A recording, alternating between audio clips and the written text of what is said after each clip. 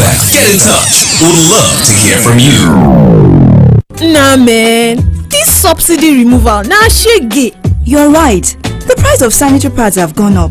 Do you only need women to dance behind you at political rallies? Many women cannot afford to buy sanitary pads when they are on their monthly periods. Our girls in school call one way. Many girls can no longer afford the important item for their menstrual hygiene. Politicians suppose reason more. This talk about sanitary pad is becoming a recurring matter. Don't worry. You, the women, will be part of the team to suggest how we can address the matter well. My Period, My Pride radio drama. Now for we politicians to provide free pads for our girls for secondary school. My Period, My Pride. The story of Ife. Now sanitary pad media campaign power up with support from MacArthur Foundation and Radio Now 95.3 FM. Coming to you every Saturday at 10 a.m. Watch out. We are Radio Now 95.3 FM Lagos. Radio Now 95.3 FM Lagos, in collaboration with Connected Development, brings you live coverage of the off-cycle governorship elections scheduled to be held in Bayelsa, Imo and Kogi State on Saturday, the 11th of November 2023. Catch all the action live with real-time reports and analysis from 9 a.m. this Saturday on Radio Now 95.3 FM Lagos.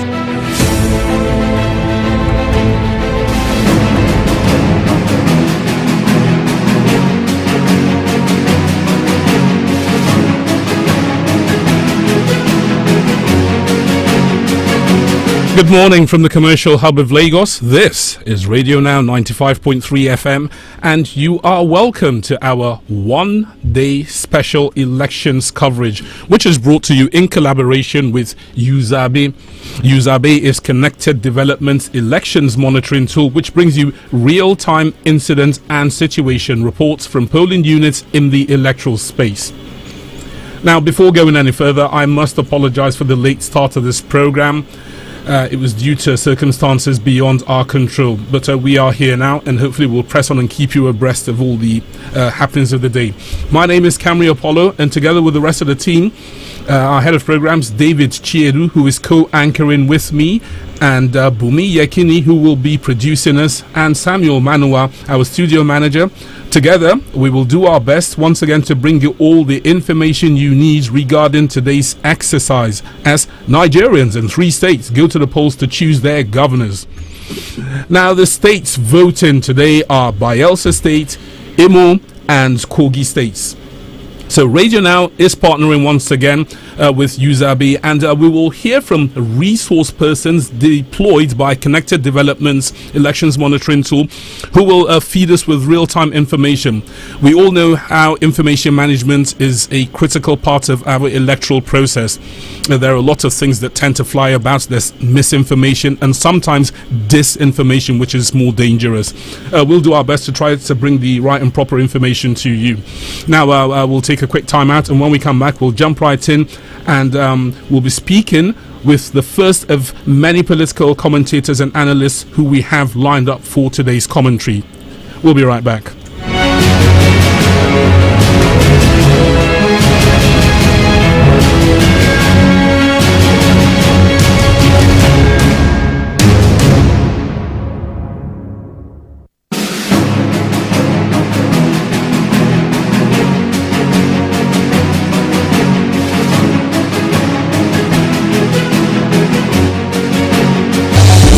Radio Now 95.3 FM Lagos.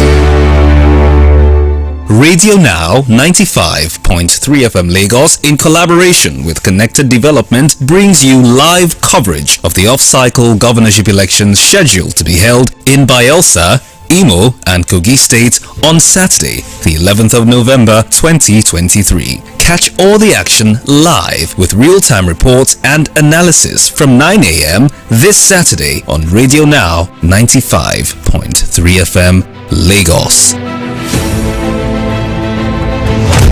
News and information go around every second. The ones who deliver it and how matter. We give you depth, substance from the real sources. I made statements in that regard, and the first point I called was the National Working Committee. There wasn't any agreement between Oshun Machina and Ahmad Lawan. DPO, the Divisional Police Officer who is on ground there, went there. Also giving you a more human angle on the events that matter. We are not people that live in mansions, but we are people that live in the locality, and the people are afraid to That's so many issues there in area boys.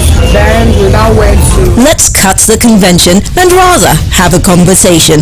Radio Now 95.3 FM, Lagos. We go beyond the news. The news that matters the most is the news that hits closest to home. If it touches your business, your family, your city, your schools, or your safety, we've got you covered. Everything that affects you is our concern. So, we go beyond, getting all the facts and serving you news and information you can trust. There was 10 million liters of fuel made available at some point, which was not made available at the time because obviously it had to be brought in. The attack this Gayo village, Keru, and the Takalafia villages today is one of the many attacks. Radio Now 95.3 FM Lagos. Beyond the news. Radio Now 95.3 FM Lagos, in collaboration with Connected Development, brings you live coverage of the off-cycle governorship elections scheduled to be held in Bayelsa, Imo and Kogi states on Saturday, the 11th of November 2023. Catch all the action live with real-time reports and analysis from 9 a.m. this Saturday on Radio Now 95.3 FM Lagos.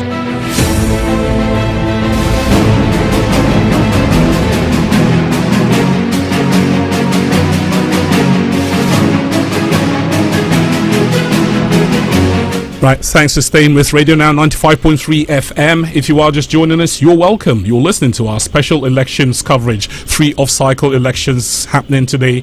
Bayelsa State, Kogi State and Imo State. Here again, once again, with my co-anchor, David Chiedu. Morning, David. Good morning, Camry. And good morning, Lagos, Nigeria and beyond. And specifically, the 3 states where all the events will be happening today. Talking about Bayelsa, Kogi and Imo State. We reckon that a lot has already started there. It's still building up, by the way. But there are concerns by the electorate in those parts with regards to whether or not, they're going to witness or they're going to experience a hitch-free elections. And all of that and then some we will be talking about today. Okay, so I will welcome now the first of our analysts and political commentators who will be with us throughout the day. We will again be bouncing with our resources on the fields as well as our in-house analysts and commentators to basically distill what's going on out there. Very happy to welcome to the program this morning Mr. Biodun Showomi. Mr. Showomi, good morning and thank you for joining us. Hello, good morning. Good morning, Mr. Showomi. So far, what do you reckon, it could turn out to be like? This is having done your own, if you like, looking around and from your own perspective, based off of what happened much earlier in the year, the February and March elections. Just on the surface of it all, give us an overview of what your thoughts are with regards to this off-cycle elections in those 3 states. The preparations for this election are going on for some time. We've seen INEC again promising to up their game and ensure that things are done correctly. They've been working on the issue of security. All the security forces have been up to their game to the point that the National Security Advisor is the co-chairman for the security committee, for the whole 3 states election. So far, so good. That has been going on. It does not mean that we didn't have incidents of violence or one fatality or the other, but they've been able to put a lead on it so far. The distribution of materials have gone on very smoothly, apart from one incident where a a boat capsized in Bayelsa. Of course, in Kogi State, the materials got to the station a bit later than the rest. Otherwise, it's been going on very fine. Many people are expecting a high turnout in all the 3 states. It's been highly and keenly contested, and I'm sure politicians are expected to behave themselves. We do not expect any unforeseen incidents until later in the evening when counting will start. Now, seeing as we've gotten to this point finally, INEC reports that there are over 5.1 million voters, specifically 5,169,692 voters who collected their PVCs out of 5.4 plus million registered voters in those 3 states. Some would say that this is a good figure, comparatively. Do you agree with that thought? Yes, we're faced with a situation where about 85% of those who registered for the election have collected their PVCs. That is good. We are likely going to have a good turnout. The more people who turn out, the better, for the election, and the better the outcome. Because basically it means the outcome of the election will reflect the true wishes of the people, which is good. Rather than having a minority of voters electing those who govern the states, we will likely have the majority of voters in those 3 states electing their governors, and that is good for democracy. That is good for confidence in the system, and it also shows that Nigerians are beginning to believe more in democracy. Okay, Mr. Shomi, just before we move to another important area, which is security, I'd like to get your thoughts on just that voter turnout. We've had the elections petitions tribunals, they've been contested all the way up to the Supreme Court in the case of the presidential elections. Some people not so happy with the turnout, some saying the judiciary didn't really do its job, some saying, it's the laws, and so on and so forth. Do you think this will have any effect on voter apathy, voter turnout, that is the results of the various petition tribunals and cases and so on? No, there are 2 different things completely. When it comes to state elections, they are all about local issues, not like the presidential elections. And if you look at the results of the tribunal, it's been win-win for all the parties. There are cases where Labour Party has been able to win some seats or defend the seats that they won. And same thing with PDP, same thing with APC.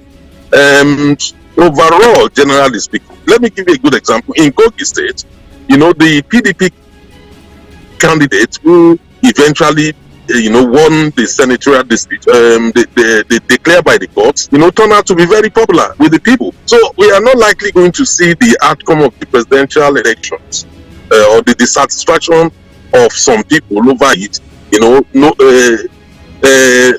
dovetailing into this election. No, there are 2 different elections completely. People are focusing on local issues, who they think that can govern their states, and there are also other geopolitical considerations involved. For instance, when you look at Bayelsa, the issues are different from in Kogi. In Kogi State, you have the SDP pulling strong, to challenge the candidate of the ruling party, and in Bayelsa it's totally a different case. He's a former governor who is challenging Diri, the sitting governor. So the issues are totally different, and I'm not surprised. We have very high rate of collection of voters' cards, and we're likely going to see a very high turnout in this election. Very good. Now let's come to security. A couple of days ago, the military put out a very stern warning to anyone who would, or any group of persons who would try to foment any sort of trouble during the electoral process. They specifically talked about the information that they had. They said they have information that some people have acquired military uniforms aiming to pass themselves off as military personnel on this day. of the elections. So they're warning to these people, these groups were, don't do it because we'll be very, very hard on you. Now, as observers of, current affairs and so on and so forth, we in the media, it's a bit concerning. For one reason, and that is, if they have this information, it means there ought to be suspects. I'm a bit concerned that we haven't heard any arrests and so on and so forth, because over the last few years in Nigeria, there are reported incidents of shipments of military uniform being discovered. It's almost impossible in today's Nigeria to have elections without having some form of security challenges due to the nature of our politicians. It's always a do or die affair. And as long as it's winner takes all, you will continue to have efforts by some to breach security arrangement. Yes, some people were arrested, for. Okay, we are going to try to connect with Mr. Shomi very shortly. Yes, but we're still talking about security as far as the elections are concerned. I mean, there have been too many of those raised lately, particularly in places like Imo State, where, numbers have been, quite alarming as far as insecurity is concerned over the last couple of years. Is still very much a thing of concern. We're talking about issues with secessionist groups, kidnapping, with rioting and clashes here and there, and that has essentially made the place quite the hub as far as the issue of insecurity is concerned. And then here we are with the NSA, the military, and other sundry security apparatus, committing, if you like, to the process to make sure that Nigerians are safe. But then again, there is still that, if you like, elephant in the room, which many would say mightn't exactly go away anytime soon, and that is the issue with politicians and their conduct, if you like, contributing one way or another to some of the issues that happen in these areas, especially when it comes to periods like these where elections are concerned. Yes, and again, talking about security, the question I was asking Mr. Shomi is, if we have information that there are suspected criminals, people with criminal intent, then we need to see them being clamped down on, to act as a deterrence, number one. Then secondly, to also instill confidence in the populace that the security agencies have the capacity to create that environment to allow us to go out and exercise our fine-tuners. Mr. Shomi, welcome back. Yes, thank you. Yes. So, yes. Again, the concern, as I was talking to Selin Davids here, is there's a very real need for the security agencies to act on this intelligence, follow it through, publicize what needs to be publicized, because it serves two purposes. Number one, it acts as a deterrence to those who would commit any sort of criminal act. Secondly, it serves to shore up the confidence of the electorates and the populace that our security agencies have the capacity to do the right thing and keep us safe. So beyond just talk and rhetorics from the security agencies, I know intelligence and security related matters tend to be a bit sensitive, but sometimes we need to see things being done, need to see them being held up to the people to say, look, we've seen some suspects, we followed it down, these are our findings, we have the ability to keep you safe. Yes, quite often the issue is not always whether we do not obtain intelligence or the security services are not up to the game. They are in many situations. The problem is simply because we do not let it end up in prosecution of suspects arrested. After elections, people were just those who violate, the security of arrangement are usually let off, and because of that, that is why we keep having, the anxiety of the voters about a security arrangement. For instance, those who have been arrested so far, for coming in suspected military vehicles should be processed through the criminal justice system. But that is quite often not the case. What you see is they end up being released. It's like a consensus, amongst the ruling class that political offenders should not be prosecuted, and that is one of the major factors encouraging, violence during elections, because nothing will happen at the end of the day. So the security services are up to their game. They have obtained reliable intelligence information. The bottom line is it should always lead to prosecution. Otherwise, we will continue to have this situation recurring from time and time. Yeah. So, Mr. Shomi, in essence, what we are saying is the security agencies have the capacity. I believe, this is a personal opinion, by the way. I do believe we have the capacity to do the right thing regarding security, just like any outfit anywhere in the world. Our challenge, what we are saying, is the politicization of intelligence and security reports. That's where we have big issues and problems. Okay. Yes, the issue of politicization of intelligence report cannot be proven, basically, because it depends on what the information picked up. Politicians will always accuse security services of being partial, one way or the other. There's nothing anybody can do about that. That's the nature of politics. It's just like that. But the bottom line at the end of the day is there is no way how we will say because of anxiety about politicization that they should not pick up intelligence or work on it. That will not be acceptable. It won't at all. Quite right. Yeah. Now, Labour seems to be a factor in these off-cycle elections. How much of an impact do you think their current actions, the threat of strike next Wednesday, the current shutting down of activities that is going on, all of the things that stem from the Southeast? Labour, you mean NLC? The Nigerian Labour Congress and the Trade Union Congress, organised labour. Do you mean NLC by Labour? Organised labour, that is both TUC and NLC. Hello? Can you hear us, Mr. Shomi? Can you hear us? Are you there? Okay. All right, we're going to try to connect with him. I don't think he could hear us. The connection seemed a bit wonky at that moment. But yes, okay, he's back with us. Mr. Shomi, can you hear us? Yes, I can hear you. Do you mean NLC? Yes, we're talking about the organized labor, the NLC and the TUC. Yes. When you look at the role of NLC in this election, is similar to the role played in the last national election. Labour seems to be highly politicized and determined, to be fully involved in the process of mobilizing for the Labour Party. That should not surprise anyone. The headquarters of Labour Party itself is located inside the NLC Secretariat in Abuja, and the NLC itself is a trustee of the Labour Party. So that should not surprise anyone. What seems to be happening now is a high level of labor involvement at the level of activism, mobilization, and directly challenging other political stakeholders. That is the situation currently. And in the case of Imo State, is even more pronounced because Ajero, the NLC president, is actually from that state. So one should not be surprised that Labour will continue to get involved in political arrangement, in partisan politics in Nigeria. Mr. Shomi, sorry to interrupt you. Sorry to interrupt you, Mr. Shomi. Is it good for Nigerian politics for Labour to get deeply involved in partisan politics, or is it not good? What's your opinion on that? Good or bad for Nigerian politics?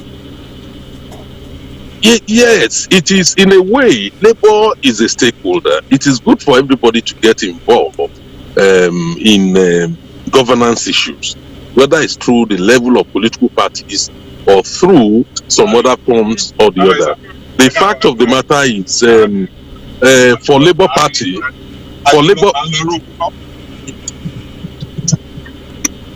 Hello? Yes, we can hear you. Please go on. Hello? Yes, we can hear you. Can you hear me? Yes, we can hear you. The fact of the matter is, organized labor involvement also leads to people questioning labor's motives, particularly when organized labor. Mr. Sherman? I think we're having. But you can extend the argument on workers' welfare to embrace governance that. Beg your pardon? Yes, please go on. Please go on. Yeah, you can embrace workers' welfare to include governance. And given that context, Labour will continue to argue that in any issue that affects the well-being of the workers. But the other side of it is. the connection is a little bit. Workers' welfare. They probably would push an argument that they were doing that, making those demands with a view to disrupt their own governance. Okay. Let me take you back a little bit. I don't think you can hear me. But Mr. Shomi, can you hear us? Mr. Shomi, can you hear us? Perhaps we re-establish. Okay, we are going to try to, get him back on the phone. But yes, just to backtrack a little bit, we were talking about security and its bearing on the off-cycle elections, as we also did speak very, very extensively about much earlier in the year. And Mr. Shomi, we're talking security now, just scratching security again, or matters of security again, specifically the peace accord that was signed by these political parties who are supposed to be contesting in today's elections and all of that. In the previous ones, the ones that happened much earlier in the year, we saw that peace accord was signed, and we still saw these things happening. By these things, I mean specifically pockets of election violence here and there, which essentially we know that it's contrary to, or contravenes, if you like, the Electoral Act. Now, despite signing these documents, do you think this is a fundamental problem with the integrity, if you like, of these political parties, going into the elections, giving a semblance, if you like, of them agreeing with what has been signed, and then on the other hand, going on ahead to do what it is that has always been, quote unquote, the modus operandi?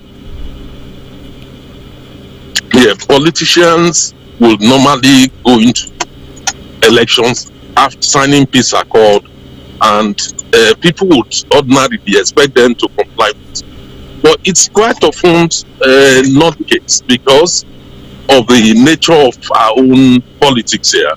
It's winner takes all, and the political class know that whoever wins the election will be the one to govern for the next 4 years, and there is no room for inclusion of those who lost elections or their own program to be incorporated into governance, like what you have in a parliamentary system of government. So therefore, while they sign the peace agreement, they will still end up trying to undermine it. If they think it's the advantage to create a security situation, politicians will always do that. And that is always due to the nature of our politics. Otherwise, look at anywhere in the world, you find the same thing. In US, it's exactly the same thing with Donald Trump, trying to upturn, the verdict of the electorate. It's simply because of the nature of politics. Winner takes it all. So that itself will always bring up security challenges from time to time. Okay, Mr. Shomi, still with the peace accords. People have said it is ineffective. Should we keep it or should we do away with it? What are your thoughts? Well, I don't think the peace accord, has any value beyond just a kind of psychological therapy, just to make us feel good that, yes, we signed peace accord, there will be no violence. There is no election where we have signed peace accord in Nigeria that not encountered, security challenges. From the same political actors, who actually commit their political parties to the accord. So, therefore, as long as we have this cutthroat competition for political power, politicians will always seek to undermine it. So I do not see the essence of the peace accord. What we need is every security infractions to be processed through the criminal justice system. That is the only way we can guarantee this during elections in Nigeria. But as long as we have a system where security infractions, are not processed through the criminal justice system, politicians will continue to do what they think they have to do. Okay, sorry, the reason I asked that is if you look at, for example, the US presidential elections, which is one that follows quite closely around the world, they have a tradition in place that's at the end of campaigns, at the end of debates by the candidates of their political parties, they all sit down to a charity dinner. It's called the Alfred E. Smith Foundation Dinner, Memorial Foundation Dinner. And the essence is to sit down at this dinner to raise funds for some charitable organizations. And this is the first podium where you see the contestants of what has proven to be keenly contested, campaigns. Especially, this is America, by the way. There's a lot of mudslinging and there's a lot of things going on. So that dinner affords the nation the first opportunity to see these people, these figures who have spent the preceding weeks really going at each other. But the nation sees them sit down to a dinner, united in a common cause of charity. So it doesn't stop the intensity of their campaigns, but they hold up this symbol that, look, at the end of the day, we all need to join hands to help the needy. That's the concept of that dinner. So I'm bringing it to the peace accords and its efficacy, its impact. Right now, it might not be impactful, but should Nigeria try to set something like this in place that we can hold up to the electorates, to the entire nation, that says, look, there are different parties, there are different views, there are different things. We have had a keenly contested campaigns. We have done things that are not so nice to each other. At the end of the day, we need to understand it is about the green, white, green. Do we need such a thing? Will it work for us? Well, that is desirable. But in the real situation in Nigeria, that cannot work. The major problem, it's the nature of the presidential system of government. It's exactly the problem which America too is also facing. When you have a system where it's winner takes all, it encourages desperation on the part of political actors, knowing that if you lose that election, you are out for the next 4 years before the next election.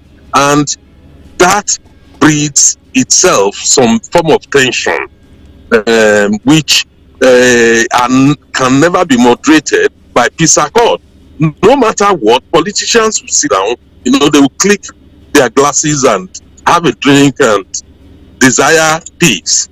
But it's quite often not the case. Mr. Shomi, sorry to interrupt you again. Sorry to interrupt, Mr. Shomi. You've opened up a very interesting line of conversation, and that is, I think there's a real need for us to define certain things for ourselves beyond what's going on around the world. You said something, you've said it like 3 times in our conversation with you this morning, and you've said it's a winner takes all. If you lose, you are out for the next 4 years. So let's start from there.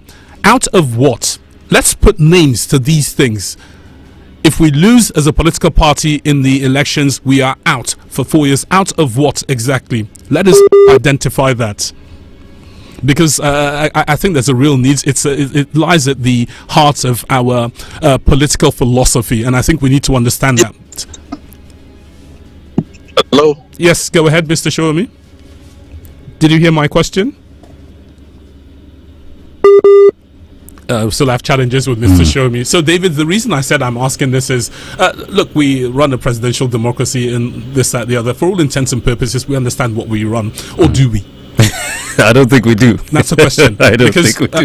Again, he's saying something very significant, which I'd like to raise. Mr. Shomi, welcome back. Can you hear us?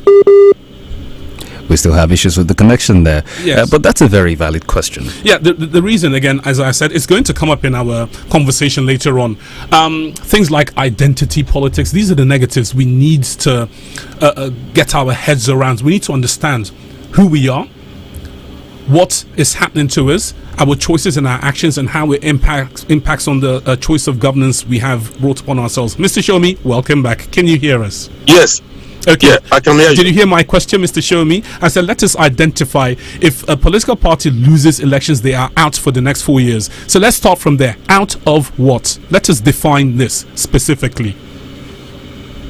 No, look, look at this situation.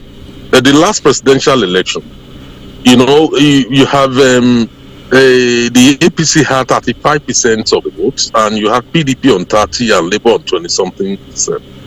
But the highest, the man with the highest number of votes and also coverage eventually ended up, becoming the president, which is Tinubu. But the question is this: what happens to the remaining voters? The 30% that voted for PDP and the 20-something% that voted for Labour. They voted for something. There's something they like in those political parties. Now, where you do winner takes all, it means the aspirations, it means the agenda, the goals that those voters voted for will never be reflected in governance. Whereas in a parliamentary system, what you do is about, if you have 35% of the votes, you take 35% of the seats. If you have 30%, you take 30% of the seats. So in a way that everybody will feel represented, is more represented, and then negotiations in terms of governance takes place at that level, and everybody's agenda will be brought on board to make sure that it's not only the party with the biggest the winner, agenda alone that will be taken on board, because you'll have to negotiate with smaller political parties in order to govern. So more of those political parties' policies will now be embraced. Now, so Mr. that's Shomi, exactly what I mean by when you talk about winner takes. Yes. So, sorry to interrupt again. So therein lies, my confusion, Mr. Shomi, because if you look at the manifestos of these political parties, we have what is known as foundational problems as far as nation building goes. They all talk about the need to address education. They all talk about the need to address health. They all talk about the need for more housing. They all talk about the need for... So the problems, they are there. They are there, and they all talk about the same things. And I've not seen any manifesto that says, I will prioritize education. Yes, we have these foundational problems, but I'm going to devote 30% of my resources and attention towards this particular problem while I address the rest as well. So we don't have that. We just have them listing these foundational problems. So when I hear agenda, I ask myself, what really would the other party have done had it won the elections differently from this one? Because again, the agendas are the same. So the question is, what really are we talking about? Are we really talking about agendas, or are we really talking about identity or trust in the characters involved, their capacity, their ability? Yes, we are looking at the convergence of go ahead. And the economic problem, where all the political parties agree that the only way out, there is only one way out, which is all the major parties, which is to remove subsidy. You have forgotten that we had situations where, for instance, in the past, MPN was preaching qualitative education, UPN was preaching free education. They are two different things. Political parties, even when they talk about education, what they mean are quite often different. Let me give you a good example now. You notice that in Kaduna and Kano, a lot of emphasis is placed on nomadic education, whereas this is not an issue in the southwest or in the south-south. So there are still variations in what people desire in the priorities for the. So then, if we fail to take account of the aspirations of people in local communities, we will end up realizing that many people feel alienated, and that is what presidential system of government is achieving currently. And a more representative system of government will ensure that people's aspirations, even at local levels, are taken. The connection doesn't seem to be doing us any favors today at all. Now, Mr. Shomi has been leaning towards, for example, difference between the presidential and the parliamentary system of governance. There are some who have argued that the parliamentary system of governance can't work in Nigeria, and they referenced the 1960s and were out in there. So I think the question is, let's bring it back on the table. What's better suited to Nigeria, today's Nigeria, the presidential system or the parliamentary system, in light of what Mr. Shomi has said regarding the division of the votes at the presidential level, for example? I think that's gone. Yes, I was going to just chime in. You earlier were talking about our, if you like, leaning toward identity politics, which, I would like to just throw at him. Mr. Shomi, are you there? Okay, we're still having issues with him. Essentially, I mean, we've been used to that, you know, if you like, that not very pleasant practice, you know, mobilizing voters across or along ethnic, religious and regional lines, which essentially leads to more polarization and more, you know, exclusion and whatnot. And for some reason, we seem to not want to take a step further away from that particular, if you like, practice. And then, you know, the question right now is, are we ever going to, you know, not be found practicing politics in that light? That is a question that is still, you know, up in the air and as yet begging for serious answers. But this is still our coverage here today, Saturday the 11th of November 2023. It is the off-cycle Radio Now's coverage of the off-cycle elections here for today, Saturday the 11th of November. We have been speaking with Mr. Biodun Shomi, who's our in-house analyst, and he's going to join us subsequently. But we'll take a short break and then we'll come right back and talk to another analyst with regards to what we're witnessing today that is happening in Kogi State, Imo State and Bayelsa State. My name is David Chidu, and Camry Apollo and I are doing this together with our other teammates, Bumi Yakini, who is working arduously to make sure that we have every single individual who is who you know, whose voice, if you like, needs to be heard today, talking about our analysts and of course our partners at Connected Development. Do stay close. Very shortly we will continue the conversation. This is Radio Now's off-cycle elections coverage. Stay tuned. We are Radio Now 95.3 FM Lagos. Radio Now 95.3 FM Lagos, in collaboration with Connected Development, brings you live coverage of the off-cycle governorship elections scheduled to be held in Bayelsa, Imo and Kogi State on Saturday, the 11th of November 2023. Catch all the action live with real-time reports and analysis from 9 a.m. this Saturday on Radio Now 95.3 FM Lagos. News and information go around every second. The ones who deliver it and how matter. We give you depth, substance from the real sources. I made statements in that regard, and the first point I called was the National Working Committee. There wasn't any agreement between Oshun Machina and Ahmad Lawan. EPO, the divisional police officer who is on ground there, went there. Also giving you a more human angle on the events that matter. They are not people that live in mansions, but they are people that live in these localities, and the people are afraid to That's so many issues there, Bulgaria boys. Then we now went to... Let's cut the convention and rather have a conversation.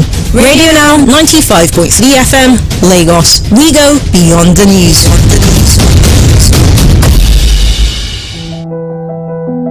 In order to keep up with our culture of excellence and continue to bring you the very best of radio programming, we invite you, our dear esteemed listener, to share your concerns with us on any of our content and or broadcast practices that you consider unsatisfactory. You can reach us via WhatsApp on 0809 682 2595.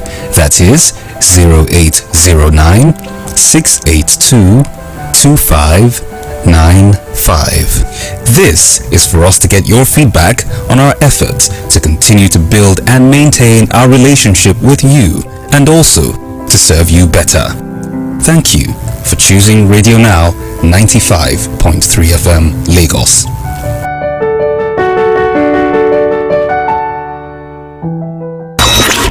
Connect with us now via our social media channels, facebook.com/RadioNow953FM. We're on Twitter too. Connect with us there and get involved. At Radio Now 953FM. 953FM. Like what we do? Share it on your socials and tell everyone. Want to see some more of us? Head over and meet us on Instagram at Radio Now 953FM. Get in touch. We would love to hear from you. This is Radio Now 95.3 FM. Come for the news, Stay for informed conversations.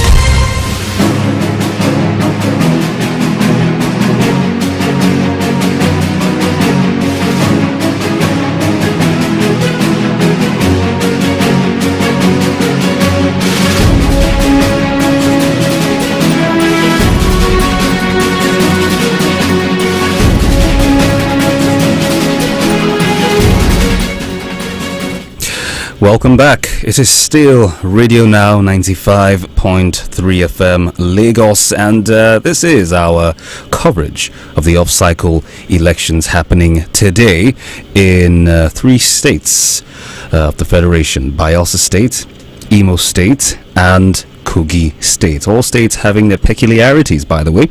With Kogi State, it's been touted as a 2-horse race between, Mr. Dino and someone who is affiliated with the ruling party, talking about Mr. Ododo. And then, of course, over in Imo State, it's being touted as a 3-horse race between APC, the PDP, and the Labour Party. And then, of course, you go to Bayelsa State, which you have also that self-same representation. However, by popular, if you like, opinion, it is also a 2-horse race over there. But we will find out much more as the day unfolds and as events in those states unfurl. Right now, we're being joined by another analyst in-house, Miss Iyingi Irmaha. Hello there. Good morning, Miss Iyingi. Hello. Good morning. Good morning, Iyingi. Right. So, can you hear us very well? Yes, I can hear you. Fantastic. First of all, give us your thoughts generally about the off-cycle elections. Just to throw in on a lighter note, Mr.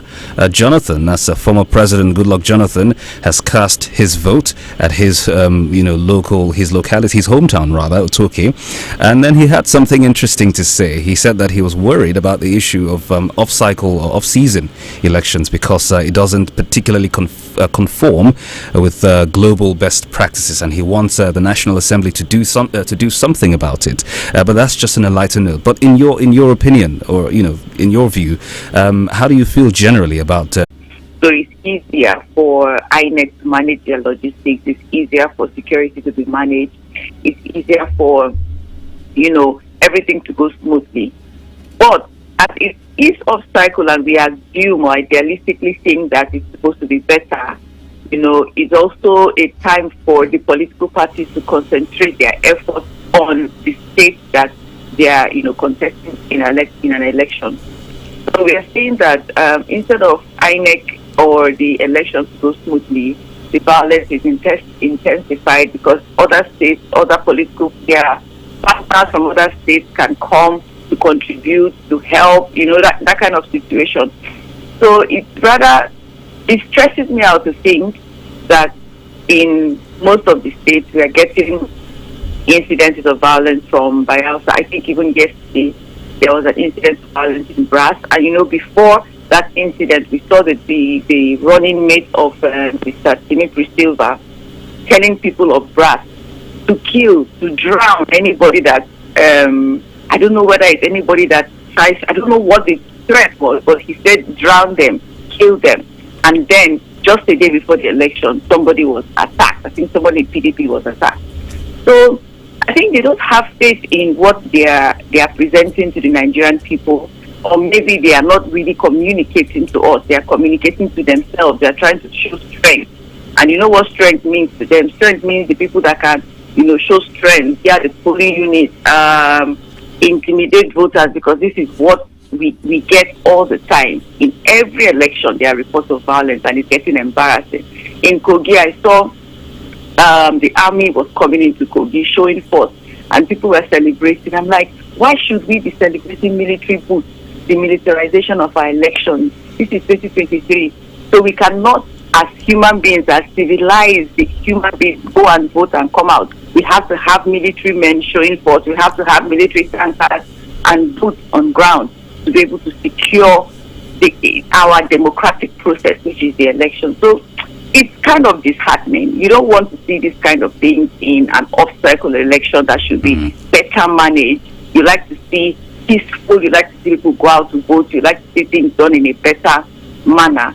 But we are not seeing that across board. We are seeing in Kogi State that there are reports of result sheets being already filled in some polling units, some local governments. In Bayelsa State, I hear there was a boat mishap and some INEC staff were abducted. I don't know how true it is, but they've lost some materials over there.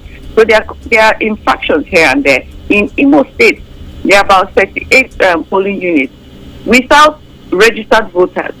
And you don't need a soothsayer to tell you why, because they have the issue of the IPOB separatist agitators there who have been speaking against the Nigerian state and against the election. It's been so strong in Imo State that people cannot even engage. The civic space where you talk about elections or talk about government, they cannot even engage on that level. It's not the government not stopping them, it's actually the non-state actors or the separatist agitators that have been stopping those kinds of engagement. So you have lots of polling units in Imo State without registered voters there. So it's very, very disheartening what is happening. Obviously, we learned nothing from the earlier elections. There's been no improvement. Even in Bayelsa State, I listened to the INEC rec. He was talking about logistical issues, talking about, step by step. He really, really broke it down, made people understand that the results that that's supposed to upload is actually the polling unit, because people generally have this conception that you're supposed to transmit results. It's the polling unit result that the papers are supposed to capture and send, while the other results is supposed to follow the manual route, from the polling unit to the ward collation center to the local government collation center to the state. And that's the sequence that the election is going to take. But then they're saying that both capsized, even while he was saying they are going to cater for security, they're going to ensure that people traveling by boat have life jackets, but you cannot, these are issues that maybe it was out of their control. So INEC, most of the time, they are not properly prepared for logistics or even the risks attached to your logistical arrangements, and I don't think that they've even improved in this off-cycle elections. And also, I agree with the former president, Goodluck Jonathan. This off-cycle election is dangerous. It's also not like it's dangerous, but it means that we are not deciding on our elections on election day. It means that many elections is the court that's deciding. And you know how the courts are, the technicalities involved. Imo State is an example of some of the issues that the president has, the former president has highlighted. So it means that we, the voters, we are not adequately determining the outcomes of elections, but the court is, and it's not a very, very good precedent. We should be able to have elections that are secure enough for the decisions to be made at the polling unit and not at the court.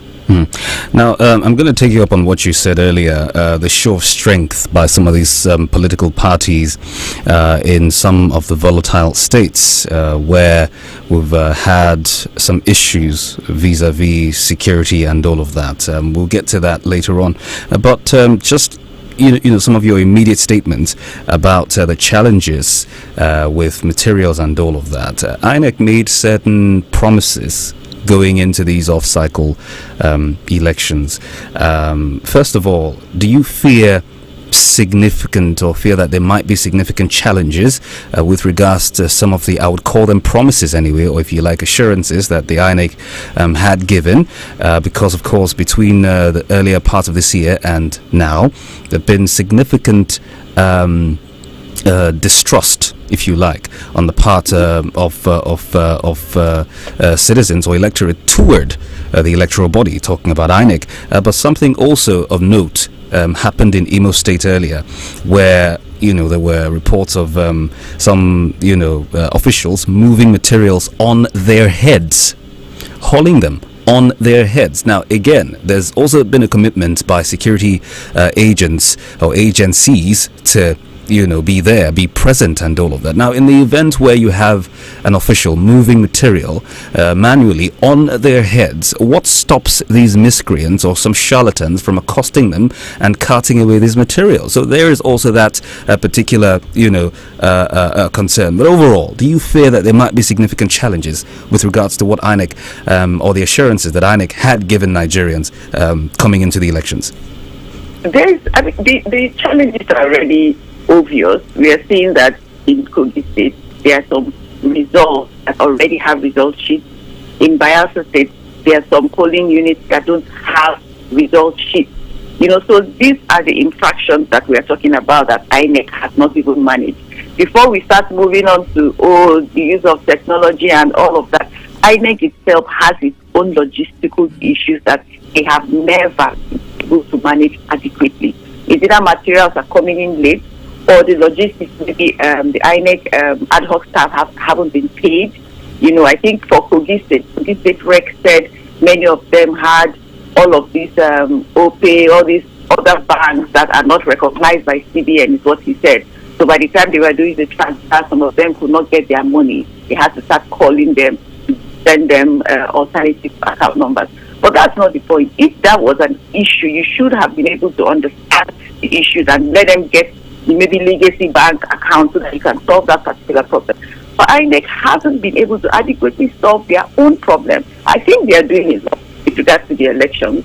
The logistics is one. So I don't know how we can break down the responsibilities of INEC, or maybe they should be able to apply some of these responsibilities to people that can manage, especially when it has to do with logistics. They keep on relying on the National Union of Road Transport Workers in some instances, most of the instances.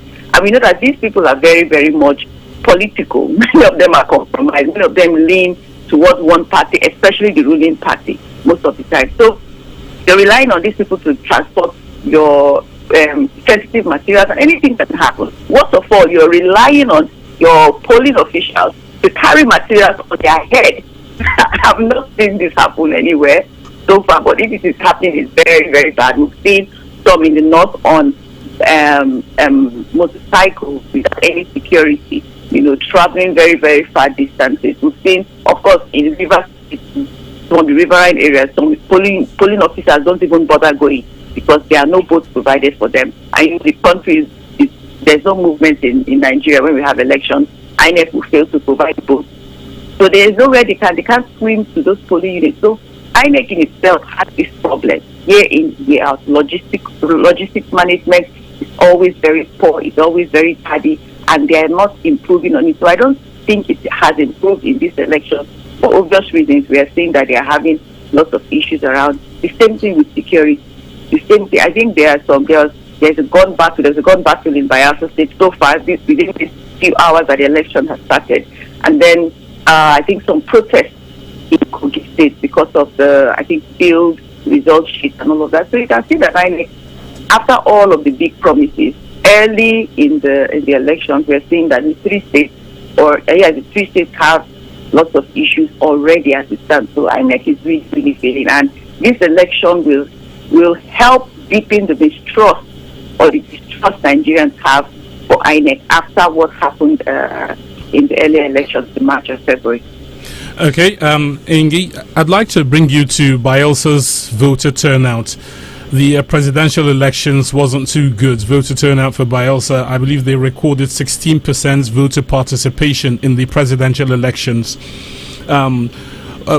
What is responsible for the voter turnout in that part of the country? Yes, it is the smallest by way of a population and voting, registered voters and so on and so forth.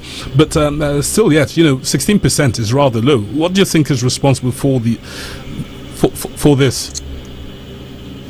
I think Bayelsa, outside the low population we have in Bayelsa, the poverty rate is very, very high, and people are basically struggling to survive. Secondly, you have lots of communities that are off the grid, that are cut off by water, and it also affects the civic engagement that you want people to want to vote. Those communities are basically living off grid, living on their own. Nobody communicates with them adequately. So maybe the politicians don't have to get to them. I don't know, but the civic education, civic engagement in Bayelsa State is very, very low. Poverty is very, very high. And I think it affects the way people see elections. It affects the way they interact with this civic space, on their responsibilities to vote. And the conversation around the election is always, most of the time, led by the politicians. And these people are living in abject poverty. So what's the incentive? What's the incentive? The rest of us living in some urban areas, we speak English. We talk about, it's our responsibility. We need to vote. But these people Some no light, no water, nothing. They have oil and gas activities in some areas. Oil spill will happen. Very, very late response. So what is the incentive really for people of Bayelsa State to come out and vote? Sorry to jump in there. The picture you've painted to me seems like Bayelsans are the perfect candidates for getting involved with governance, given the situation you've just painted. I think the least fortunate areas are those who should be actively concerned about what on earth is going on. Why don't we have opportunities? So having said that, isn't that an indictment on civil society, who ought to be the one to go into these spaces and say, look, let's try to teach these people you can change your state by doing X, Y, Z? Isn't that an indictment on our civil society organizations? Well, first of all, when people are grappling with how to survive daily, it's very, very hard to convince them. I've done some work in Bayelsa State with regards to this civic space and topics. But the feedback is always this issue of poverty and deprivation. So it's very, very difficult. It's very, very difficult to convince people that, the politicians, if you vote for them, they are going to change things. Meanwhile, they've had presidents, they've had a president, they've had a vice president. The APC candidate was governor before. So you're going to convince them to come out and vote somebody who was governor before, and the outcome of their lives didn't change. Their state did not develop. You've had a governor who has been governor for 4 years, and who is coming back again without any significant change. So I'm just saying, I understand people look at civil society organizations and say, they should be doing this, but no, not the civil society alone. The government is also responsible to communicate with the people, to deliver your goods. Your budget is an interpretation of the promises you have made or you made before you entered into office. Your budget implementation should actually touch the lives of people. What's an NGO or a civil society organization going to do if the government is not implementing their budget as it should be? What are we going to do? Arrest the government? What do you do? So it's so bad. I understand that civil society should do more, but most of the interventions they do is actually centered around the Yenagoa area, the areas that is easy to even access.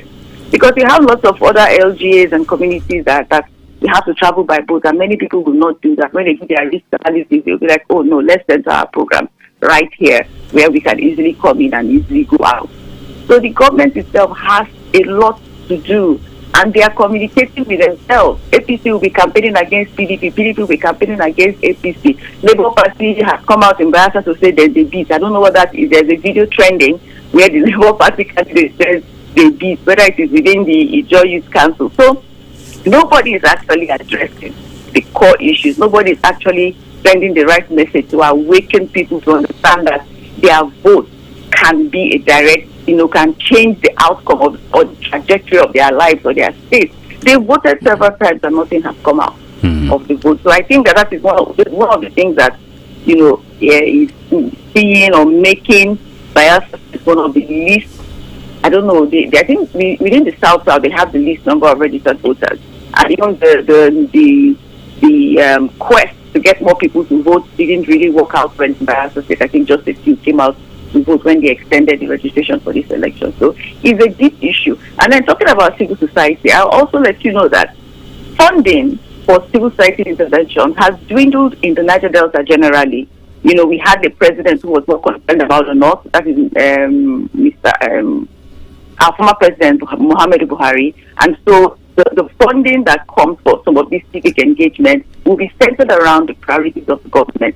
So funding for civil society organizations shifted to the North, or intervention shifted to the North. So it's very, very difficult. Many of the civil society organizations operating in Niger Delta are underfunded. They don't have enough money to carry out the activities that they would rather carry out to help the states that they work in. So that is another big challenge for the civil society, where Nigeria is also always blaming them for not doing much when they are also, there's also the problem of funding in the region. Right. Now, you've talked a little bit about the candidates, that is the incumbent and a former governor there, talking about also the immediate Minister of State for Petroleum, Timipre Silva. Now, there's 16 candidates who want to be, top, who wants to have the top seat rather in the state, and then of course these gentlemen are more or less the front runners, talking about the PDP candidate who is the incumbent, Governor Diri, the former governor, Mr. Timipiri Silva, who is, affiliated with the ruling party, essentially having some strength, or if you like, some clout at the federal level. Then you then have the Labour Party, that's the one who was the former president of the Joy Youth Council, who is also, on the ballot, that's Udeng Zeradiri. Now, many would, many assume he is going to be capitalizing on the popularity of the Labour Party over the last year or thereabout in this off-cycle election. So, on the balance of play, these three gentlemen and the others, of course, not leaving them out, what do you say would be the possible chances that they have, given, just as you have pointed out, and rightly so, the performance of the incumbent, and then of course the former, going into this, who by the way now has federal clout, and then of course this quote and unquote third force going into this one? Well, I think I'll say what the INEC rec of Bayelsa said. He says that they have 16 candidates, so everybody should understand that the chances of anyone winning is very, very steep. So anybody going to the election should be going with an open mind that you can win or you can lose. I think that the incumbent, he has the upper hand. He has all of the resources that we haven't seen him use adequately for the state. I was in Bayelsa a few weeks ago, and it was really, really heartbreaking to see that nothing has improved. We hear they are doing this and that, but you cannot see the improvement. So he has the advantage of being the incumbent. He has the advantage of, managing the state, managing the security architecture of the state, and, managing the stakeholders basically, because, many of the political stakeholders, including the voters, most of them are dependent on resources of the state. That is why you see that the resources of the state hardly goes into the development of the state, but it goes into funding political structures.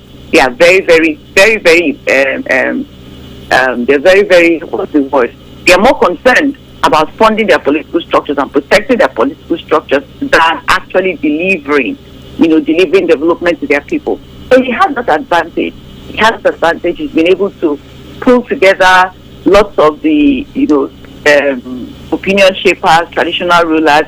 He hosted, I think, the Goodluck Jonathan Democracy Day event, Democracy Day or Democracy Dialogue in Bayelsa a few weeks ago. I was there, and what I saw, I could see that lots of governors were there, kings were there, royal highnesses were there. So he has been able to gather all of these people on his own side, even if they might not come out and endorse him. But the fact that they respond to him, they come out, they honor his invitation, or he honors theirs, it shows that there's something there. So he's been able to gather all of these people. But Timipiri Silva, his first outing was very, very poor. He did not do very much for his state. Most of the relationships he had, even with the former president, Goodluck Jonathan, the relationship got sour, and he left the PDP and moved over to APC, and that was a very tricky one for him because the Bayelsa state is basically structurally, in quotes, a PDP state.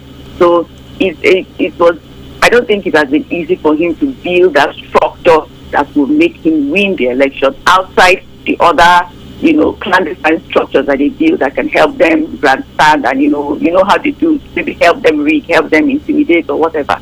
But when it comes to the normal structure, I don't think the APC has enough structure in Bayelsa State to make him win. I don't think the opinion leaders and the political voices are with Timipiri Silva because most of the relationships he had in the past, he was not able to build on them or keep them. And then secondly, as Minister for State for Petroleum, I don't think there was much he did, for his state. I watched his interview where he was talking about all of these amazing plans he had. I'm like, you had all these amazing plans. You were governor for 4 years plus, and we can't see the outcome with it. We are not seeing the continuity because if you had done something very, very noble, it will still be there. So you are lamenting, oh, you had this plan, oh, you had 4 years. You had 4 years and you did not do you did not change. You did not change outcome, or you did not change the outlook of Bayelsa State. What you have in Yenagoa is actually most of what the late governor Alamisia did. Nobody has improved on. Nobody has taken Yenagoa further outside what the late Alamisia did in Bayelsa State. And then you have Labour Party. The Labour Party movement is not very strong in Bayelsa State, although the Labour Party candidate is part of the Joint Youth Council. Maybe he's popular in that regard, but I don't think he's strong enough to make people come out and vote for him. With regards to the other two candidates that he's standing against, so I don't think he has a very good chance. I still think that the incumbent has a very good chance of winning the election. APC, the candidate of APC is just there to maybe be relevant during the season, or maybe they have some tricks up their sleeve. I don't know. But I don't think APC has a very, very good chance, because the people are very dissatisfied with the APC, and with him in particular. People talk very, very harshly about him. I don't think he has the backing of the people or the political class or anything. So members of his party are dissatisfied. You know how it is. You're not getting money. The structures within that state, they're not getting money. He wasn't trickling money down from Abuja while he was in Abuja. So I doubt if anybody would want to stress themselves. Or maybe those who are directly paid to work within his political or election architecture will do their best, but I doubt if he has a chance. All right, we're going to talk more about, the gentleman whom you've just, given us your thoughts with regards to their chances. But let's also hear from you listening in right now. We're covering the off-cycle elections in Kogi State, Imo and Bayelsa State. 091 35000 953 and 0901 111 1953. If you've got thoughts and or reports about any of these, listening to us from anywhere in the country, do give us a call and let us know. All right. Yes. Now, Ingi, are we going to see, in your view, that is, are we going to see another court brouhaha? Because we know that the reason why Mr. Diri has been the governor for the last 4 years was because of a court judgment that disqualified the initial winner in 2019, talking about APC's David Lyon. He had scored over 350,000 votes, while, Diri scored about 140 plus thousand votes at the time. But the former had, before his swearing in, had issues, had his deputy having issues with his certificate, and then we saw an upturning, if you like, of that result. So given our penchant in this part of the world for always having election results decided, or election outcomes rather decided at the courts, do you think this is going to be another one of such? For Bayelsa, I don't think that there will be need for any party to go to court, because I believe that the governor, the sitting governor, is going to win the election. But you know how it is. Everybody will want to try their luck. Everybody will want to argue based on whatever facts that they can gather during the election. So it's possible that the other parties will go to court based on certain infractions that they believe will impede or is going to impede their chances of winning. But I don't think it will be necessary. I don't think it will be a necessary venture. There's no issue with the candidate, the governor and his deputy. I don't know if Mr. Silva has some court cases trying to prevent him from coming in. So I mean, he was in court till maybe a few days before the election. So I think he might still be pursuing the court process if he wins or if it's the election. But I don't think it will be necessary. For Kogi State, I believe that if the APC, the incumbent, wins, I believe that Mr. Jimmy Milaye is going to go to court, because there have been lots of infractions already. Result sheets have been pre-prepared before the election even started, and that's grounds to show that things are not working well in with regards to the elections in Kogi State. And I think Imo State might do the same thing, because the people in Imo State are already saying that they did not vote the governor. So the way he came in, people might try to, argue his win the same way he argued, the same way he emerged. People might support and see if the court might remove him the same way they put him in. For Bayelsa State, I don't think there might be a serious court matter that can overturn or turn the outcome of the election.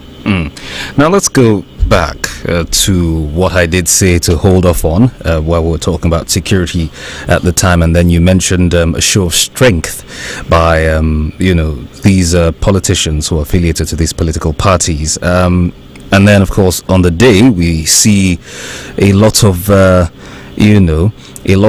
disturbing events that border on security of lives and property. Now, the peace accord is something of note, which a lot of Nigerians, whenever parties gather at the table to sign this accord, they are excited, or suffice it to use the word, encouraged. But for some reason, it seems like that is just any old kind of document, which has little or no effect on the orderly conduct of the polls. What are your thoughts? I think the peace accord is not working. It has never worked, and I think that rather than signing a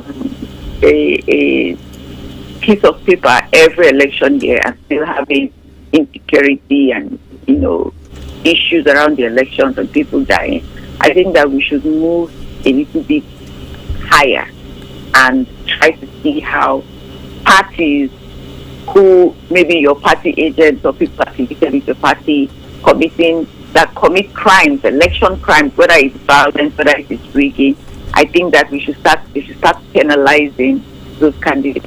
The idea of cancelling polling units where maybe there's violence or there's anything is unfair to the other parties, because if I know that if they're going to cancel this polling unit if there's violence here, the opponent parties or the opposition parties can come and cause problems, so that they will just cancel it, so that you're actually reducing the chances of your opponent from winning.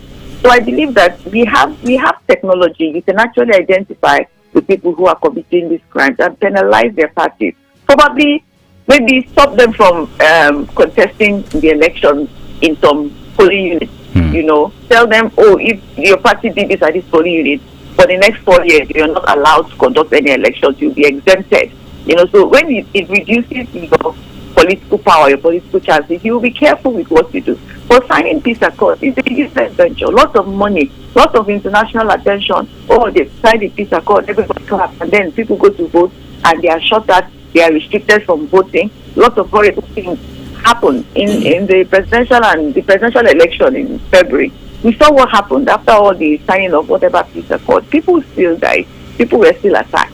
So I think that without finding a way to prosecute, to penalize political parties, we will continue to sign papers, and our elections will continue to be, rife with violence and all of these issues. So I think that INEC should be able to prosecute. INEC should be able to prosecute because they are the closest people that can identify that will understand and know the people that are causing this election infraction. I think they should be able to prosecute, even prosecute security personnel of security agencies that interfere in the manner that they should not be interfering with the elections. INEC should have that power too. They should have that power too, because our elections are not idealistic. We should not say, because other people don't have their election monitoring bodies don't have prosecutory powers, therefore we should know. Once we see that we're having consistent problem, we need to change, improve on our own system, improve on our own selves, and improving means giving INEC the power to adequately prosecute and penalize. I can be able to say this party will not participate in elections for another 8 years because of this that it is. And I think that will help us a bit. But signing peace accords, I'm done with it. It doesn't impress me. But there are no results. Nothing comes out of those papers. And then they spend lots of money, lots of media coverage, everybody claps, and it's the same thing. It's almost as if they are using it as a cover. Our country, people funding it, the international organization funding it, they're just using it as a cover to keep getting money, to keep running this, very, very low-level results-based peace accord signing that we've been doing for the last 3-4 elections that we've had. All right. Now, some senior political party stakeholders in the country have, I don't want to mention the party, by the way, but they've talked about the conduct of some of the entrants, if you like, in the party over the years, and their conduct with regards to elections whenever, the cycles come round, and suggesting or recommending that we have a situation where much older members, I'm talking founding members and even senior citizens, as far as that age demographic is concerned, training some of the members, not necessarily younger members, but members who have just joined, the parties, on some need to knows as far as conduct during and after elections are concerned. Perhaps that would be, if you like, a solution to some of the problems, the sundry problems that we have whenever elections are ongoing, with regards to some of the infractions we see here and there. Do you think that is the problem, and do you think that can help in any way, shape or form? Yes, I think it can help. I think that in improving our elections, there are different things that we can do. There are different things that people should know, different stakeholders should know, and there are different ways that we can all conduct ourselves and make our elections better. The voters, the political parties, INEC, political party officials, party agents. There are lots of things that everybody should know to be able to ensure that our elections, the processes before, during and after, are a lot better and more secure. So if it is training, we need a lot of training as voters. I think this election, I don't know, generally I think that there was we didn't have as much voter education intervention in this year's elections like before. Before there used to be a lot of voter education intervention programs everywhere, town hall meetings, lots of them, where monies were brought in for people to teach first-time voters, because some people are going there for the first time. Many people don't even understand that you're not supposed to be wearing the logos of your political party or mentioning your political party or your candidate's name at the polling unit. And lots of people did that because they were enthusiastic about voting for the first time. They were happy about the candidates that they decided to vote for.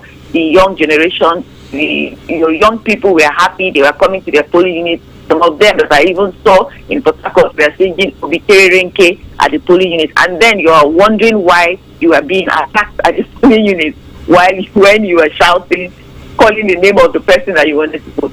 So I think that everybody needs to learn the way election should go, what our roles and our responsibilities are, the rules of engagement of elections. And I think also the political parties should also learn that they need to start communicating with us.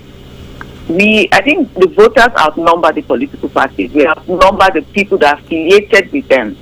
So they need to start communicating with us. They need to start making people understand why we need to vote for them in a different way, because their campaigns and their rhetoric is just like banter between the both of them, and they leave us out of their conversation, and it doesn't help. This is why Mr. Peter Obi was able to garner so much support, because he was addressing people, he was addressing the average Nigerian. He was not speaking, he wasn't doing their political speak. He was actually addressing issues that people could identify with, that people could say, yeah, if we do this as a country, if the president is this kind of person, if the president is an austere person, we'll be able to manage our resources well. So there's a lot of learning to be done by everybody. The political parties also need to learn, because these conversations they have, this banter they have within themselves, APC bantering, PDP bantering, APC, and then we're just underneath trying to clock, APC said they will do this, so maybe we should vote for them. PDP said they will do this. We are just saying maybe. They are not speaking to us. It is what heightens the insecurity. It is what makes them think, it's a battle between APC and PDP, so we fight to the death. Meanwhile, the rest of us are underneath. They're just trying to vote the best option that they are presenting to us. So I think that everybody needs some level of election education, and political education is very, very important. Okay, now we have successfully, every other time we successfully mention all the parties involved or all the stakeholders involved, but in most cases we miss out the one which I'm going to mention, because we mentioned, the political parties, and even the candidates. We talk about security agencies. We talk about the INEC, we talk about the electorate, and some of whom are used as, a means or tools to disrupt elections. But in most cases, we leave out the party agents, who, in a manner of speaking, also contribute to some of these infractions we record here and there, or that are reported here and there.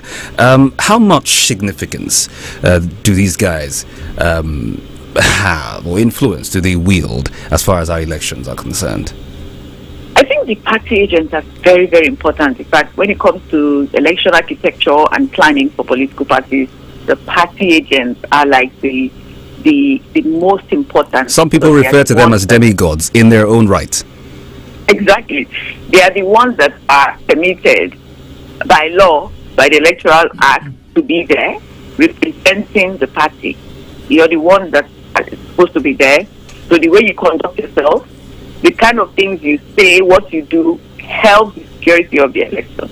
They are the ones that are supposed to, like they are the, they are the parallel tabulators of election results. Because by the time the results are collated, INEC is supposed to give them a signed copy. That is why it's easy for some political parties who have very, very strong structures across the country.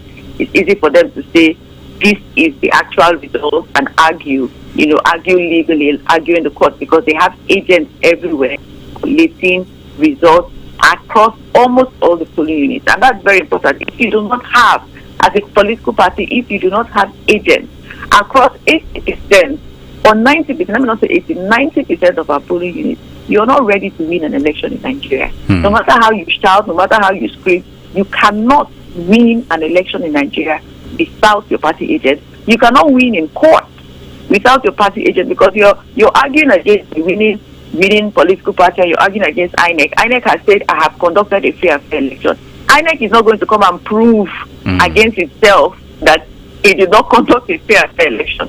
So you must have polling agents everywhere that can tabulate, collect all the result sheets and tabulate, and that will be the strength of your argument in court. If you could not tabulate, if the results were not signed, if there were infractions, your agents will be there to be able to argue, gather the evidence, because INEC is supposed to give every political party agent that is also there the result sheets at the polling units, at the ward centers, at the state collation centers, and all of that going up to the national. So they are very, very, very, very important. And the party agent, I don't think that INEC does much about educating the party agents. Even with civil society intervention, you don't even know who the party agents are. You don't even know how to engage. Even if you're engaging and saying, we are trying to talk to political parties on how to engage during the election, you don't know the political party agents before that time. INEC is the only person, the only agency that has their data and their information. And I think INEC should be able to design intervention programs for political party agents. Probably we should have that list before time, so that the engagement is not just around the elections, it's a continuous thing. Or maybe they should institutionalize who your party agent is going to be. Every political party should have that office. This is the office of election party agents. So that there can be very, very long interventions with the party agents, educating them on how the process should work, telling them what to do and what not to do. And I think that thing helps. It helps, whether we like it or not.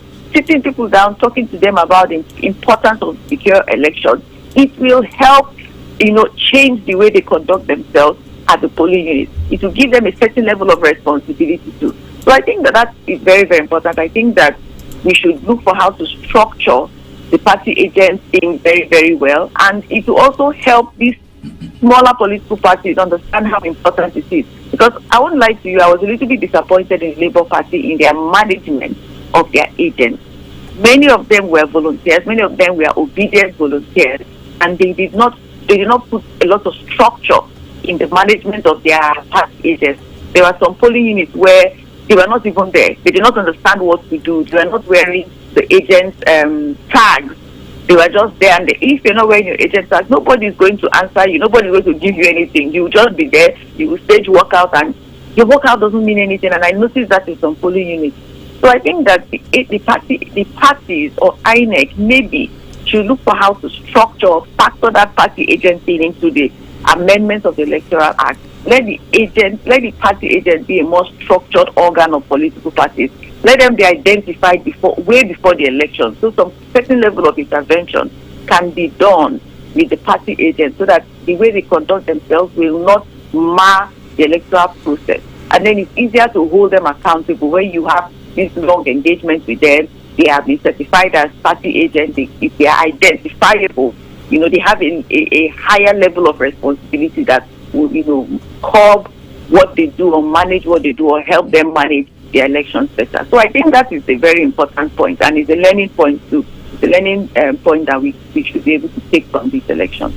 All right. Thank you very much, Iyengi Irma, for joining us today on the coverage of the off-cycle elections. Many thanks indeed.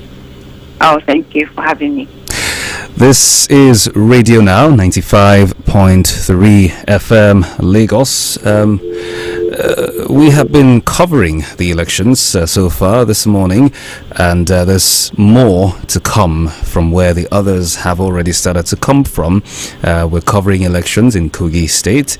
We're covering elections in Bayelsa State, which we've just spoken a bit about with our analyst, Iyengi. And we are also covering elections in Imo State as well. Hello there, welcome. Hello, good afternoon and welcome. Good afternoon, my name is Emmanuel. Emmanuel, welcome. Welcome, Emmanuel. Good afternoon. Afternoon, Emmanuel. Yeah.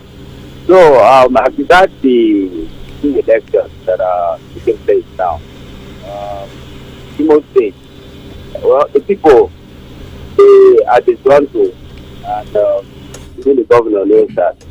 So let's see how it plays out there. In Kogi State, I guess the incumbent by just having gained by killing his in Bayelsa State, I think it's going to be very interesting because the Labour Party candidate, who is an IYC member, a Joint Council member, I think he has a clout around the youth, even the political class, based on what he has done prior to now. So I think the governor is going to have a run for his money there. That's my own opinion on the election. All right, Emmanuel. Where are you calling us from, by the way? I'm calling from Onikon. Okay. I'm at the Gateway right now. All right, Emmanuel. Okay, Emmanuel, do keep listening and stay tuned, all right? Thank you very much for checking in.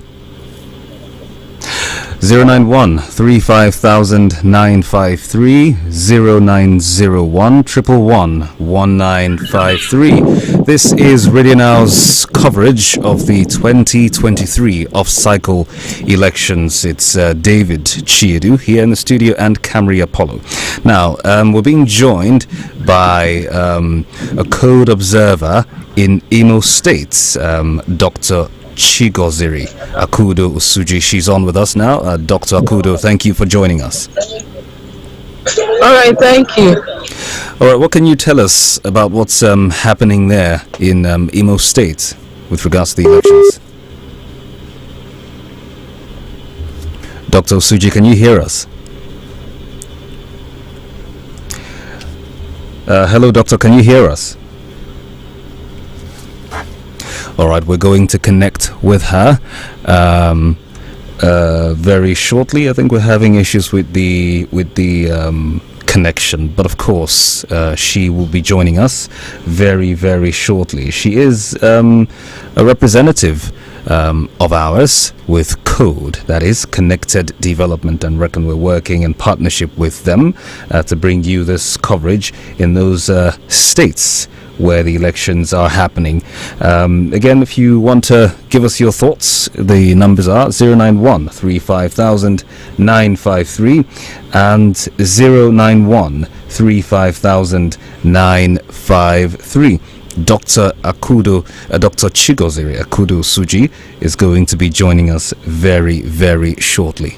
Yes, and it's been, a mixed mash of different incidents as is expected on elections day. There'll be a staggered starting off of the activities at the polls. There'll be reports. Now, again, we are doing this in partnership with UZABE, that is UZABE. It's an affiliate of the Connected Developments. They monitor elections, and they have a real-time tracking tool of electoral incidents, which you can follow by going online. Okay? We have Dr. Osuji joining us now. Dr. Osuji, can you hear us? Yeah, sure, I can hear you. All right, then. Dr. Osuji is joining us this afternoon. All right, first of all, where exactly are you? What's your current location, Doctor? The location at the moment is Owerri North, Ogidi, Ward 1, Akora at the primary school. Okay. So that's my current location now.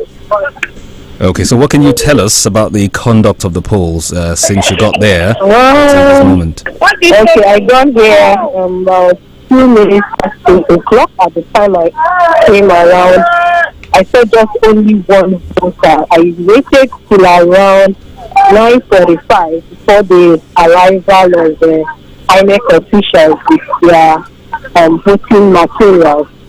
So since then, voters have been coming out, but not in their numbers. I say that the voters' apathy to this election is very discouraging. They are not coming out. Okay, then another polling station around here. I have to visit there. The same thing that happened here happened the other way. Then in some places in Imo State, the voters, they started earlier. Some places started earlier than here. Then some of the places, the voters are not even coming out at all. So that's the situation here. So, but there's no violence at all in this area. Doctor, have you spoken or did you manage to speak with any of the electorates? You just talked about them not showing up. Did you manage to speak with them to find out why they aren't exactly interested, in coming out to vote? Okay, about the 3 polling units I visited around here, they came out, but just that they came out late. Okay. Yeah, so that's just the issue we had. Okay. So the voting is still ongoing. Okay. How about security agents around there? What's it been like? Not very strong though. I saw in one polling booth one female civil defense officer. In another booth, I saw one police officer. Then the next one, I no security there at all. Okay, Doctor, what are people saying about? We understand there's been no power. There's been Labour has been active in Imo State. There are some complications there. What are people saying about that? Do we know? Yeah, the problem started with the problem the NLC president had with the state government, and since then the next day the NEPA had to go on strike. So since 1st of November to date, a total blackout in Imo State, and that is even affecting the report of some of my observers, because they have to chat me up privately that they borrowed phone to let me know that their phone is not powered, and so that they cannot report the incident at their locality, so where they are voting. So it's a problem for all. The party agents, are they all present? Are they? Yeah, they are present. Yeah. Okay, and have you been able to have a word or two with any one of them? Yeah, sure.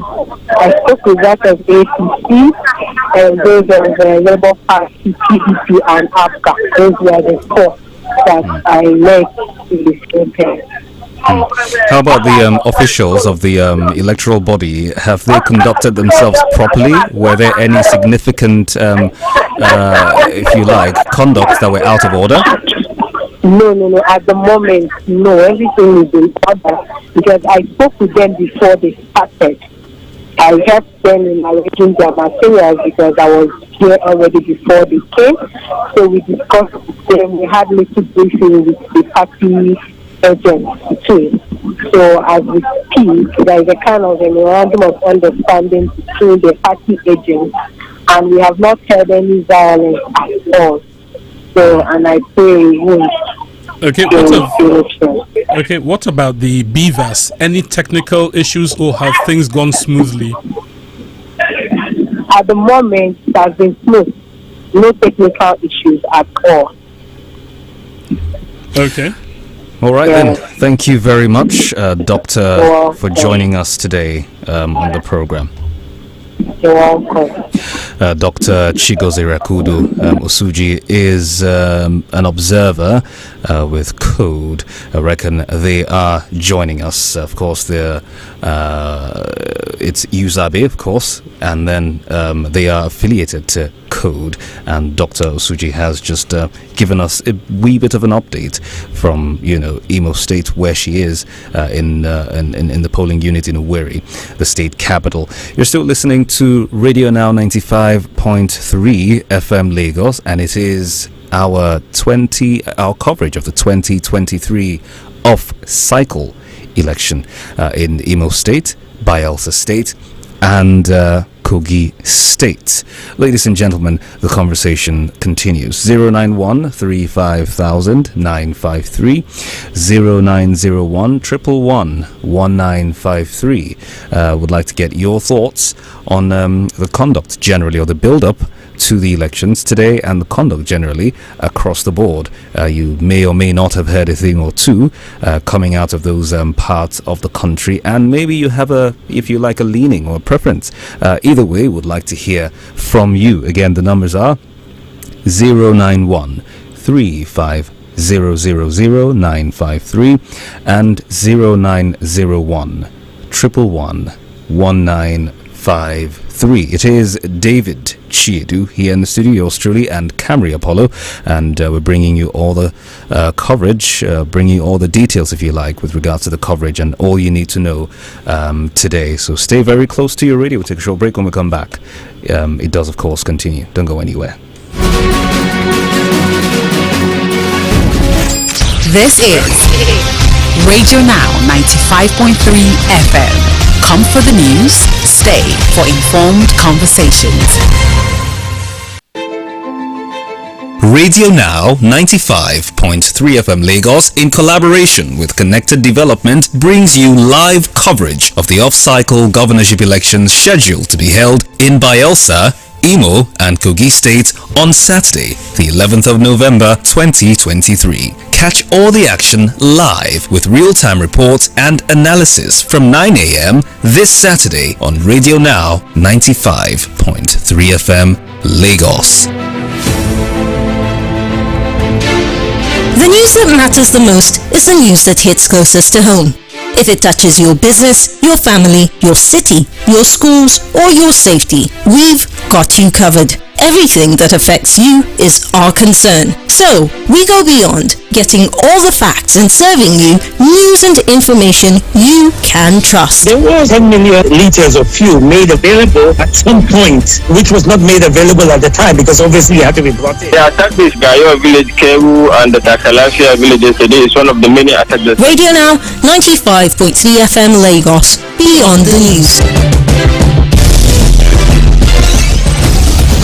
Stay tuned to your Beyond the News station daily for our up-to-the-minute compact news bulletins from 6 a.m. to 2 p.m., 4 p.m. and 6 p.m., bringing you a wide range of local and international news from our news desk. Stay informed, stay updated on Radio Now 95.3 FM.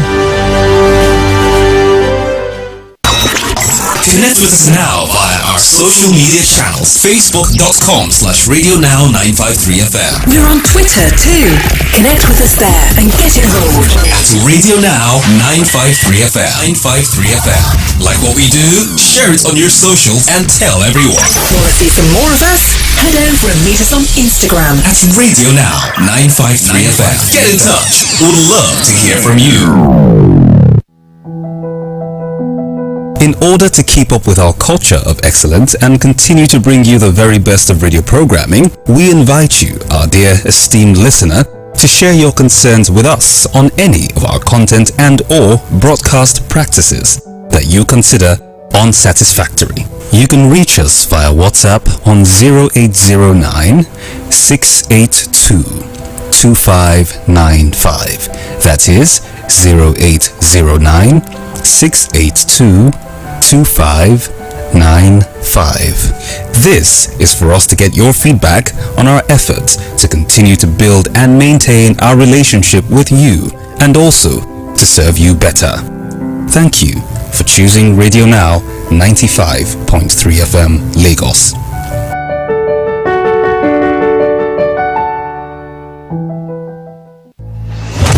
News and information go around every second. The ones who deliver it and how matter. We give you depth, substance from the real sources. I made statements to that regard, and the first point I called was the National Working Committee. There wasn't any agreement between Bashir Machina and Ahmad Lawan. The DPO, the divisional police officer who is on ground there, went there. Also giving you a more human angle on the events that matter. They are not people that live in mansions, but they are people that live within localities, and the people are afraid to. We had so many issues there in area boys. Then we now went to. Let's cut the convention and rather have a conversation. Radio Now 95.3 FM, Lagos. We go beyond the news.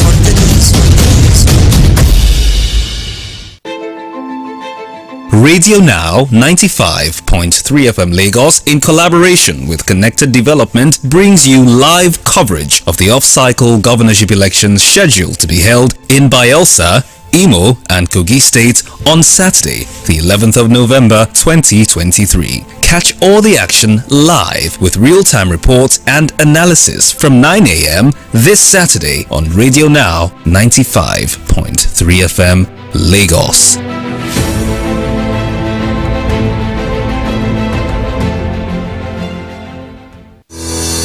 On air, online, and on your mobile. This is Radio Now 95.3 FM Lagos.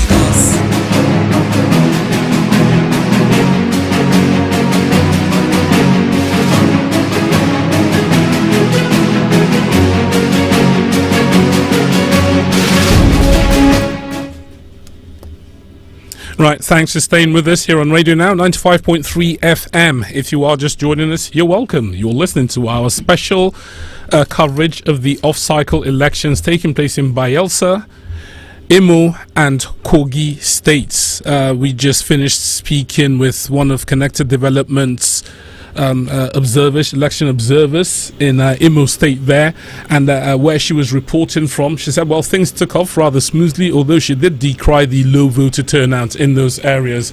But the conduct of the staff, she said, was up to par, as well as technology which has behaved. That's been a matter of concern for many people. That is the technology question. It's a fallout from the presidential elections. That, I believe, is a matter of policy on, how INEC will, transmit these results. I think that's been the bone of contention. When we get to the results part, we'll see how that goes. But so far, so good. But there have been, again, just like many elections coverages, you would hear some negative as well as positive things. There have been some very, very negative incidents. And, for example, the Independent National Electoral Commission, if you go on Twitter, you can follow, some of these pages that will give you real life reports. So we are trying to center on some of the significant areas because we cannot, possibly bring you everything that's going on every single minute. But INEC had reported, this was just before 11 a.m. INEC did report that their attention was drawn to a report in Kogi State that some ballot result sheets were already filled. before voters cast their votes. So they're looking into that. That's a matter of great concern. So we'll keep you abreast of that situation. This is a report coming out of Kogi State. The Independent National Electoral Commission says that report has reached us. We are looking into it. There were also sounds of gunshots. There was sounds of gunshots, but the governorship candidates of the PDP in Imo State, that's Mr. Samuel Anyanwu, he cast his vote in his wards. That's Amaimo ward in Ikeduru local government area. After voting, he did address the media, saying, look, the materials arrived rather late, and the sound of gunshots, he says, was security operatives simply trying to ward off any miscreants and so on and so forth. Now, I don't know about that, because this is election day. So, the use of gunfire to ward off possibly armed people themselves on election day, I'm not so sure that's actually the right and proper way to go about securing an area. It should be a show of force, first of all, and, very, very vigilant and up to par security operatives, because a couple of videos we have come across, one sent by the Uzabi observers there, a couple of videos that show some of the electorate taken to their heels in a panic, because that would be the normal reaction. Election day, you're in an area that has lost thousands of lives over the last couple of years to electoral, or rather insecurity, and you hear gunshots. The first thing obviously is you take to your heels. So that's not a good sign at all. I hope, right, the security, they've got their work cut out for them in Imo State. Just to put things in their proper perspective, I give you a slight perspective regarding Imo State and security. It's not too encouraging. In Imo State, over the course of, I'm just trying to get out this information. Yes, insecurity has been a bit of a challenge in Imo State, because between January 2021 and June 2023, 1,700 people have died to insecurity and violence related matters in Imo State alone. That's quite a lot. The governor himself, that's the incumbent, Governor Hope Uzodimma, he has chalked up a significant part of the insecurity in his state. He's chalked it up to political actions. He says, look, most of the insecurity here is caused by the political elite in the state. That's what he said. So that's not an encouraging thing. Well, hopefully Mr. Anyanwu, as we look into the matter, we hope that will not be the case, that you have security operatives shooting in the air to ward off any miscreants and so on and so forth, because again, the public, we must consider their safety. If some voters, for example, are on their way because they're allowed to go and queue up to be voted, I think it's up till 2 p.m. We'll get the exact timing. If 2:30. 2:30. So if they're on their way and they hear gunshots, they might just turn around and go back home. So it can have a negative effect on voter turnout. But again, these are some of the things we're keeping our eye on. There's been a vote buying as well. This was in Bielsa. One of the Uzabi observers sent in pictures and videos of a political person, I don't know what their exact designation is, clearly sharing money to people before they people who cast their votes. So these are some of the things Uzabi is tracking. You can go to Uzabi's website. Again, it is uzabe.org, uzabe.org. You go there and you click on the gubernatorial elections. It will take you to a live interactive map where they are documenting incidents, both good and bad, okay? So we can get a nice rounded picture. So that's uzabe.org. We are in partnership with the Connected Developments, who own Uzabi, which is an election monitoring tool. So they'll give you real-time interactive reporting on incidents in those three states. That's Bielsa, Imo and Kogi. And also we are getting reports from out of Bielsa state that some individuals, allegedly armed thugs, invaded some polling units in southern Ijo and Sagbama local government areas in Bielsa state there and hijacked election materials. The alleged thugs first struck at Agorogbena unit 6, 7 and 8 in Ward 11 of southern Ijo, where they destroyed some election materials. And according to further reports, attempts by some voters to challenge these armed men were replied with, heavy gunshots. They also stormed the registration area center and carted away election materials of 5 out of 7 polling units. And elsewhere at Ogiadiama Ward 9 in Unit 14 of Southern Ijo local government area, gunmen stormed the unit but were repelled by security men. And of course you could hear sporadic gunshots again around Mbikiri area, Abuja Mbikiri area, Brass Ward 2. I reckon Iyingi earlier when we were speaking with her mentioned something of the sort, where thugs also attacked the RAC Center, the RAC Center, in that particular portion, Brass Ward 8. So this and a few others, just like Camry has mentioned, are happening, and of course you can track them by yourself as well. INEC is reporting, Usabe is reporting, and of course we here are amplifying what you need to know as far as the conduct of the elections across the board is concerned. Imo particularly is where there is for some reason a keener attention paid on there, because the numbers quite alarming of casualties owing to security issues in that part of the country even till this year.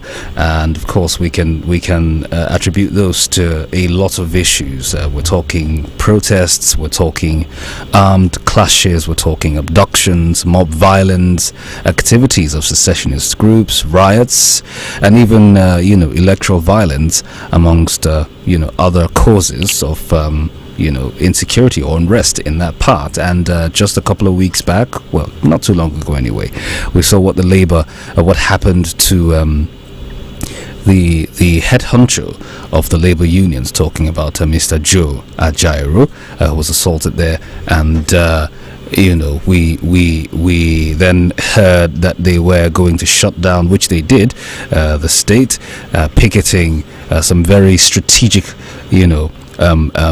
organizations there. And then of course now it's now going to be a national issue, because you're threatening a nationwide shutdown, and that is still very telling. But of course it all started in that part of the country where the elections, the off-cycle elections, are also happening today. Let's also move at this very moment to another of our observer in Bayelsa State.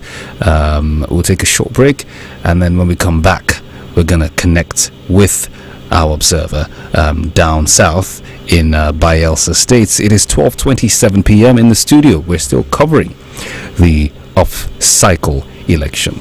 I am David Shiedu, and with me in the studio is Camry Apollo. Stay close. We'll be right back after this. This is Radio Now 95.3 FM.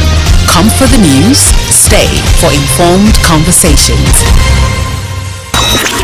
Connect with us now via our social media channels, facebook.com/RadioNow953FM. We're on Twitter too. Connect with us there and get involved. At Radio Now 953FM. 953FM. Like what we do? Share it on your socials and tell everyone.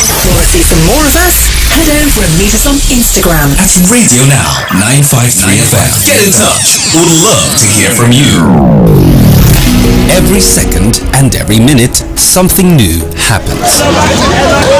The news brings. And angry mobs decided to bomb. Everyone wants to share it, but not everyone wants to dig deep. Now that's where we come in. We bring you the news and go beyond with in-depth conversations and analysis with stakeholders. I honestly think that the federal government on its own part has broken. If voters or more people want to be part of that decision-making process, they need to be part. It is not a good measure of development anyways. We are not there. We need to counter the narrative of the fact that our vote does not count. If your vote does not count. We bring you the story within the story, and that's what makes us tick. We are Radio Now 95.3 FM Lagos, and we go beyond the news. Radio Now 95.3 FM Lagos, in collaboration with Connected Development, brings you live coverage of the off-cycle governorship elections scheduled to be held in Bayelsa Imo and Kogi State on Saturday, the 11th of November 2023. Catch all the action live with real-time reports and analysis from 9 a.m. this Saturday on Radio Now 95.3 FM, Lagos.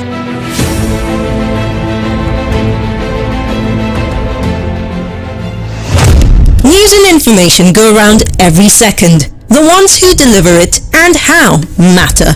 We give you depth, substance from the real sources. I made statements in that regard, and the first point I called was the National Working Committee. There wasn't any agreement between Bashir Machina and Ahmad Lawan. DPO, the divisional police officer who is on ground there, went there. Also giving you a more human angle on the events that matter. We are not people that live in mansions, but we are people that live in these localities, and the people are afraid to That's so many issues there in area boys. Then we now went to... Let's cut the convention and rather have a conversation. Radio Now 95.3 FM, Lagos. We go beyond the news. Stay tuned to your Beyond the News station daily for our up-to-the-minute compact news bulletins from 6 a.m. to 2 p.m., 4 p.m. and 6 p.m., bringing you a wide range of local and international news from our news desk. Stay informed, stay updated on Radio Now 95.3 FM.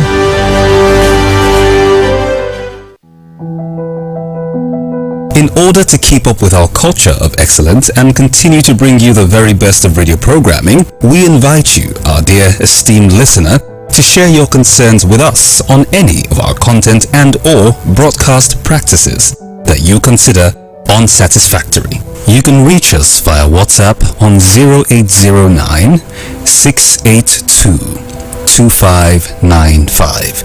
That is 0809 682 2595. This is for us to get your feedback on our efforts to continue to build and maintain our relationship with you and also to serve you better. Thank you for choosing Radio Now 95.3 FM Lagos.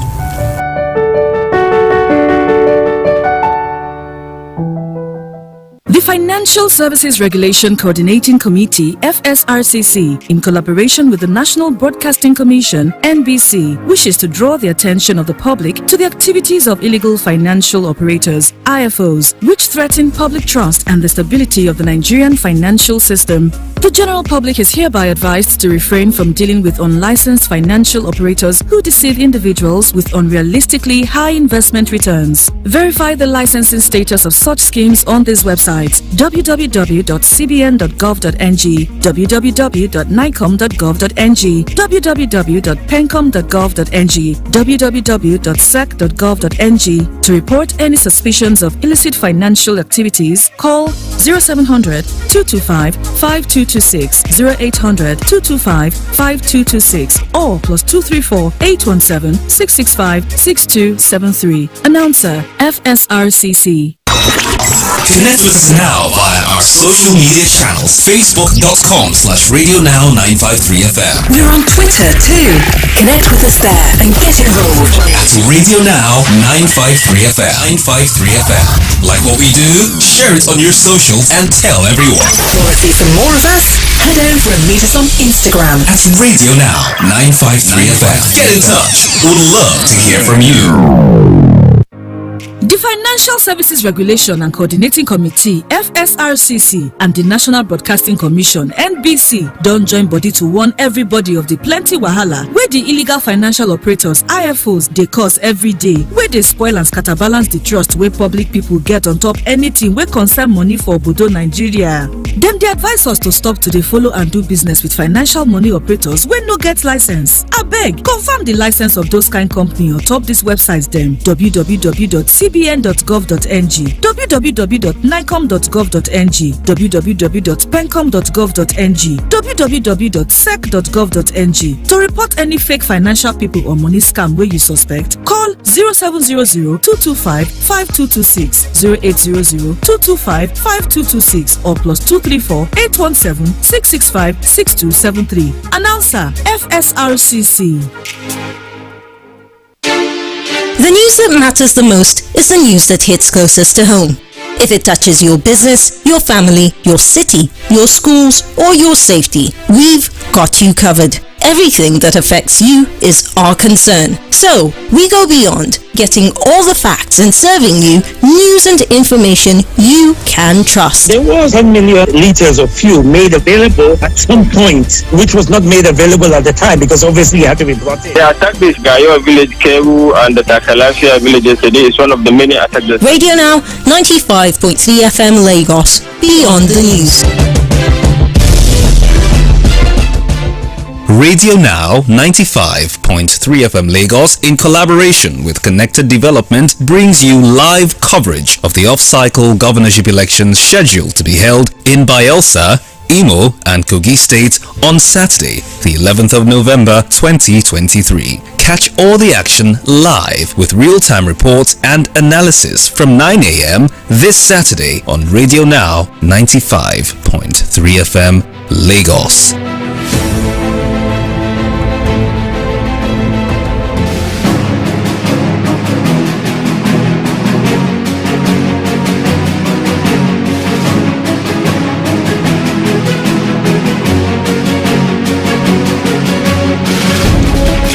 Welcome back once again. This is Radio Now 95.3 FM Lagos, and we are still tracking and covering the events happening today in three very, very important states: Bayelsa, Imo and Kogi. It is the 2023 off-cycle elections, and we are bringing you all that you need to know. This moment we're being joined by our analyst and also a member of Civil Liberties Organization and advocate for the masses, Mr. David West from Bayelsa. Good afternoon. Thank you for joining us.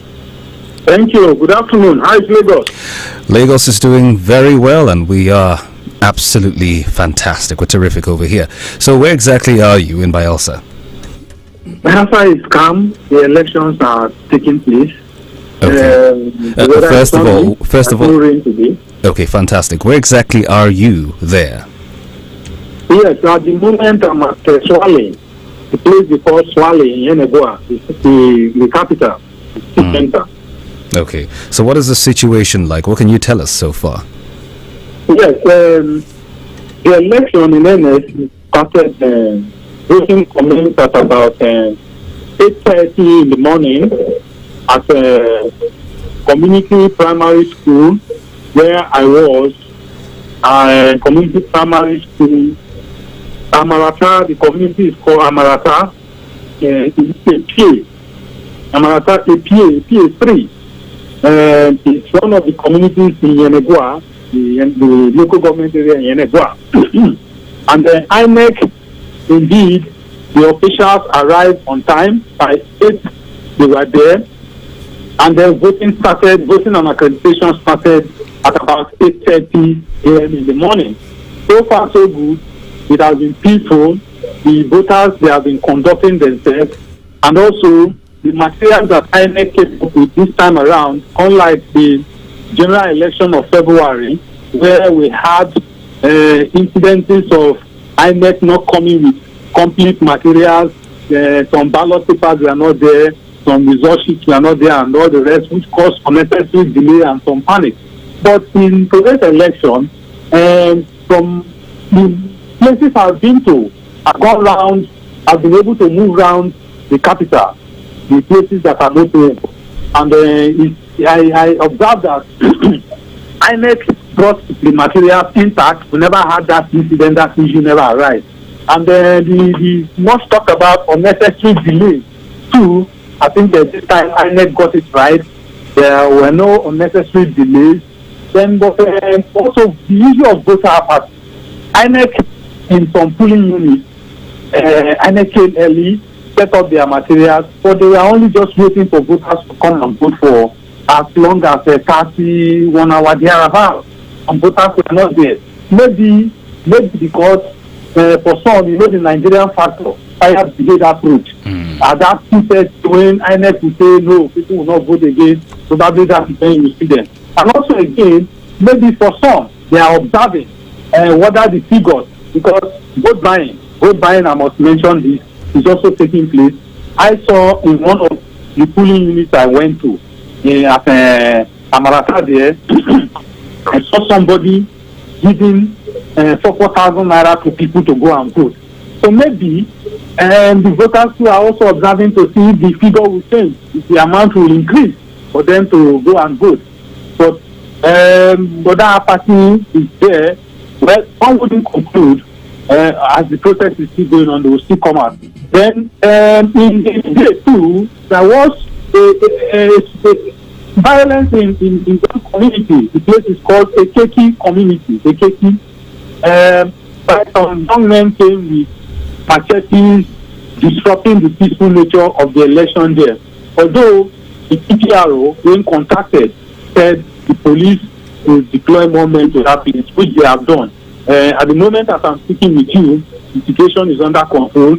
I think the residents of that place, people who have registered there, they have gone out there to cast their votes, and they are doing that peacefully. The former president... Were sensitive materials carted away or in any way, shape or form disrupted by these people you mentioned?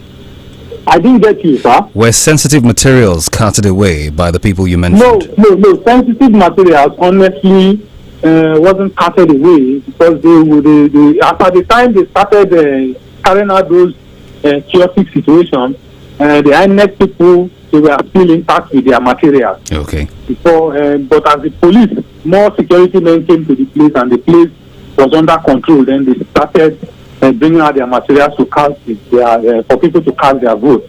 So materials were not carted away. Right. The only place where we had an incident yesterday, and in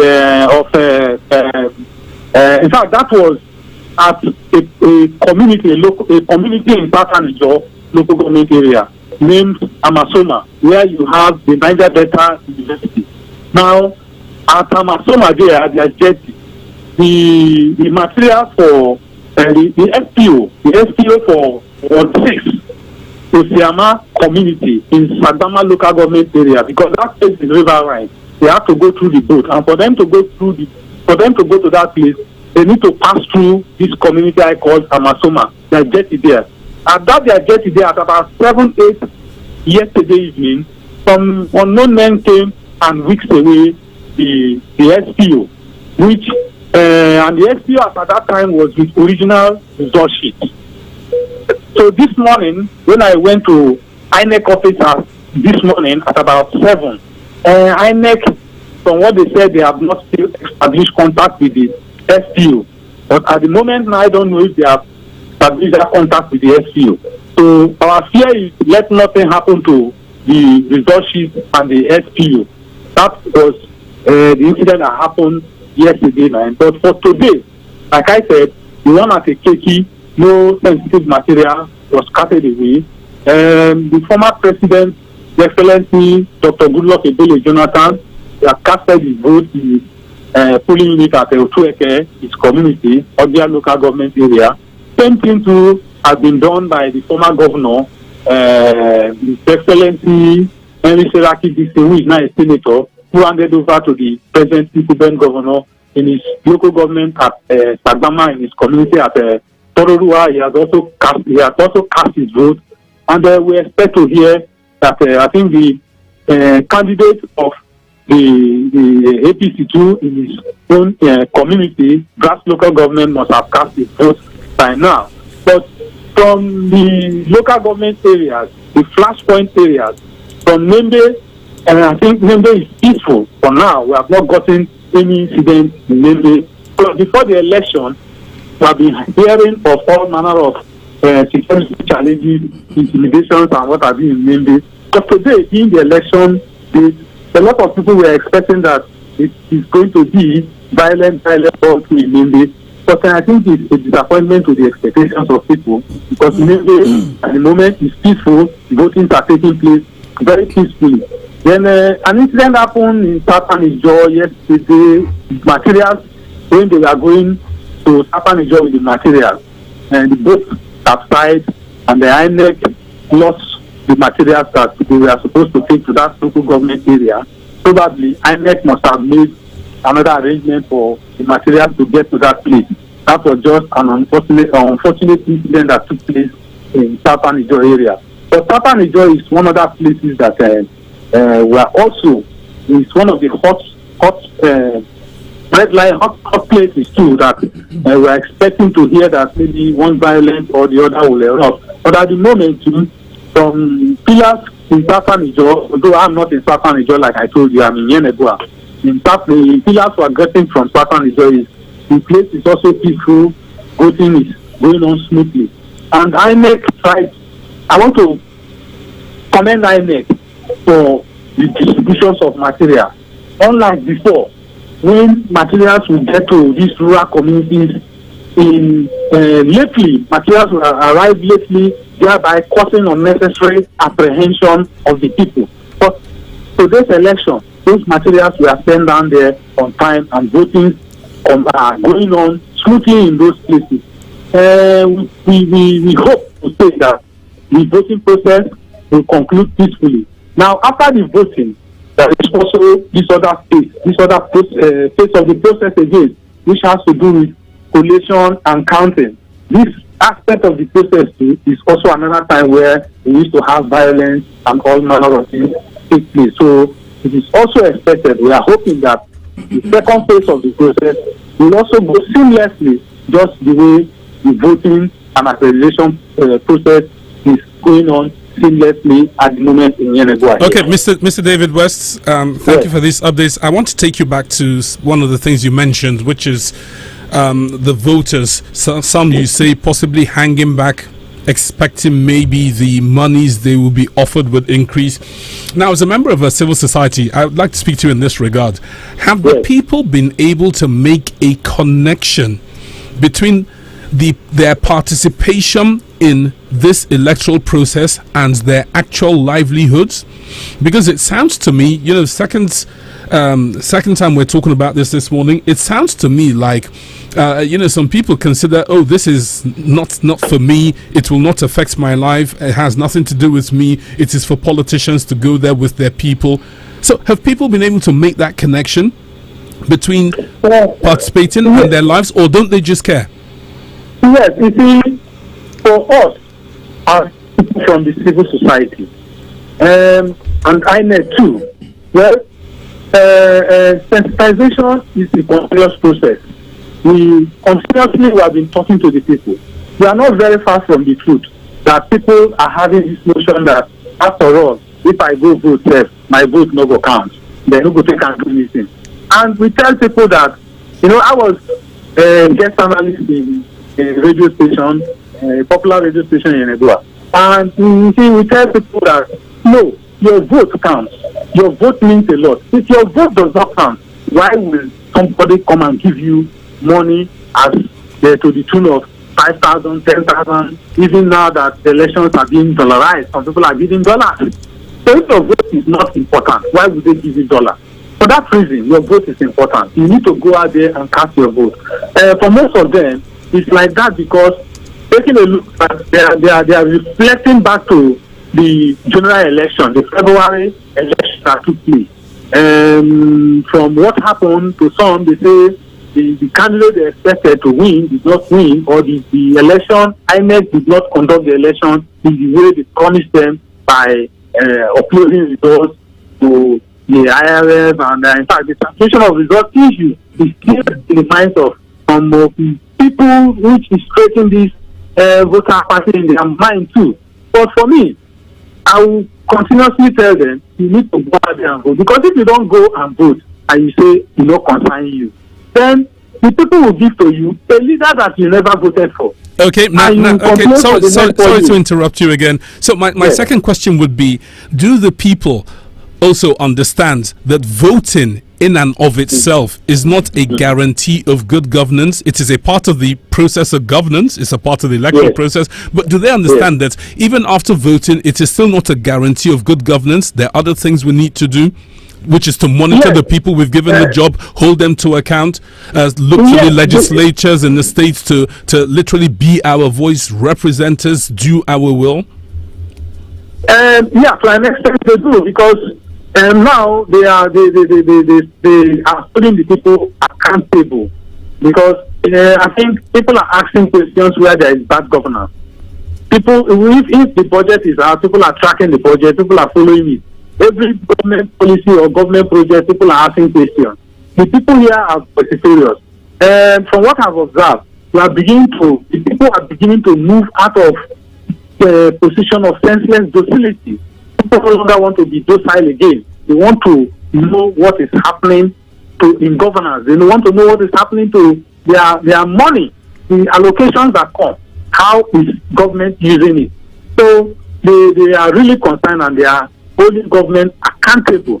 But for the voting, on the voting side, some people are still, adamant. Some people still share that opinion of, concerning me. For a vast majority, I think they have realized that the decision they will take today is either going to make or mar them for the next 4 years.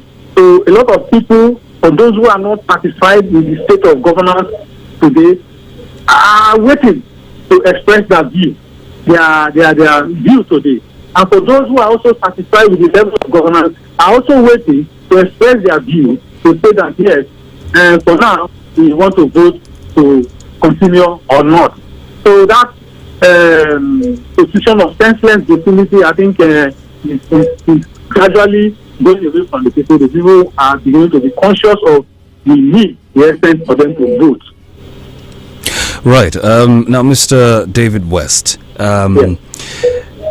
Because of what happened, this is still, of course, jumping off the back of what you've said with regards to the electorates and how they feel about the conduct or processes, if you like, of elections. Now, off the back of what happened earlier in the year, in February and March, that left a lot of Nigerians, well, a good number of them actually, in places where they weren't hitherto, as far as being enthusiastic about elections are concerned. And then many said that that was a learning curve. The first one, by the way, the part one of it, if I should call it that, the presidential, was a learning curve for INEC with the whole deployment of the new tech and all of that.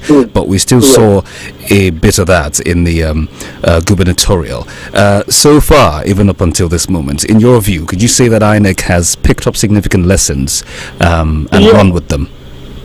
Yes, INEC indeed, they have improve in the electionary process with respect to today's election, unlike the February election. I told you, the February election, INEC caused a lot of delay. Voting did not start on time, materials did not arrive on time, and even when the materials came, there were issues of materials are not complete, they did not add this, they did not add that. They had to go back to in fact, up to INEC headquarters Abuja, they have to wait for them to send them some of the materials. But in today's election, it was not like that. INEC, from what we have seen, or what I have seen as an observer, I think INEC was INEC is fully prepared. INEC came out, and they really set up to the promises they made to the people that the election today will be different. So INEC, as a matter of fact, there is an improvement with respect to the voting and accreditation that we are seeing now. Now, the other side of the process again, which I have mentioned before, that has to do with collation. We also need to wait to see whether INEC has improved on that aspect of collation. Because at the other election, the February election, collation became a problem where results are delayed. You can imagine when Bayelsa State is just 8 local governments. I said that it is 8 local governments. It's expected that results should just come out the next day, on Sunday or Monday. But because of this collation problem that the returning officers who are coming to give at the INEC collation center there, one delay or the other, one miscalculation or the other. So we want to wait to see how that process will also take place. We want to also observe if INEC have learned their lesson, if they have trained these returning officers in the proper manner, that this unnecessary delay will not occur. But generally speaking, I'm impressed with what INEC have done today. They really learned their lessons from the mistakes they made in the February election. And again, you see, now that February election, on the day of that election, in Yenegua here, the markets were busy. People were just buying and selling in the market. The market at Swale and the one at there's one other market they call Tegbo market at Tombia. The market was busy, and now they came up this morning while I was going to the INEC office. I also saw a group of people, women, putting to the Swale market. Maybe because of this same, consign me, make I go find my belly. They wanted to go and sell, but the security agencies intervened and dispersed them. The market could not hold.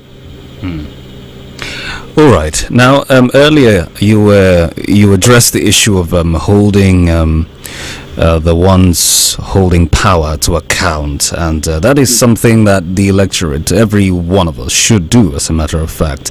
Yes. But in most cases, you find them being quite dodgy with the truth with regards to transparency and accountability, and one would assume that they do not want to be held accountable. So how do we circumvent this issue, because it really has indeed been an issue for the longest time possible? Is it on the part of INEC or the people? The people holding power accountable, holding the ones in power accountable. Yes, you see, like I told you, the people are very much ready to hold the people and government accountable, be it assembly member, be it governor, be it local government, be it councillor. People are asking questions. How are you managing our fund? They are now shifting away from that psychofancy, although it still exists. Some people are still acting within that realm of psychofancy, play singing, and what have you. But governance in generally, people are being more conscious now to ask questions. Projects that are cited, some people are asking, why is this project cited here? Why is it abandoned? Why is it not completed? In various forms of media, various programs, they anchor, people call in and ask questions.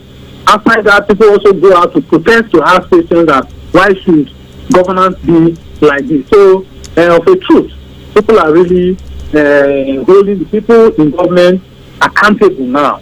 That idea of senseless stupidity, we are walking away from it gradually. We are also, beginning to, should I use the word, know the value and level of the importance of democracy to them. So everybody is ready to hold government accountable. And for some, they know that today is the day that they will take a decision whether to change the government or not to change the government. So accountability is key in governance. Unlike before, where people are not interested in how you spend public funds, how you spend their money. Now people want to know how you spend their money. All right. Now, what has been the culture around here in our polity as far as elections, pre-election activities are concerned? Is we see, especially during campaign, by the way, we see a lot of political banter, and in some cases ad hominem, which is personality attacks and whatnot, as opposed to a few who would resort to issue-based addressing of very key and salient matters in the polity. Now, what are you as CSOs or CLOs doing to make sure that this is what Nigerians see? And by that, I'm talking about more politicians or more candidates coming out to address very, very salient issues that plague Nigerians in the country. So what are you as CSOs doing to make sure that this is what we see, rather than empty and almost in some cases irritating political banter that pits one against the other just needlessly, and then leads to a lot of chaos in the polity? Yes, you see, the campaign started early. INEC gave a very ample time or long time for campaign, but it is here in Bayelsa State, it's observed that the campaign did not start early. Though the party, the people, the politicians, the candidates, they say they are doing consultation until at the nick of from just inside this in November. It was October. That was when they started, the normal campaign of gathering people here and there. But in a nutshell, the campaign, with all due respect, and I'm saying this emphatically, further findings can be made. The campaign wasn't issue-based. campaign was just all about personality attack, especially from the main opposition party and the ruling party. It's either you have not done this in your time, what did you do, what did you forget, or you have been there for 4 years, you have not been able to do this. Yeah, and so that's exactly my question. Exactly, that's my question, Mr. David West. Yes. Like, what are you as a CLO doing to make sure that the electorate see more issue-based campaigning as opposed to ad hominem and personality attacks? You see, because now the pattern, the style of campaign, as CSOs, we challenge the candidates to, or the political parties to go on maintain issue-based campaign. They should tell us what they want to do for the people and how are you going to achieve that. For me personally, I'm of the opinion, and I've made this proposition that it makes no meaning when you gather 1,000 persons in a particular arena and as a candidate you just man the podium. People just wear a scarf and t-shirt. Then when you man the podium, you just talk for a few minutes, because they even come here to the campaign. They will not come early. Now when you come, that few minutes you just carry the microphone, you attack personality, or you talk, this is what I will do like this. And nobody inside that midst of that crowd can raise his or her hand up to say, sir, or I want to ask you a question, how are you going to achieve all these things you have told us? It's not there. People will just be carried away with t-shirt and face cap, because the campaign we are having here is just a 1,000 naira, 2,000 naira campaign. The same people you see in Party A campaign, the same people you see in Party B campaign, because of the high level of poverty in the land. So as CSOs, we are holding these people accountable to give us issue-based campaign. Tell us what you will do. Okay. And give us your manifesto. Let us have a copy of your manifesto, so that when you are there, we will not take you on that issue. During your campaign or your manifesto, you said, this you will do. You are not doing it. What is happening? So we are agitating for issue-based campaign, not the one we are seeing in this present election. And for the people, because they are carried away with unfair, psychophancy and what have you, they are not interested in even asking these questions. That's why it's giving opportunity for the candidates or the political party members to begin to attack one another. Ordinarily, campaign is an avenue for you to sell yourself. You don't even do manifesto these days. You don't hear them do manifesto any longer. Even when you call for a debate, they flatly refuse to honor the debate. And because the debate ground is at least another place where we can ask them questions, but they will not call. All right. Mr. David West, thank you very much for joining us. It's my pleasure to speak with you people over there in Lagos. This is Radio Now 95.3 FM Lagos. We're still bringing you all the updates in our live coverage of the off-cycle elections. That was Mr. Bekinwarie, David West from Bayelsa State. And now we're being joined by a journalist, Miss Karina Igonika. Thank you for joining us. Good afternoon. Thank you. Good afternoon. All right.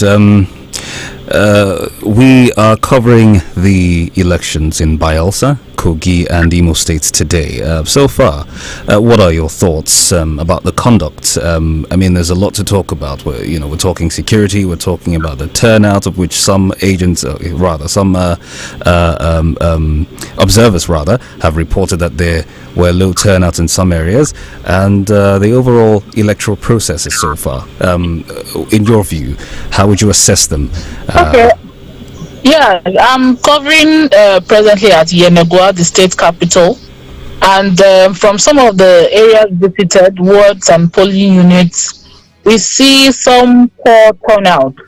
Being that this is the only election that is holding, that's the governorship election, we expect a lot more voters to come out to cast their votes. But in some places, especially where you have more than one polling unit, we see a very small crowd of people, as you would expect, with the number of polling units that you expect more persons. But the conduct so far has been peaceful, though we've heard of pockets of instances here and there. I spoke with the Commissioner of Police here in Bayelsa State, CP Kolade Alausa, and he confirmed some gun shooting in Fangbe, a community here in Yenagoa, where 2 persons were injured, and he says they are taking treatment at the Federal Medical Center here in Yenagoa. He's advised them to make a formal report so that the police can, investigate that incident. But he said he's deployed some officers to Fangbe to restore peace. We visited Fangbe, and the electoral process is going on well. People are queuing to cast their votes. Yesterday, when they were distributing materials, we got to hear about the kidnap of a supervisory presiding officer in Osioma in Sabama local government area. The security agencies are on top of that, but from INEC we understand the electoral materials for that area were also carted away by the kidnappers. So for now, they are yet to take a decision, but it seems where there is a disruption of electoral process, there might not be any election there. But we'll hear the final word from INEC. But so far, the place is peaceful, relatively, and the electoral process is going on well. Where exactly did you say you are in Yenagoa? What's your unit? Okay, the state capital, Yenagoa. Presently, as I'm talking to you, I'm at Opolo, an area called Opolo, and the place is quiet. Election materials election process is going on well. By 2:30, the election process will stop, and then vote counting will begin. So we are just waiting for some areas, for some polling units, they are done, or they are still waiting for people to come. While others will still see some persons on the queue. Okay. What about voter turnout? What's it been like? Like I said, we expect more persons to come out, but the voter turnout is a bit low. We expect a huge crowd since it's just one election, and after this is done. But for now, we observe a very poor voter turnout for this election.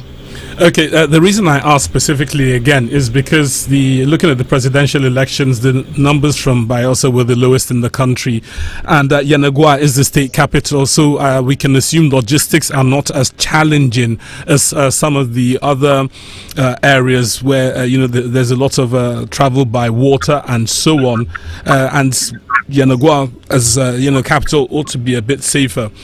Now, you say the voting started on time, and at this point, because by 2:30 you are correct, by 2:30 INEC will stop admitting people for verification and will simply allow those who have been authenticated to vote, and that will be that.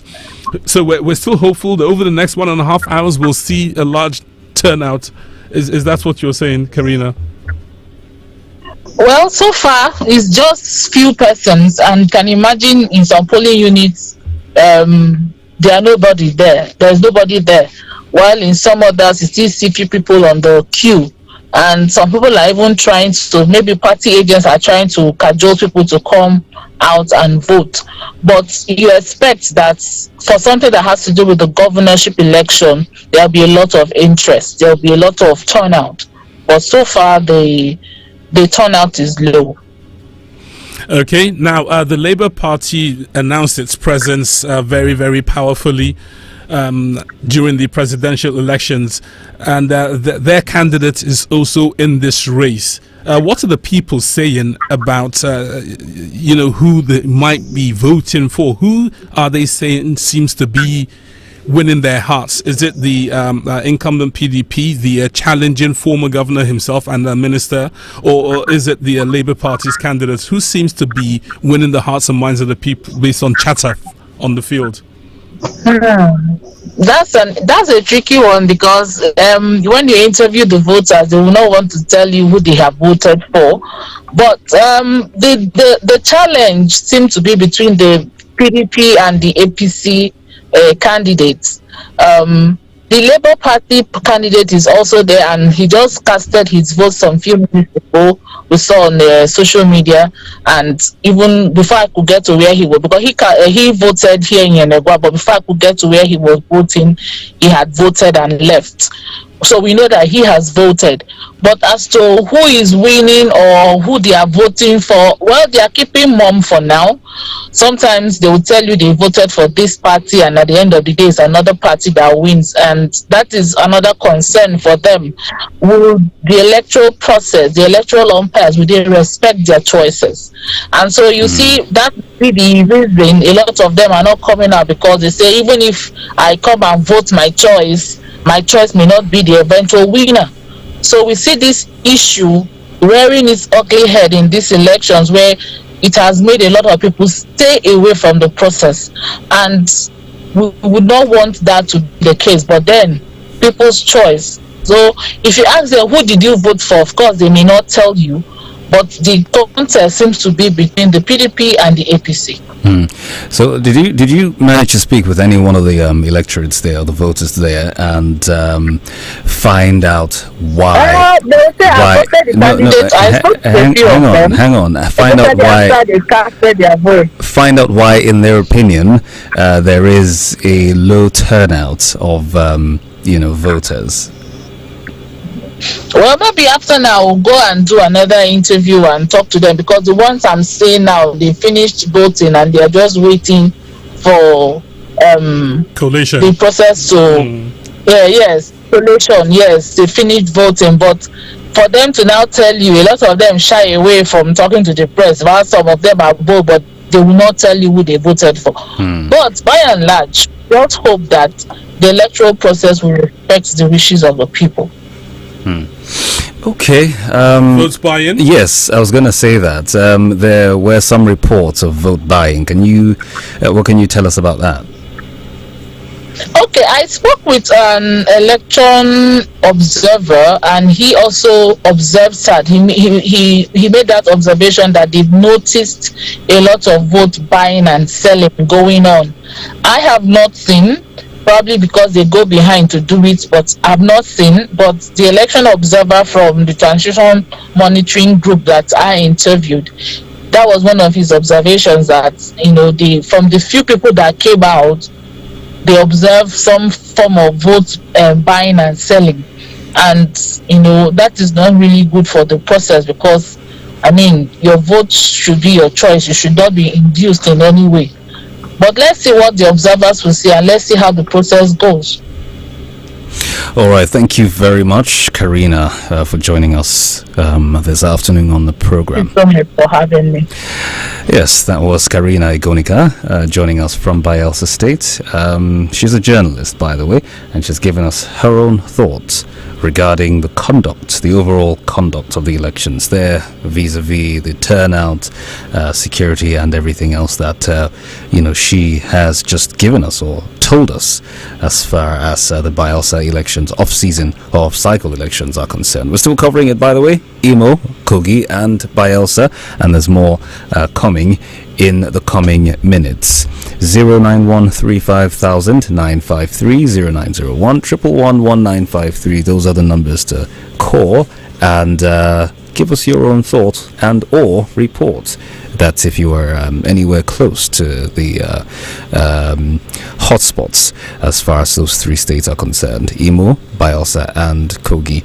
091350953. Hello there. Good afternoon and welcome. Hello, good afternoon. Good afternoon. What's your name? My name is Blessing. Blessing, where are you calling us from? Kogi State. Kogi State. Fantastic. All right, give us your report. I just finished vote with my family, and many people came back from abroad, from Lagos, Kaduna. Everybody just came back to vote, and I was even surprised to see many people spend their money all the way to come and vote. And in my place here, there is no problem.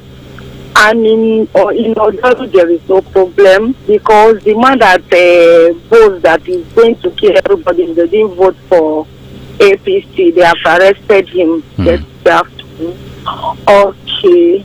In Ayangba, there's so many people, because of those that are prepared to come and destroy the election. They were killed by military men. So in my place, we voted safely. We are back. Okay, where did you say your place is again? What is it called? Ida. Ida. Okay. All right then. No issues with security around there? Too much security. I'm very happy. I mean, I'm doing great. I didn't think that it would happen this way. I am very happy because they are arresting the tough people that are prepared to form the election with the guns and juju and money, everything. You know. Okay. I'm happy for us. Okay, Blessing. Sorry, I'm not familiar with the geography. So, Ida, which senatorial district is that? Is that Central, East, or Kogi West? East Kogi West. Okay, that will be the strongholds of Dino Melaye. That is Dino Melaye's. No. The people they are voting for in this place is Mori Ajaka. Murtala Ajaka. Yes, everybody. Okay, he's one of the favorites. And they are not even ready to collect penny from anybody. They are not ready. They are not even ready to collect that from anybody. They are ready. Honestly, I didn't. Okay, are they offering them money? Secretly, that they are rejected the money and they are voting for the person of their choice. Interesting. I never expected this. Interesting stuff. Because many people come from travel and they are voting. Okay. Thank you very much, Blessing. We do appreciate your call. Very much. 0913500953, and of course you can tell someone to tell another that they can listen to us, connect from anywhere in the world, not just from the country, anywhere in the world. Simply log on to www.thisisradionow.com, click on the listen live button, and you would find us. We're also transmitting this live on YouTube. You can go there. It's Radio Now 953. We're streaming live. Hello there, good afternoon and welcome. Hello, good afternoon. Good afternoon. What's your name? My name is Benga. I'm calling from Lagos this year. Benga, hi. Well done, Benga. Welcome. Thank you for joining us. I just called to in respect to the last caller. Okay. Who said her zone is Kogi West. It is not Kogi West. That is in Kogi East. Okay. So, yes. Are you from there? Are you from there? I am actually married from there. I see. Yes, but presently I'm in Lagos. I came here for education. And it's even painful that I do not participate in the election over there. But I'm hearing good news that the election is peaceful, the military are their best, and everything is going smoothly compared to the last commercial election we had, 2019. That's good news indeed. That is indeed good news. At least the major platform that we usually have all these kind of political, issues are known today for peaceful atmosphere, where the military are championing this coordination, peaceful coordination. So that's the situation. But I've been on phone. I've been calling the central, calling the Kogi West, calling the Kogi East. So everywhere is good. Everywhere is perfectly good for today. So it is beyond expectation, and I'm very, very happy. Even though I'm not there in person to participate, my wife is giving me good news based on what we are expecting. This is kudos to the Nigerian military. As I tell you, this is a kudos to the Nigerian military, and I'm very sure it is a very good undertone from the federal. I give them kudos for that. Thank you very much. Well, thank you very much for calling us, and I do appreciate your call. Well, thank you so much, Benga. You see, now it puts things in perspective. As I said, we weren't familiar with the geography, but yes, you are correct. Ida is Kogi East Senatorial District, and that is candidate Murtala Ajaka's stronghold. He is from SDP. Kogi, exactly, and he's a former. Can you hear me? Yes, we can hear you, Blessing. My sisters are laughing at me. It's Kogi. Okay, Blessing. Everybody is just laughing at me. Tell your sisters thank you, Blessing. Nothing so very excited. I'm very, very happy. So that's Murtala Ajaka's stronghold. Yes, please. All right, thank you so much for correcting that. And also, it's worthy to note that Benga stepped in. So also, thank you to Benga for pointing that out. It wasn't quite clear, but then again, he had to, seeing as he knows the area pretty well, he had to come in. Thank you again, Benga. So yes, Kogi State is well worth casting attention toward. Muritala Ajaka has been the name thrown around. He represents the SDP. He is the candidate, rather, of the SDP. Then, of course, you have Mr. Melaye of the PDP and Mr. Usman Ahmed of the APC, as well as Leke Abejide of the ADC, that is the African Democratic Congress, and all four gentlemen, well, I'll say three of the gentlemen, that's the APC, PDP and SDP, seem like they are the ones who are pulling their weight, according to Blessing, who said that, according to what she saw or observed, a lot of people seem to have more, more affinity for the SDP gentleman. Okay, now just a bit more background on Muritala Ajaka and Kogi East. Why it is interesting? A couple of reasons. First of all, candidate Muritala Ajaka, he's a former Deputy National Publicity Secretary of the All Progressives Congress.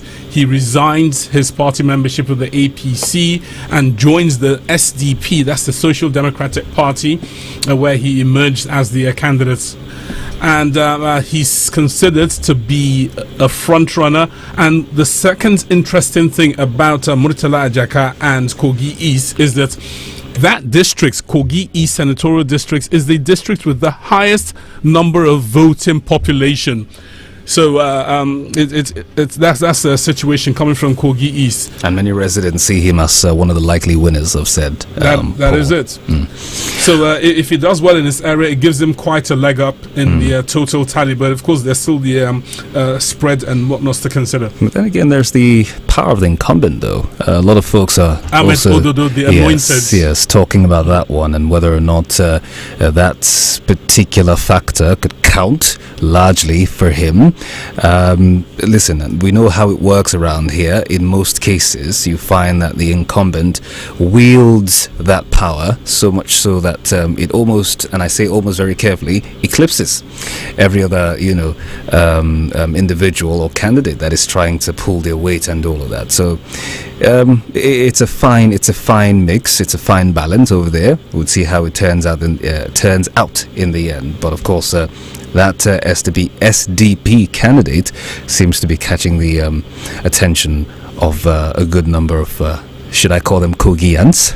But it'll be interesting, David, to see how Senator Melaya does, because he currently enjoys the support of the newly sworn-in Senator Akpoti Uduaghan. Natasha, she's quite popular in Kogi Central and the state as well. Now, interestingly, both her and candidate Muritala Ajaka have accused incumbents Yahaya Bello of playing dirty politics. Yeah, well, a lot of people actually too have. I'm not surprised that we're hearing that. But then again, it is exactly what I've just talked about with, the incumbency, exactly, power of incumbency, and, wielding that one to the fullest, or wielding it to the max. It may or may not play out here, we'll see. Just as I think it was Iyengi that said earlier that in the case of, in the case of Kogi, there are high chances that we might see the courts stepping in as they would normally in cases of elections in the country. But then again, it'll be very, very interesting to see what happens there. I'm particular about that one. I mean, not to play down what's happening in Imo State, because that's also another very, very, another hot and keenly contested one. It's also going to be interesting in Bayelsa, but for some reason, I'm particularly interested in seeing what the Kogi, poll has in store for us, or how it's going to turn out to be. Very interesting there. Absolutely agree with you. The other candidates, that's Honorable Leke Abejide. He's a serving member of the House of Representatives on the platform of the ADC. Now, he's also from Kogi West Senatorial Districts, where Senator Melaya hails from. He represents Yagba Federal Constituency. He's also tossed his hat in the ring there, so it'll be interesting to see what plays out. And it's such a shame, because leading up to the elections, we heard some identity politics being played in Kogi State. again, it's part of who we are. I do understand that representation is key, but I think at the end of the day, the people need to be taught and shown that good governance is going to be good governance, and that must always be the prize beyond my ethnic group, my whatever consideration is being represented at the table. Good governance is critical. Absolutely. This is still Radio Now's coverage of the off-cycle elections. I am David Chiedu. Camry Apollo is with me here in the studio, and we're being joined from Kogi State this afternoon by an analyst, Mr. Miliki Idris. Good afternoon. Thank you for joining us. Okay, thank you, and welcome on board. Thank you, Mr. Idris. Right. Where exactly are you in Kogi State? I'm in Odokoro now, in the Jumo local government, heading towards Kaba. I left Lokoja in the morning. I'm roving on the platform of the Nigerian station room. Okay, so I've been to Ayetoro, the hometown of Dino Melaye. I've been to Ayedino Bode Ward. I've been to Iyabode Ward. So I'm in Odokoro Ward now. Between Ayetoro and then Kaba. So that's the part now.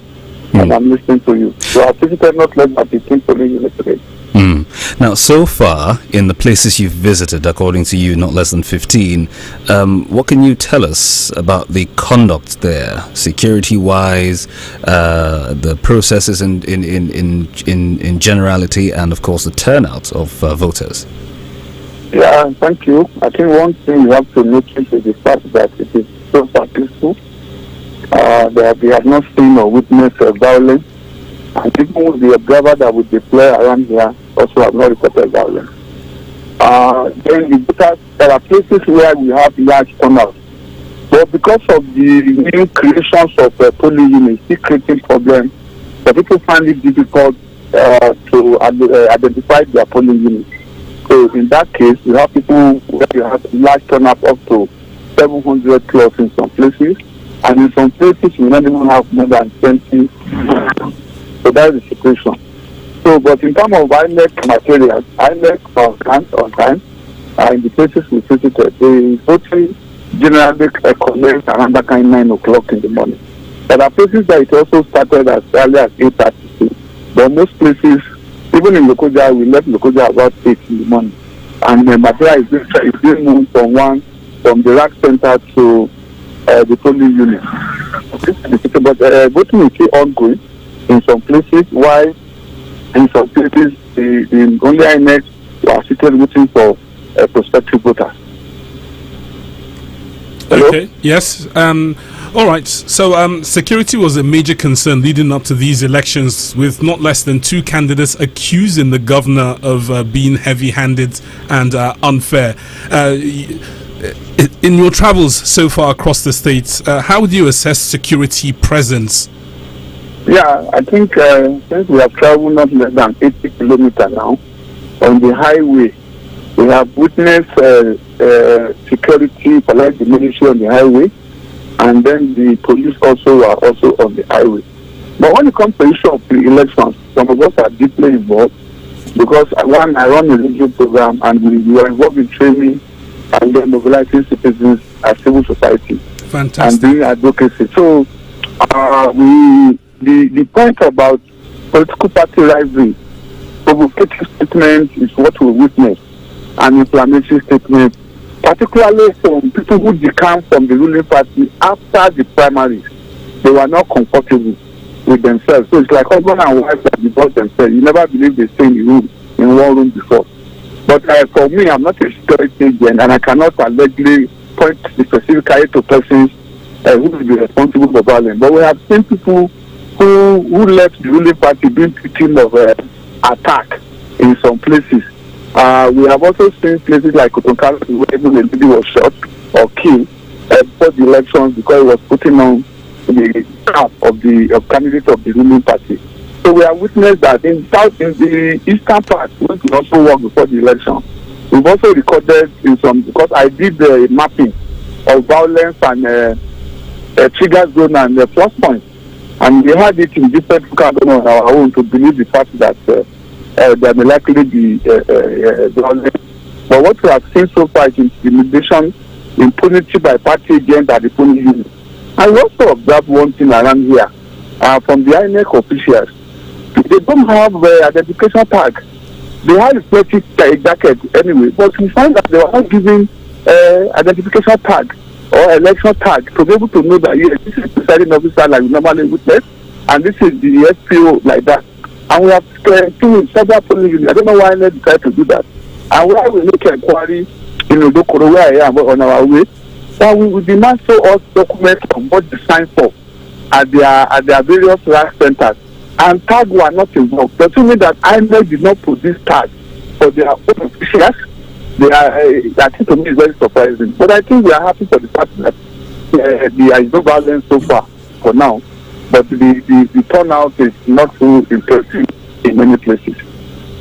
Security-wise on the highway, and they didn't allow vehicle that does not have the identification tag, either your tag or your stickers there.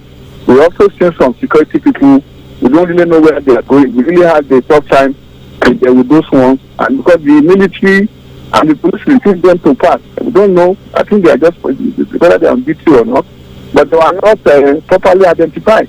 They carry big vehicles that have no plate number. I know two of them who are the secret police, but we also saw people wearing EFCC documents. Something like that. We really have serious problem after Obajana, and they have to delay them from moving. So, but they resolve it among themselves, making several calls. I think people who are going out to this should be identified, and then you must have the definite activities that goes out, either as a voters or as observers or as journalists, and then INEC officials. So these are the things we are witnessing. But I think we are happy that by and large, so far, no violence has been recorded where we covered. Well, that is very, very good news indeed, because the polity was extremely heated, and we were very, very concerned about Kogi State in particular, and the southeastern state of Imo. But thank you for your updates so far. We will still touch base with you as you go about your job of observing what's going on in Kogi State. Okay, thank you. We'll be heading to Kabaside now, and from there we'll be returning back to Lokoja. Kaba, okie dokie. Yes, I'm just about 5 kilometers to Kaba now from the Motor Axis. Now we'll see what is happening around Kaba, maybe for about 30 minutes, 1 hour. Then we'll jump to local government again. Around the fact that we'll try to see what is happening. We are also monitoring the conduct of the security agents too, because we also have what to call undercover observer to monitor violence and the conduct of security men. But I think they'll be so far professional. The only people that have problem with them are those who don't have identification tags. They are not having it too easy. But those of us who are properly kitted with our tag, ID card, and our vehicle with a beauty sticker, they have not molested anyone of us. All right then. Thank you very much, Mr. Idris, for joining us. Have a nice day. Yes, thank you indeed. We're going to connect with you later on. Mr. Miliki Idris there from the Nigerian Situation Room in transit in the different portions of Kogi State where the elections are happening. It's also there in Imo State and Bayelsa as well. So we give you updates as events unfurl. You can still, connect with us and tell us what you have observed if you are in any of these 3 states, and or perhaps you have leanings and you just want to talk about the chances. By all means, give us a call 091 35000953 and 0901 111 1953. It is the 2023 off-cycle election coverage here at Radio Now 95.3 FM Lagos, and we're bringing you all that you need to know. David Chiedu, that is my name, and I'm here with Camry Apollo, and we're doing this together till much later on. So what you need to do is stay very, very close to your radio. You will not miss a beat. David, I'm a bit concerned with the lack of identification that Mr. Idris mentioned. And the reason cause of my concern is this. Just yesterday we were talking about the military. This morning we mentioned it as well. That's the military saying, look, they have information that some miscreants have acquired military uniforms and intend to pass themselves off as military personnel and go and do whatever it is they intended to do. Military warned them and so on and so forth. So it's a bit concerning that agents of the state, like the election officials themselves, would not properly identify their staff, as Mr. Idris is saying there. So I hope there's a reason for that, and I hope it's not widespread, because one thing we need in not just, beyond our elections, one thing we need in our space of governance is proper identification, proper knowledge of who's who and what they're doing, and so on and so forth. If you're traveling, for example, you come across a group of people wearing camouflage, it's very easy to assume they're soldiers. They could be criminals, could be bandits, could be anything. So, identification is very, very important. Let's not make that an issue. It's a simple, straightforward thing we simply need to get right. So I hope that was just a one-off observation with Mr. Idris, and it's not a far bigger problem than we anticipate. Absolutely, hopefully not. And that also lends credence to some of the fears of the electorates across the board as to why or whether rather or not the electoral body has actually learned, if at all, from the previous conducts of the general elections, the presidential and the gubernatorial. There's still a lot to be said with regards to that, and just in the last couple of hours some of our analysts have actually touched on them. We saw it created a huge gully of trust between the leadership and the led. That's one. Two, between the electoral body and the electorate. Again, that's very, very critical. And, there have been a lot of statements on the part of the electoral body saying that, they have tried, or they are trying, and will continue trying to fix those little hitches here and there, those foxes that spoil the vine, or that spoil the grape, as you were, just throwing in that little allegory per se. But then again, it's important to make sure that these things are, just as you have said, clearly identified, and early enough too, so that it doesn't get to a point where, like cancer, it metastasizes rather, and then we see something that we shouldn't see on the day of the elections, where it could pose a worse off problem that rather than it being able to be solved, it's only able to be managed, which will not be a very good look for us generally. But then again, these concerns are very valid. As a matter of fact, the NSA had over the last 24 hours given assurances, to residents in all three states, Bayelsa, Kogi, and Imo, that there would also be watertight security. And we know that the NSA is also very, very equal as far as security stakeholders are concerned in this particular matter. So we're hoping that so far what has been reported as some infractions here and there will be all that there is, wouldn't hear something much worse, because it is one thing to go out and vote, is yet another thing after the voting process. The counting is another kettle of fish entirely, and we've seen that happen. We've seen situations where counting is going on, and then it becomes a completely different affair entirely, and people scuttling to safety and whatnot. So it's a whole gamut. Mr. Idris also raised another area of that I think we should watch, and that is the rhetoric that was bandied all over the shop by the political actors, the speech. What many of them said when they spoke to the media, spoke to the people, and so on and so forth. And he said, without calling names, he says some of these people were in the ruling party because they lost out at the primaries. They left the ruling party and started to say all sorts of things, and so on and so forth. A couple of days ago, on one of our daily programs, I think it was Now Breakfast, they did cover the Center for Democracy and Development, the CDD report, which looked to heating up the polity, information management, disinformation, and so on and so forth. Now, I think that's pretty interesting, because I know I've heard and seen at least one of the candidates outrightly come out and accuse the governor of trying to kill him.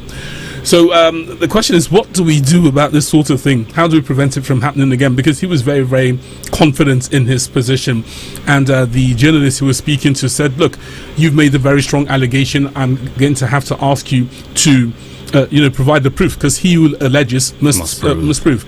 And in this case, I think in order to move the process forwards for Nigeria to win, I think we should see the governor who's been accused All right, I think the governor should have words with him in court, and I think he must be brought up to establish what he has outrightly come out and alleged.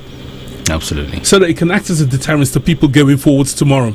We can't just go about saying this, that, the other without any sort of proof. It does heat up the polity.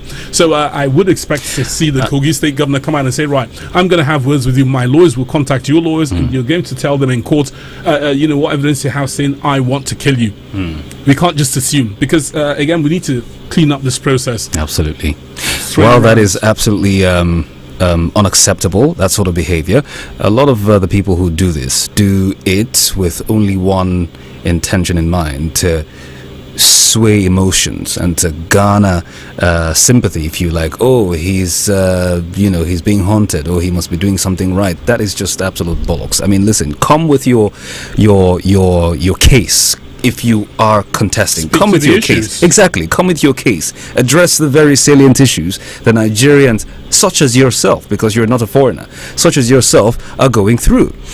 Listen, go to those, go to the hinterlands, go to the, places where even you cannot, doesn't have access to. See what they're going through, because a lot of these people live in bubbles, and they think it's a one-size-fits-all, but that's not the case in most cases. You go to those places where people are living on, I don't know, like 100 naira in a day, a whole family of 4 living on 100 naira. Exactly. So find out what it is that they are going through, what they need to make their lives better. Just to digress a little bit, just a couple of days ago, I think about a week ago, trending on social media was a team of foreigners coming into the country, in some portions of the country, boring holes in the ground, and the outcome of that was water being available for the localities which they visited. I don't want to mention the areas they visited, you know. And then, a lot of people got to talking about them, saying, listen, this is something that these guys just came, and in a matter of hours, dig a hole in the ground, exactly, and water comes out. And then you have a local government chairman, you have a governor who could be there for 8 years, and, no potable water. Exactly.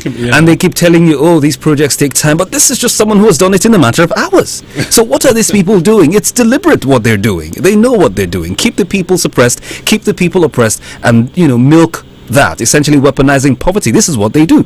So rather than sitting there and making baseless accusations as to who's trying to kill you or who's not, go and address the issues. There are too many of those that you see hanging loose that you can address. I mean, if they see you giving them water, if they see you giving them I don't know, a cleaner environment, if they see you giving them something, essentially some very important infrastructure, you do not need to start tugging on their emotions, or if you like, looking for attention or playing to the gallery. They will naturally gravitate toward you. It's just what it is. It's just what it is. Provide a solution to a problem, and people will start to pay attention to. Exactly. That's how it works. 091 35000 953 0901 111 1953. Those are the numbers to call. We are covering the elections in Kogi, Bayelsa, the off-cycle elections to be exact, in Kogi, Bayelsa, and Imo State, and we'll be bringing you a lot of those as time goes on. But we'll take a very short break now, and when we come back, the coverage continues. Stay close. This is Radio Now 95.3 FM Lagos. This is Radio Now 95.3 FM. Come for the news, stay for informed conversations.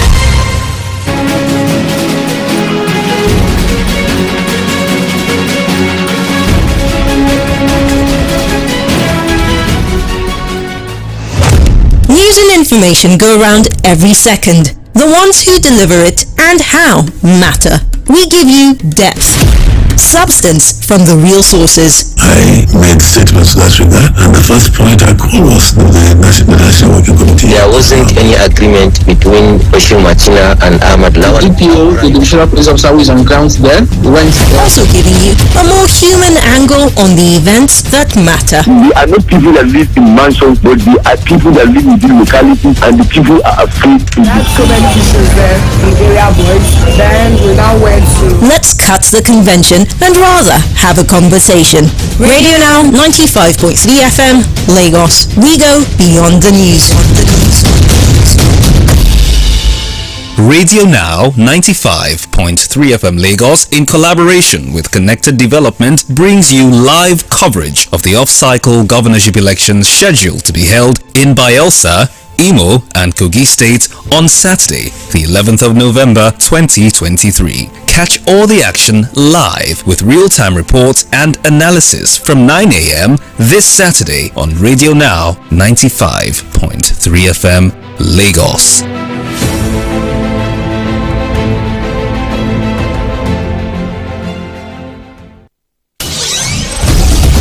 Stay tuned to your Beyond the News station daily for our up-to-the-minute compact news bulletins from 6 a.m. to 2 p.m., 4 p.m. and 6 p.m., bringing you a wide range of local and international news from our news desk. Stay informed, stay updated on Radio Now 95.3 FM. Connect with us now via our social media channels, facebook.com/RadioNow953FM. We're on Twitter too.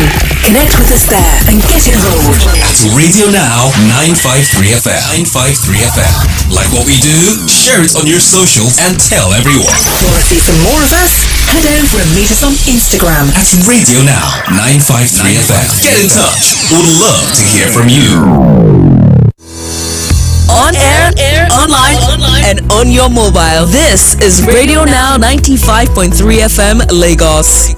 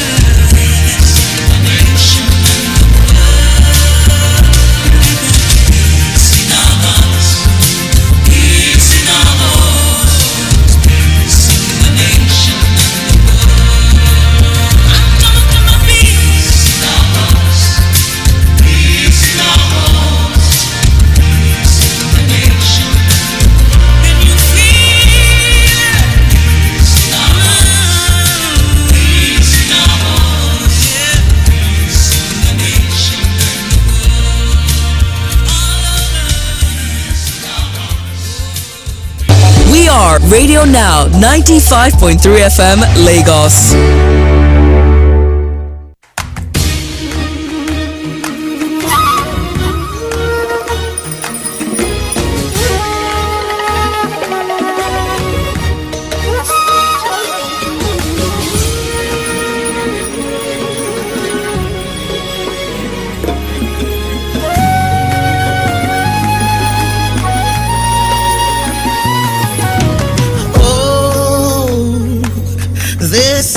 Of mine, Nigeria on my mind, born in diversity, blessed beyond compare. Ooh, through these 100 years, our struggles and through our fears, we're strong in our unity. Peace, our destiny. Here we are, standing tall. We're standing tall. We are one. We are 100 years of unity. Nigeria, we will stand.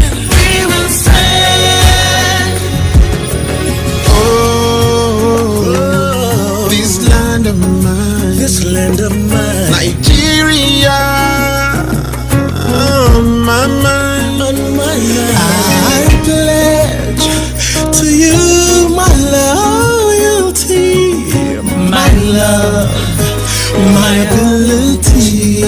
Ooh, and as we celebrate ourselves, we shall rededicate to serve a new Nigeria, for a better land for all.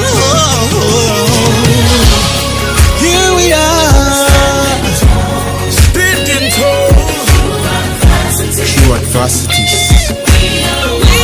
We are one. 100 years unity. Nigeria. We will stand on the mountain, shout it in the valley. Nigeria has come a long, long way. On a journey to our future of brighter and better days. Together we will make it strong and invincible. We are on our way. Oh yeah. One nation. Indivisible. Nigeria is here to stay. We are standing tall as a nation. Standing tall through adversity. We are 100 years.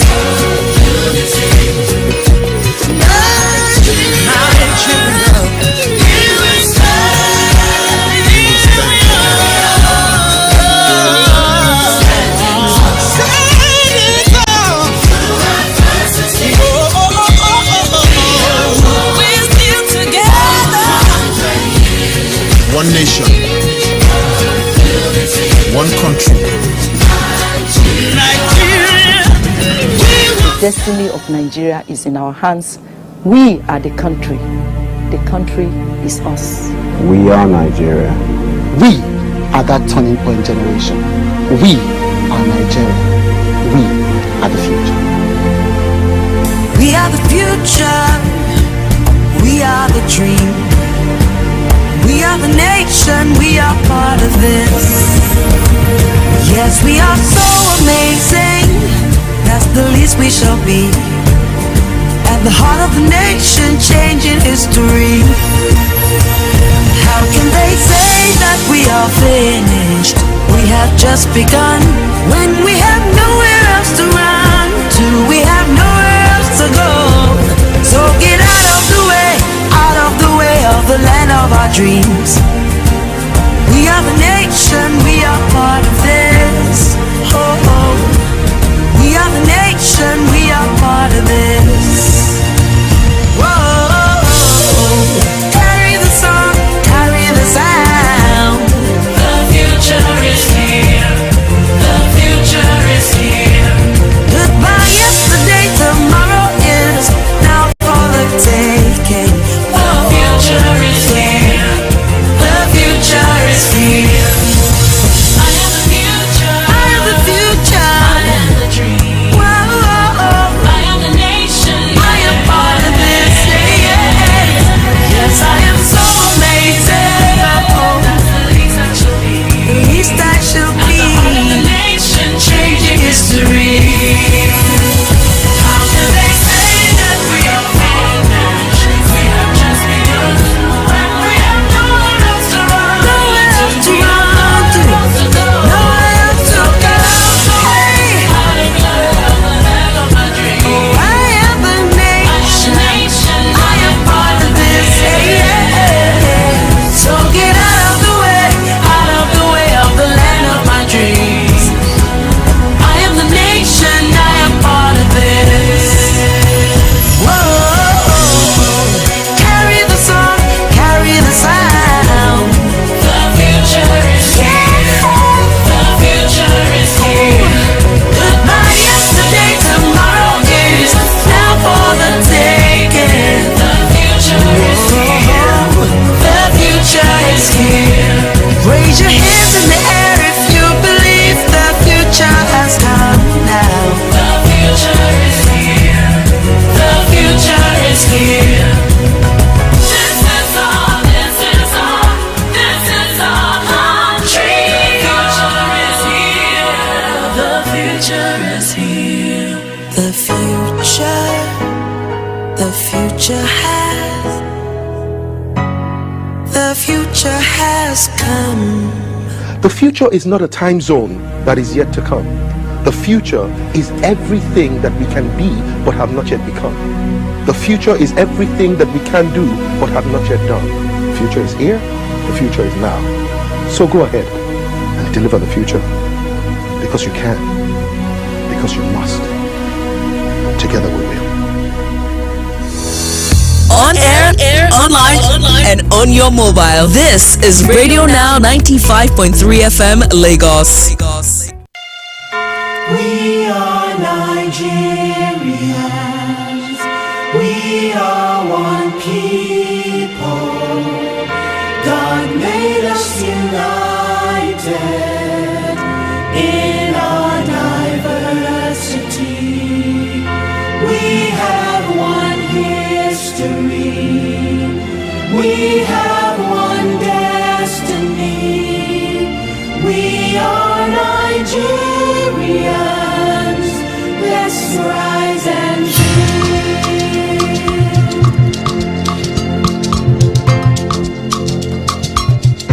We have the vision with hope of what can be.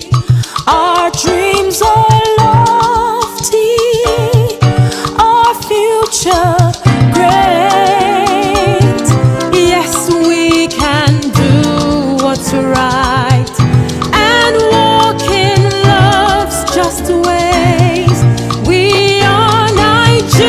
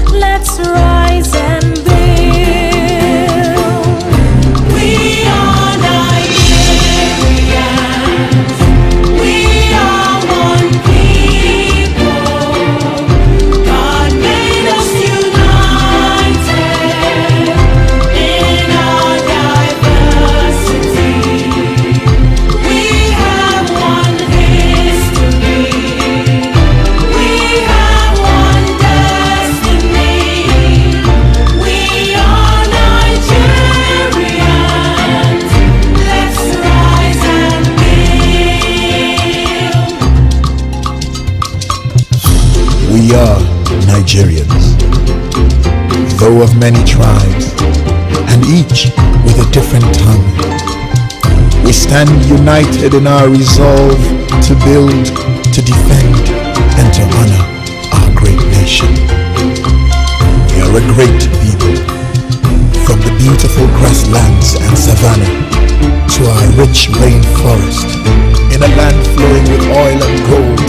Hear the clatter of groundnuts, hear the whispering palms, see the towering cocoa trees. We are Nigeria. We are Nigeria. We are one people. In our diversity.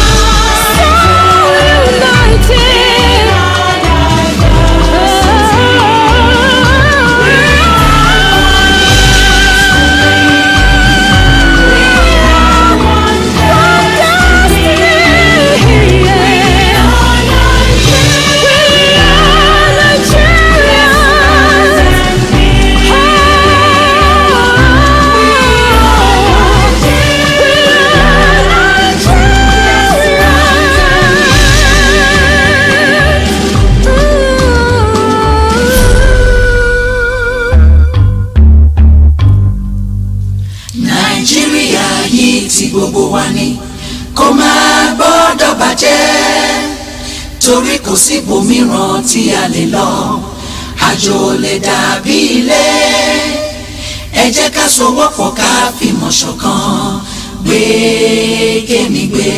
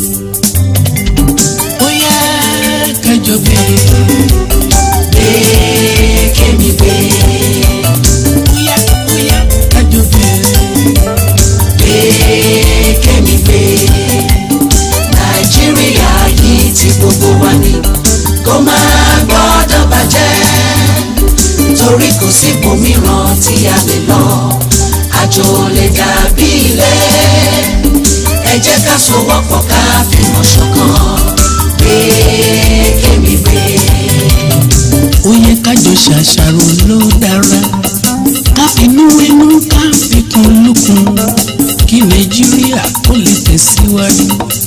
Ogun ọ̀tẹ̀ yìí ti tó, ká gbàgbé ìjà ẹlẹ́yàmẹ̀yà. Haúsá, Ìgbò pẹ̀lú Yorùbá, ṣe la ṣàjọjì ìjà òmìnira. Òmìnira bí a tún bára wa jà, èdìrẹ́ ogun èṣù yìí. Gbé kájọ gbé, ó yẹ kájọ gbé. Kémi gbé, ó yẹ kájọ gbé. Yẹ́sù. Kémi gbé, Nàìjíríà yìí tí gbogbo wa ní, kó máa gbọ́dọ̀ bàjẹ́. Torí kò sí ibòmíràn tí a lè lọ, àjò lè dàbí ilé. Ẹ jẹ́ ká sowọ́pọ̀ ká fìmọ̀ ṣọ̀kan, gbé kémi gbé.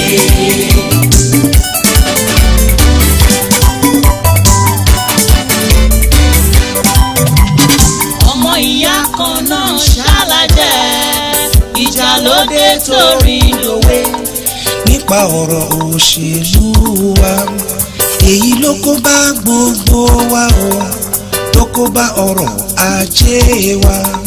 torí kò má lè ṣe kí ìjà máa wà ìjàmbá dìde ò ká parí ẹnu yẹ.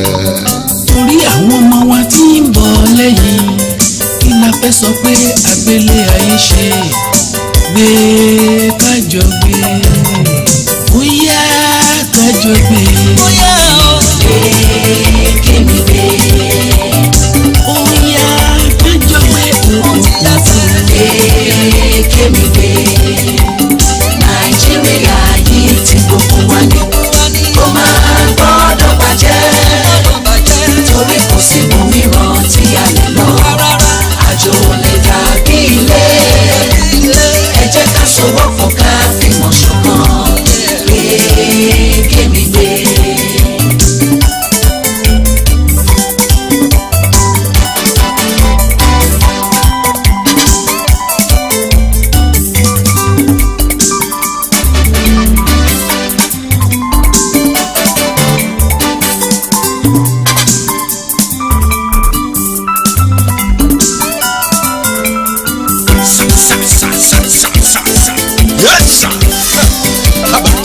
Come, my brothers and sisters. All that I don't care attitude no be amo. You say which one concern you? Make you think the thing well. Because Andrew will check out see they here. So make I tell you whether you be Yoruba, Hausa or Igbo, all na the same 10 and 10 pence. Now him make we go join hands together, make we country better. No say I no tell you. Yes sir. Samarin Nigeria, Mudaga Nigeria. Yamata Nigeria, Mudaga Nigeria. Muhata Hanumu, Mudaga Nigeria. Nigeria, Namune. Nigeria, Namune. Come, make we live town. Live, make a live. Come, make we lift Nigeria up. Live, make a live.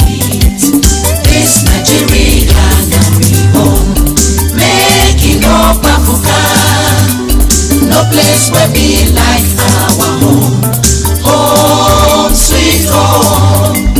Make we join hand and think alike. Live, make a live. America plus Germany, France plus Britain. Yeah, shebi we know, then they suffer before. Sincerity plus hard work, now it make them okay the best today. Everybody won't become citizen, brothers and sisters, make we no give up. If today bitter, tomorrow will be better. If today bitter, tomorrow will be better. Not true at the top, not true at the top. Make me live town, live, make a live. Make me live Nigeria up, live, make a live. This Nigeria now we own, making up Africa. No place where be like our home. Home, sweet home. Make we join and think alike. Live, make a live. Tàbá fọwọ́sowọ́pọ̀ Nàìjíríà tó rò mímímí. Ohun tó bàjẹ́ tún lè látún ṣe ọ̀rọ̀ nìyẹn. The way forward na him be this. Make we work for better Nigeria. Whatever we sow na him we go reap o. Make we work for better Nigeria.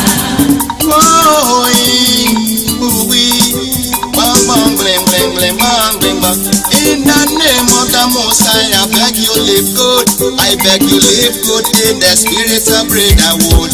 Fade away, oh ye spirit of segregation. Move away, oh ye spirit of nepotism. I beg you, please listen to we. Make we work for better Nigeria. The more we are together, together we shall be. Make we work for better Nigeria. Together we stand, divided we fall. Make we work for better Nigeria. If you are a leader, please show good example.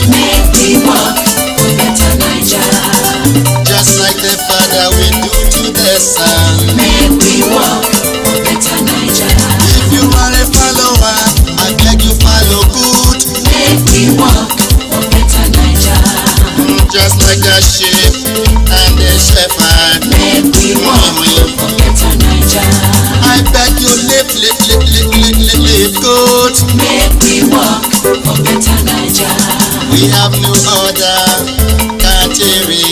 Make we work for better Nigeria. United we go stand. Divided we fall. For better Nigeria. Make we make this our great nation Nigeria great. Make we work for better Nigeria. My people, if we do better, we go chop better. If we chop better, we go live better. And true, if we live better, our pikin dem go live better. And with better education and everything come dey nyaf. Na peace be the answer. Jama'a samari da 'yan mata tattaku ne abu da zan faɗa muku. Wato lokaci bai kure ba da za mu haɗa ne mu rike wannan Najeriya sama. Dan wannan Najeriya ya faɗi ina za mu shiga ina za mu je. Saboda haka dole wannan gaskiya ne mu haɗa hannunmu mu rike wannan Najeriya sama. Dan wannan Najeriya namu ne na kowa ce. Umunemu na mo okorobịa na gbọgọbịa n'ụlọnumo. Make we work for better Nigeria. Ọganiru n'ọchịchị ọma ọ na-eweta ịfụnanya. Make we work for better Nigeria. Nigeria be our country forever and ever. Make we work for better Nigeria. God take our troubles and give us peace. Make we work for better Nigeria. Amiye ebere mi so. Make we work for better Nigeria. Amiye ebere mi so. Make we work for better Nigeria. Nigeria ebere mi so. Make we work for better Nigeria. Nigeria ebere mi so. Make we work for better Nigeria. Mu haɗa hannunmu mu daga Nigeria. Make we work for better Nigeria. Ikorabo ọ̀nà lórí me. Make we work for better Nigeria. Nigeria orere me. Make we work for better Nigeria. Nigeria now we own Make we work for better Nigeria. Baba, mama, make we carry am together. Make we work for better Nigeria. Èmi dé ìwọ̀gbẹ́ kágbé Nàìjíríà lárugẹ. Make we work for better Nigeria. Nigeria, ẹ̀wọ̀n ìmọ̀ náà o. Make we work for better Nigeria. Wàlá wo wàgẹ́ akẹ́kọ̀ọ́ ẹgbẹ́. Make we work for better Nigeria. Ìwẹ̀ ìyá rẹ̀ màgá yòrè. Make we work for better Nigeria. Nàìjíríà tútù mẹ́ta ohun ẹ̀dá kára kò sọ̀nà kan o. Make we work for better Nigeria. Àgbájọwọ́ ohun ẹ̀mẹ̀mú ìṣàyà o. We are Radio Now 95.3 FM Lagos.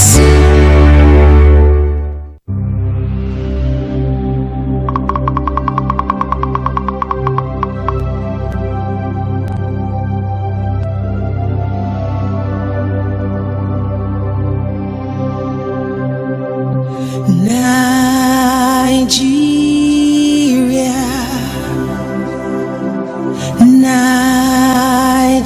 Nigeria, Nigeria, Nigeria, the greatest nation of all, the one so blessed with culture. We are so different, yet we can all live as one. There is no telling what we can do, and we just believe in Nigeria.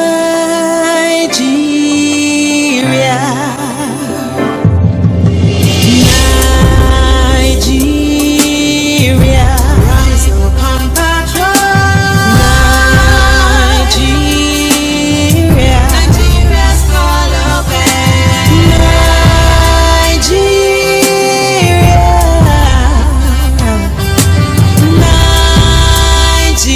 Nigeria,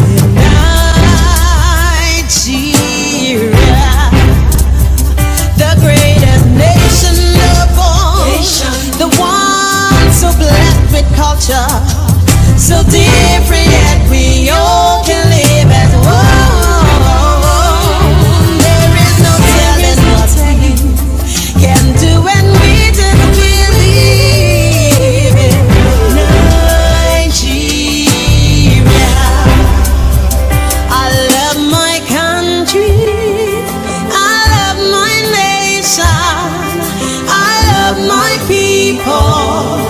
I love them all. I love my country.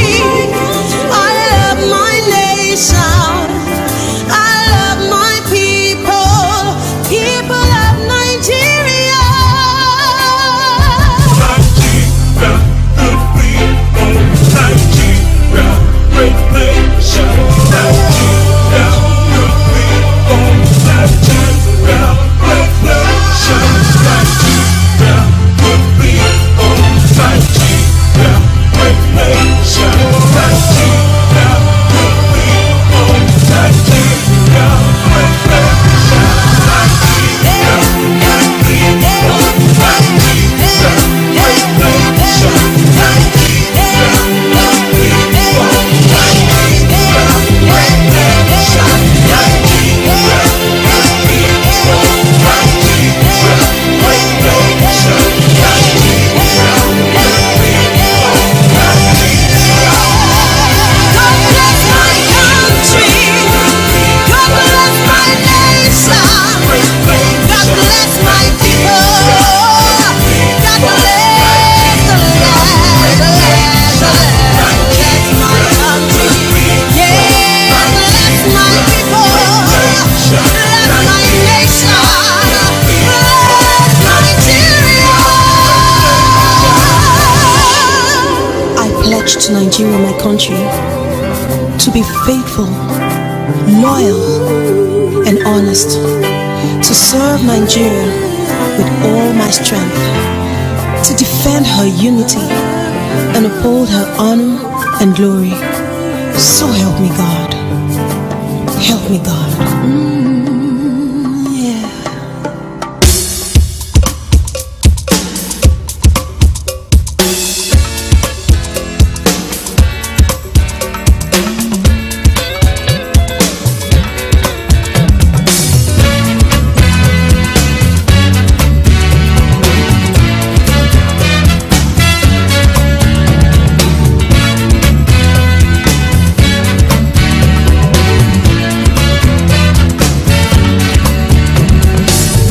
Arise from your sleep, Africa.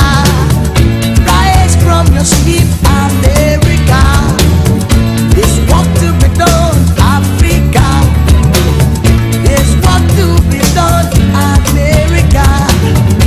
If we unite, we will be free. So long, for too long, so long, for too long. Hey. We've been sitting down for so long. We've been fooling around for too long. We've been sitting down for so long. And I've been fooling around for too long. So long, for too long, so long, too long. Hey. Oh Lord, can you hear me now?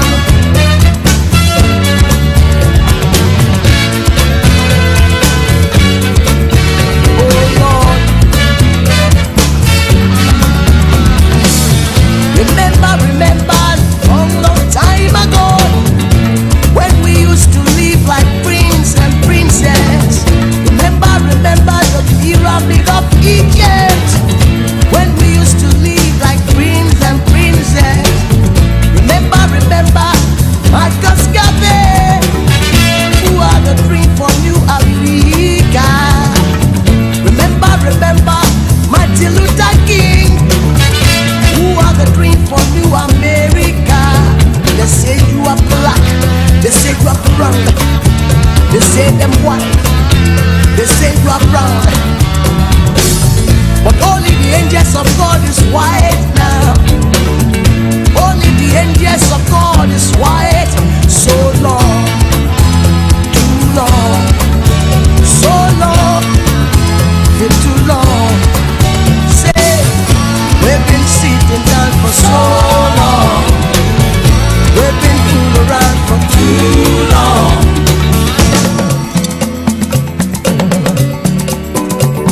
Arise from your sleep, Africa.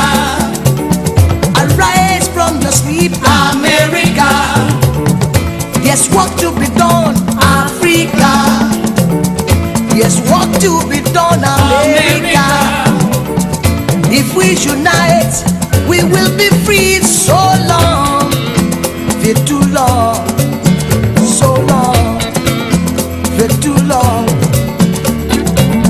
Remember, remember, remember Marcus Garvey, who are the dream for New Africa. Remember, remember, remember Martin Luther King, who are the dream for New America. Remember, remember King Selassie, who was betrayed by his people. Remember, remember, remember Lord Jesus Christ, who died for you and I to gain salvation. They say you are black, they say you are brown, but only the angels of God is white now. Only the angels of Jah is white. So long, for too long, so long, so long, for too long, too long.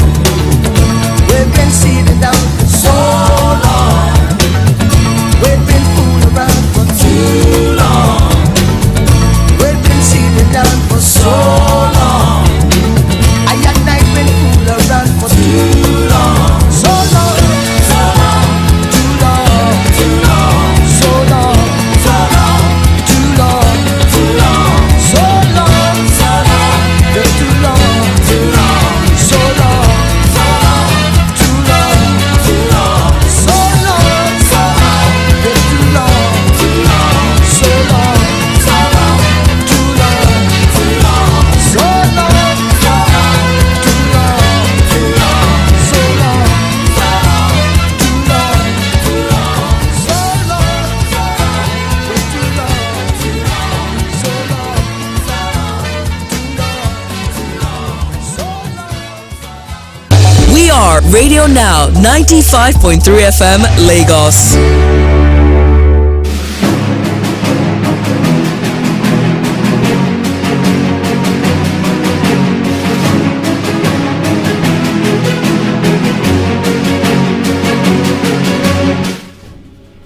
Thanks for staying with Radio Now 95.3 FM Lagos. If you are just joining us, you're welcome. You're just in time to catch the tail end of our elections coverage today.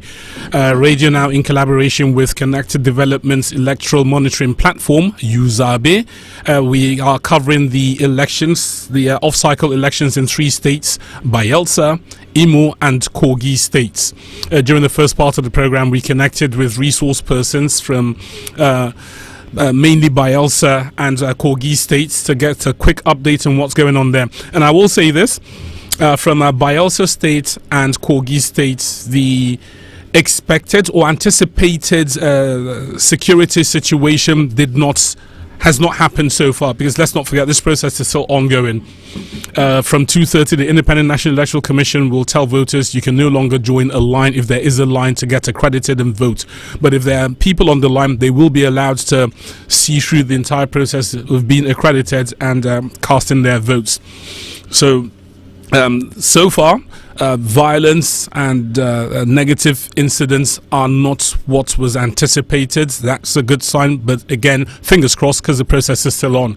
The bulk of our attention now is going to shift to Imo State, where quite a lot has been coming out.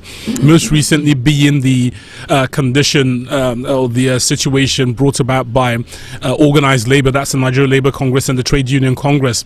They ground activities. This was last week, Tuesday, I believe, on the heels of the president of the Nigeria Labour Congress, Joe Ajero, being brutalized. Organized Labour say the police are responsible for that in connivance with the state government. As a result of that, they shut down Imo State. We do have on the line now, David? Yes, we do have a journalist in Imo State, Chinonso Alozie. He's on with us, and he's going to be telling us, what he has observed so far. Hello, Chinonso Alozie. Thank you for joining us. Well, thank you. All right. Where exactly are you in Imo State? Well, I'm in the way. Okay. I'm moving around for monitoring the situation of things. How many units have you covered? Well, I've gone so many local government areas. So, you know the situation in Imo. So, we keep moving from one end to the other. Okay. So far, how has the conduct of the election been in the places that you have covered? Well, for now, we have the issue of vote buying, the issue of voter intimidation. We have the issue of a lot of other election violence. What I say, not really people of but violence in the terms of intimidating the voters. So that's the two topical issues we are having in Imo now. The issue of vote buying and intimidation of voters. Okay. Beg your pardon. So let's have a quick conversation about the preceding days to the election. What effect has the actions of organized labor had on the elections in Imo State? You know, they said they were shutting down activities in Imo State. What impact has the actions of labor had on the elections from your observation? Well, what the labor did was a strike as a result of the alleged beating of their president, the Nigerian Labour Congress president, QIJ. As a result of that incident happened November 1st of this month. So, from there, they declared their total blackout in Imo. From there, it's over a week now. Imo people have been under serious issues of blackout. So it has affected a lot of economic activity in Imo, affecting small businesses and also affecting other sectors of the economy. What are the people saying about that, the cause of it? Are they holding anyone? They are very, very, very angry, bitter, because some of them felt that the government should have handled the NSC issue without the beating, without resorting to the issues surrounding the beating of the NSC president. Whereas the supporters of the government said that RGA should have also obeyed the report of the court order stopping that NSC strike in Imo.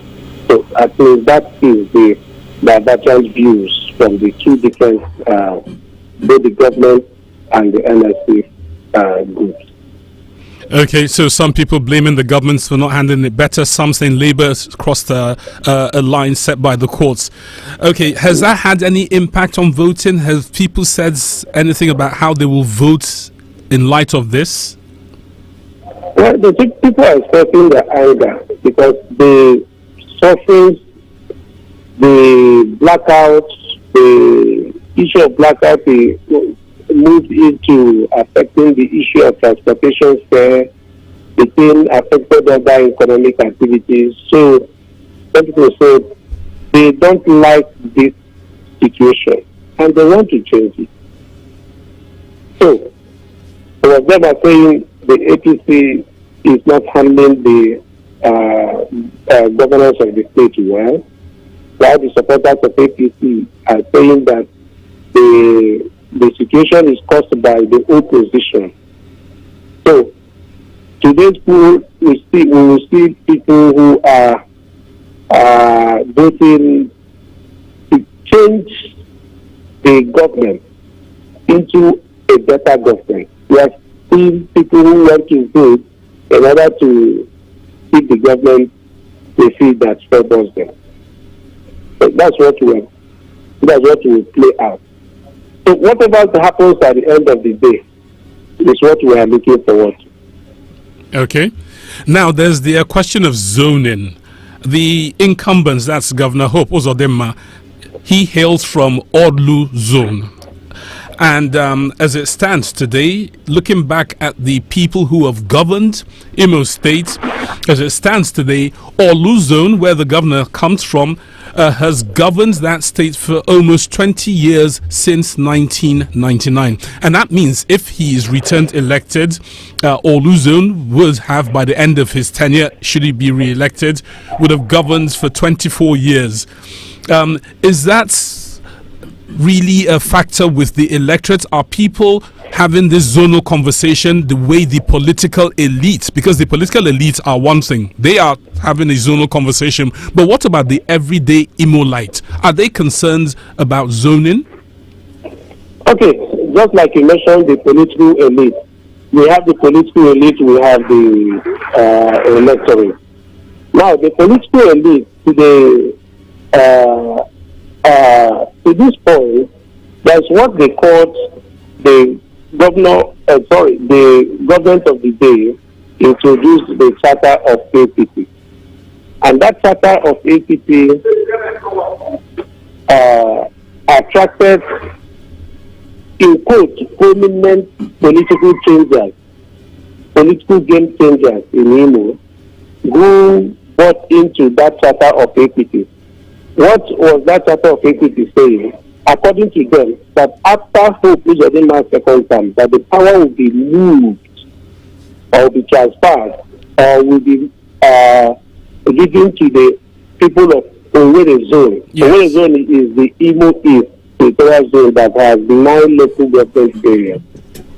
So, that charter of APP, so many of them have adopted into it.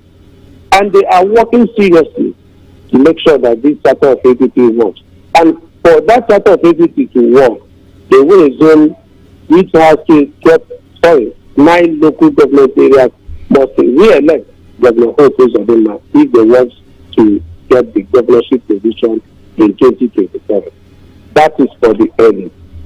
Then for the commoners, they are more interested in a governor that will think about their welfare, that will be interested in what happens to them, that will be interested in their welfare, that will be interested in the issues that affect the governance of the state. That is what the people are saying. So that's the difference between the people and the early. When I say the early, the political game changers. Yes. Yes. Now, back to the political game changers, as you said. Yes, there are 3 zones. The Owerri Zone with 9 local government areas. Okigwe Zone, which has 6 local government areas. And then the bigger Orlu Zone with 12 local government areas has the superiority of numbers. Now, regarding the APC charter, are we having conversations about adhering to that charter? Because we've seen at the federal level with political parties, the national level, we've seen, for example, the last election cycle, we saw the former Vice President Atiku Abubakar say, look, I'm going to contest for president, when there was a conversation about shifting to the south. And the PDP came out and said, well, this is the PDP charter, not a Nigerian conversation. This is their own conversation. So what guarantees do people have, especially the political elite, that should Governor Hope Uzodinma emerge elected, the charter will hold true and will be observed by all parties, even the ones that lost out? Okay, so what, if I may get your point, because the network is cracking. So are you asking what becomes the charter of APP after Governor Hope Uzodinma? Yes.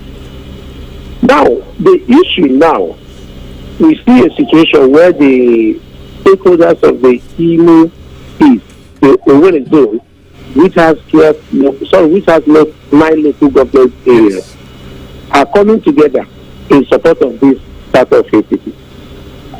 That's why they have a governorship candidate who is also from Owerri Zone, the PDP, the People's Democratic Party PDP governorship candidate, Sambade Ariawo, is also from Owerri Zone. Then we see some of the key stakeholders trying to use the charter of APP to influence the decision in the electoral process. And that is what has been happening, even at the moment the election is ongoing. So that's the situation. Now, for the Imo North, which is the Okigwe saw Imo North, the Okigeso. We also have one of the strongest governorship candidates, the LP, the Labour Party. He's also saying that that charter of equity belongs to the APC, it doesn't belong to them. And they are contested for the purpose of governance and not for the purpose of that charter of equity. Okay.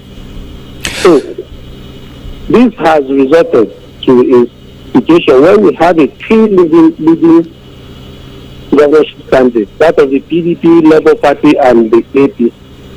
So, as it is now, that is the situation we have in Imo. Okay. So, whatever happens in the next 2, 3, 4 hours, when the results will start trickling in, we don't know whether the people have voted according to the charter of equity, according to their conscience, or according to the sentiments of the people.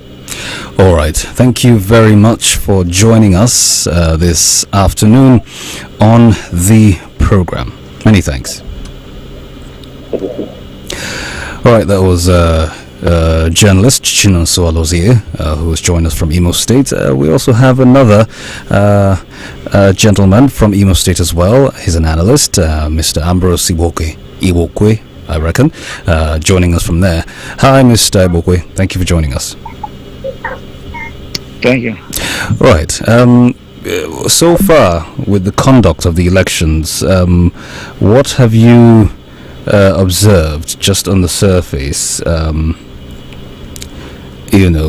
Covering the elections. I reckon he is joining us. Okay, you're there.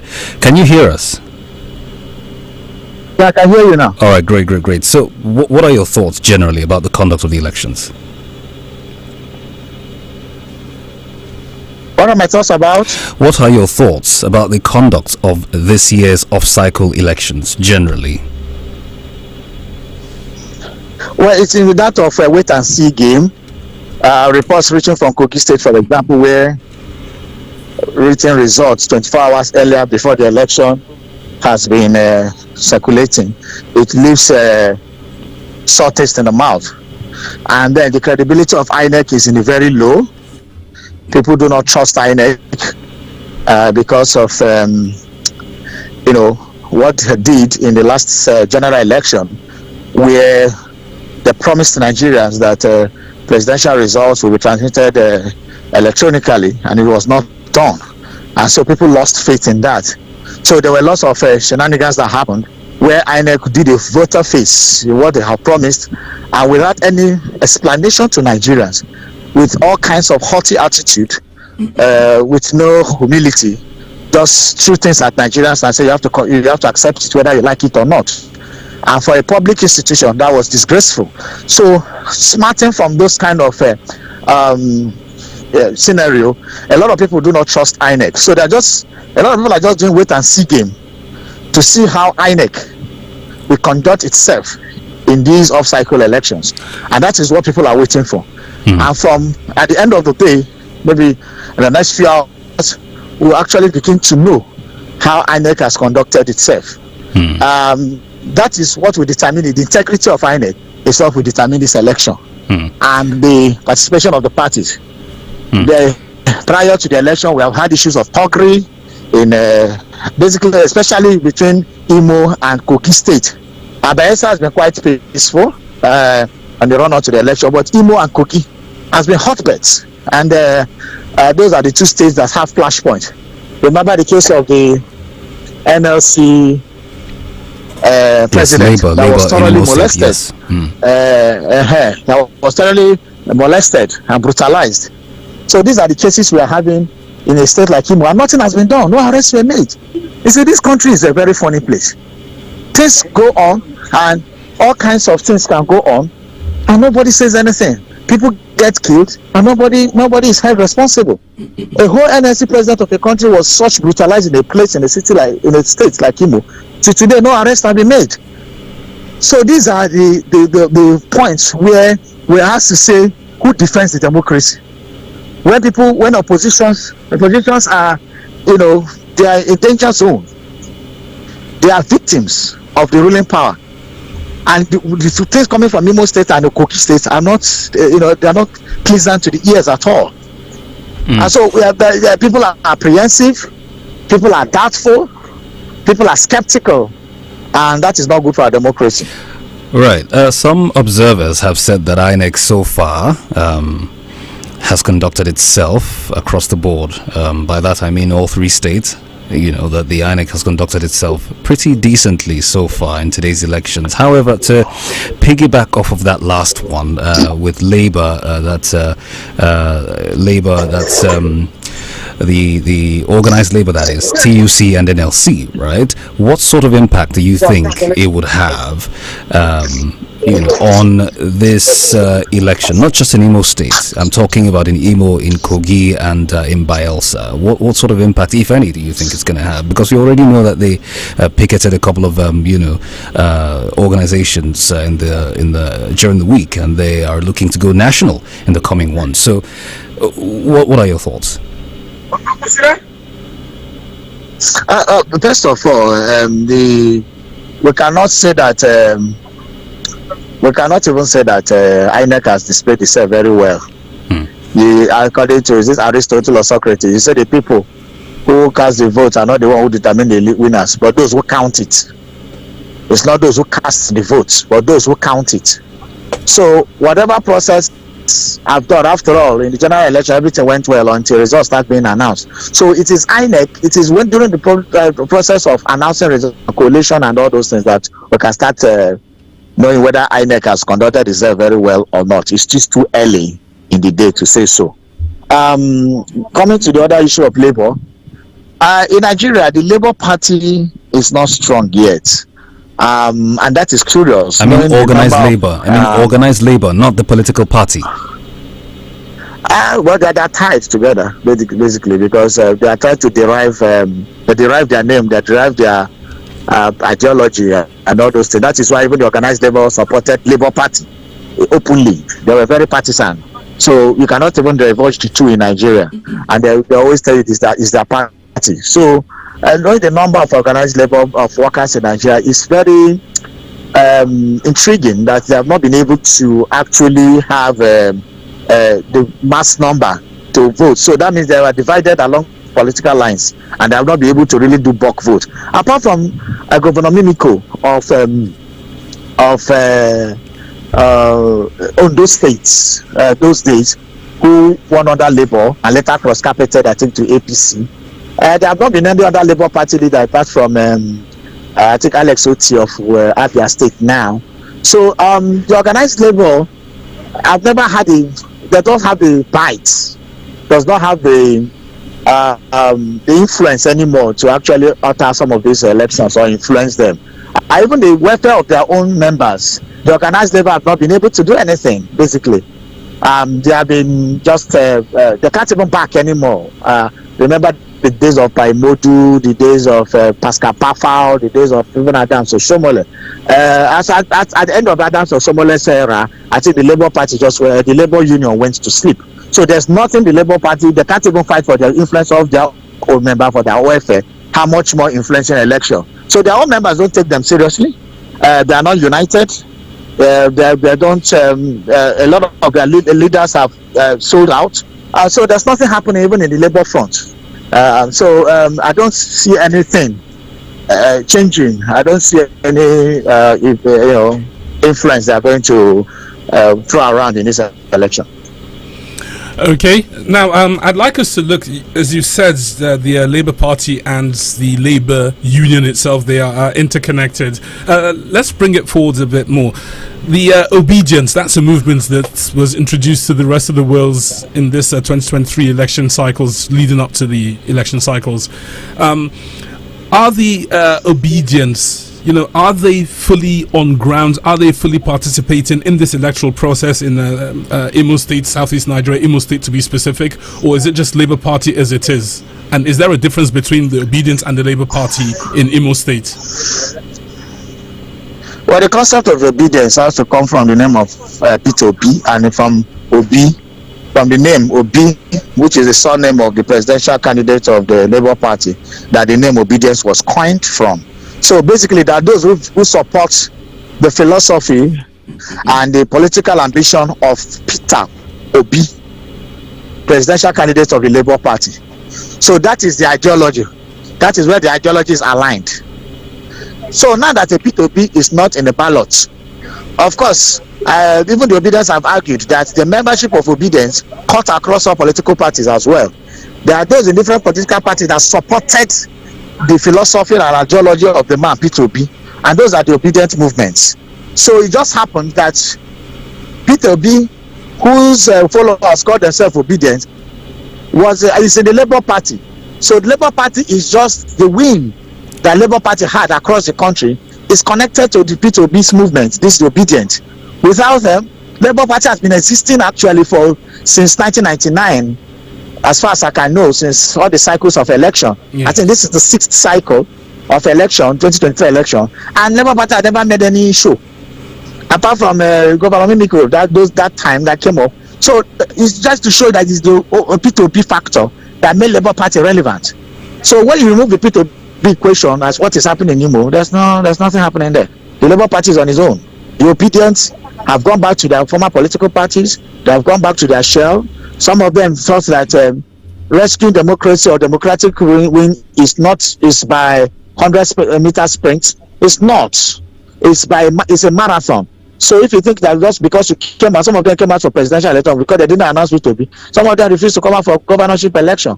So that's to show you the naivety of the Nigerian political voters. They need to know that it is survival. That election is about their survival, not a social event that comes up every 4 years. So and then they should not leave it to the politicians to determine. That is the problem. So we can now deduce the fact that Obedient movement basically have no link or connection to what is happening in these 3 states in this election. Mm-hmm. Okay, so that means, candidates Achonu, for example, of the Labour Party, some people have said he will be banking on the overwhelming support received by Peter Obi, 70%, I believe, across southeast Nigeria.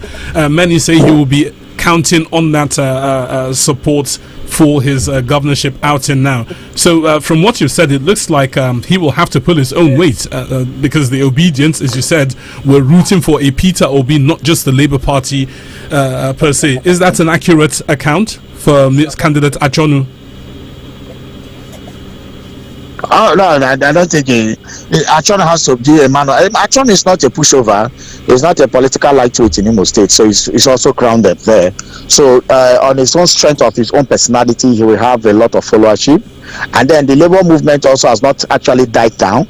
The Obedience are still there, and then P2B also is giving a support to him. So right, he still has that support. And some people are already complaining about the incumbent. That we'll see how that transcends. But you can see that it has increasingly been difficult for a governor who is coming back for the second tenure to be defeated in Nigeria. There are rare cases of that, and when we look at those rare cases that those things have happened, you will find out that the political godfathers of the state were the ones that sat down and said no, it was not happening. It happened in Lagos in 2019 when Ambode was voted out, but that was because the political class there didn't want him. So the places it happened, and a political conscious state like Kano, where the people actually, most of the time, the people decide who is their governor by their mass movement. When Kwakwanso did, so most of them were doing one term out and in. It happened for a while in Oyo State, but that jinx was also broken recently. So we can find out that it's very difficult. The Nigerian factor is very difficult to dislodge an incumbent, and so that's the power that Hope Uzodinma is riding on. It is Hope Uzodinma is riding on that. So, and then again, Hope Uzodinma has that the power in the center is also his own political party, the APC. So that is the strength that is drawing from. So it will be actually very difficult to dislodge Hope Uzodinma. It's very difficult. Okay, now having put it out on the table, or laid it out rather on the table, of course we know that as far as our political atmosphere is concerned, the incumbent in most cases grabs the longer end of the stick. However, another individual that is worthy of attention, so to speak, is the PDP candidate, Samuel Anyang, who was a former national secretary of the PDP and a former senator, if you like, of Owerri zone. Now, in his case, I mean, he comes with a party that for a long time, or the longest time possible, has been known to be the main or the major opposition since the beginning of the Fourth Republic. In this case, comparatively, he right now going with the New Labour movement, so to speak, which Achonu has identified with, together with Uzodimma, who, by the way, increasingly is becoming a personality of concern for some Emulites, so to speak. Now, with these three gentlemen in the pool, if you want to take out the power of incumbency right now, what would you say are the chances of each one of them? Well, there's no PDP again. We're told that the man, opted out of the race, just basically barely 48 hours to the contest, and told the supporters to support Hope Uzodimma. So that's kind of people that parade themselves as opposition parties. In Nigeria, there are no opposition parties. There are only opposition individuals who have not been settled. Once they are settled, they can cross over to anywhere. How can a former national executive member of a PDP, a whole PDP, who is contesting in most states, that means he was just there for window dressing? And who knows what has gone on, what was the game behind?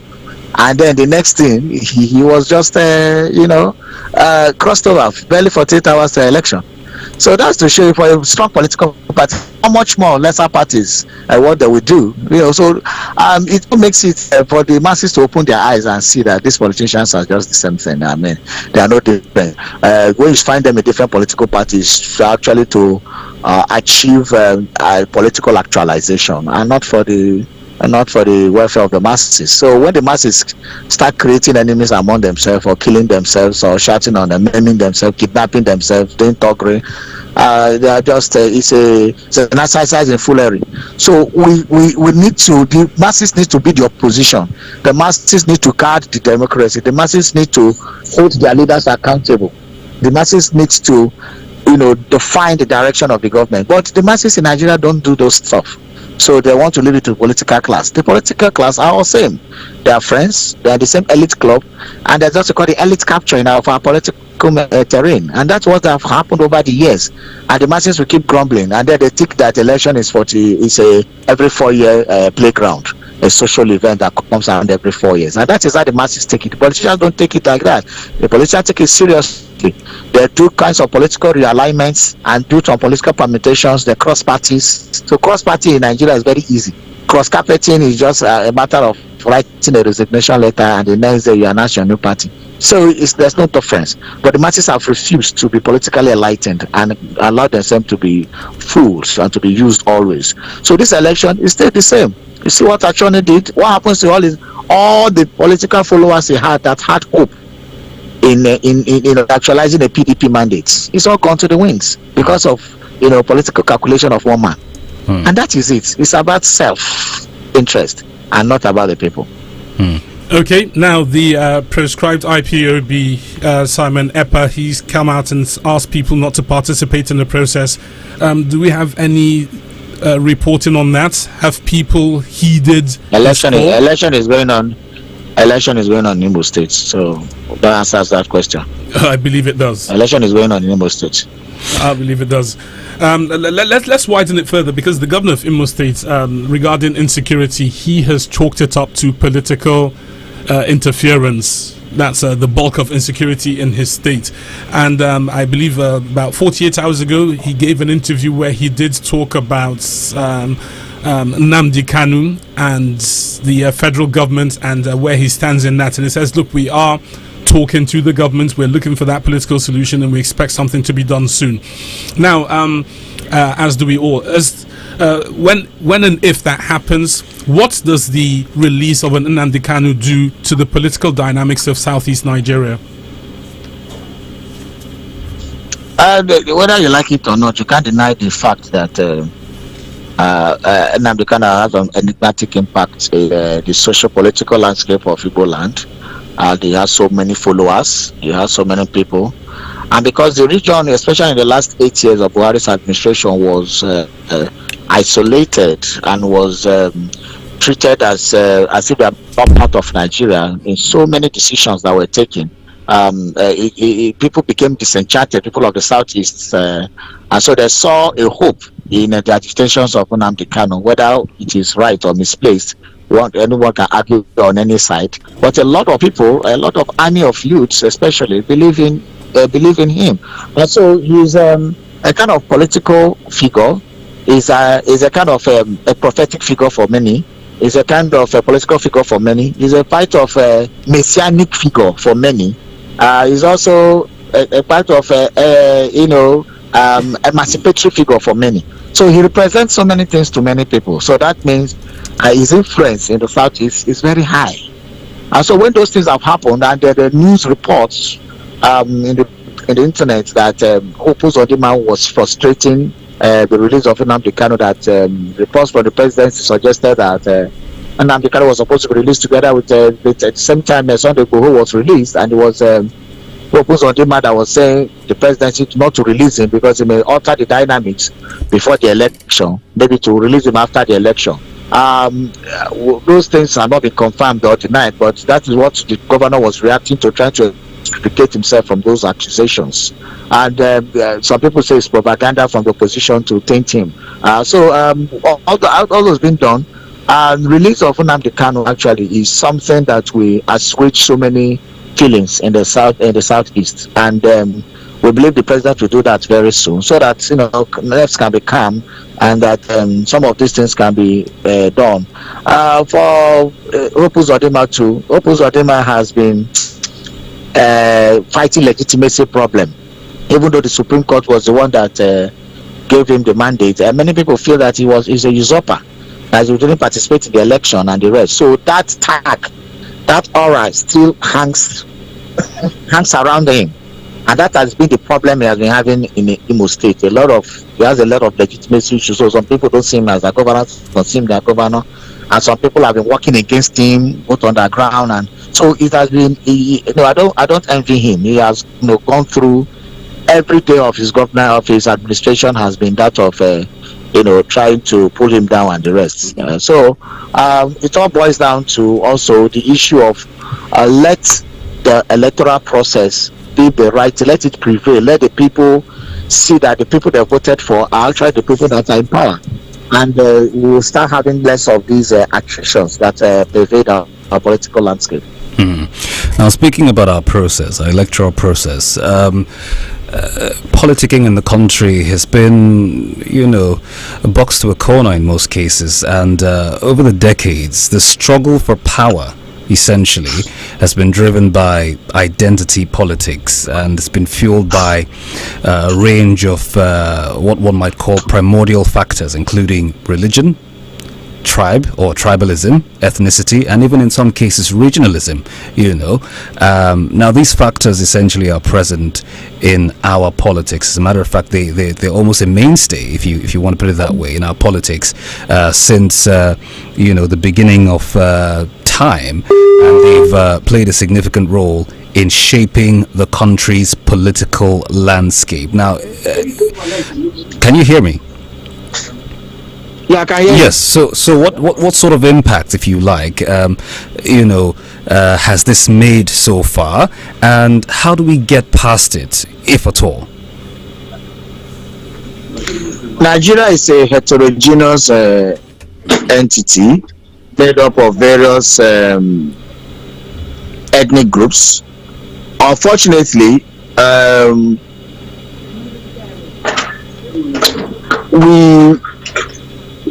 our opinions were not sought when the integration of the country was done, first of all as a colonial entity, secondly as amalgamation in 1914, thirdly when they were bringing the different regions and ethnic nationalities together. Remember that every region, every ethnic group in Nigeria was an independent sovereign nation. The Benin Kingdom was there, the Oyo Empire was there, the Opobo Kingdom was there, a lot of the Zauzau Kingdom was there. So a lot of kingdoms were on their own. Some of them were even doing business with were doing business with other countries. And the Benin Kingdom was doing business with Portugal and so many other European countries until the British came and just linked all of us together. So even our independent political forefathers like the Awolowos and Ziks of this world, they always saw it according to the prism of religion. And when you look at the political parties that were set up just before independence, most of them were set up from according to the line of ethnic cleavages, ethnic lines. The Action Group went for the Yorubas were there. The North went for Northern People's Congress (NPC), and the East has to align with NCNC. And then they started forming alliances, and the rest. NCNC formed an alliance with NPC, and then Action Group AG became opposition in the parliament. So you could see that the political parties were along that line, and whether we like it or not, Nigeria have not risen beyond those primordial sentiments, because you will first of all see yourself as a Yoruba man or whatever you come from. I will first of all see myself as an Igbo man. The Kanuri man will first see himself as Kanuri man. The same thing with the Shekiri or the Urobos. They will first see themselves from the ethnic, clannish prism before the national outlook. And so that is how we are as a people, and we cannot deny that. So that is also what comes into politics. And even when the best is available in a place that is not your own, or the ethnic group that does not belong to your own, you still play the game of ethnic card.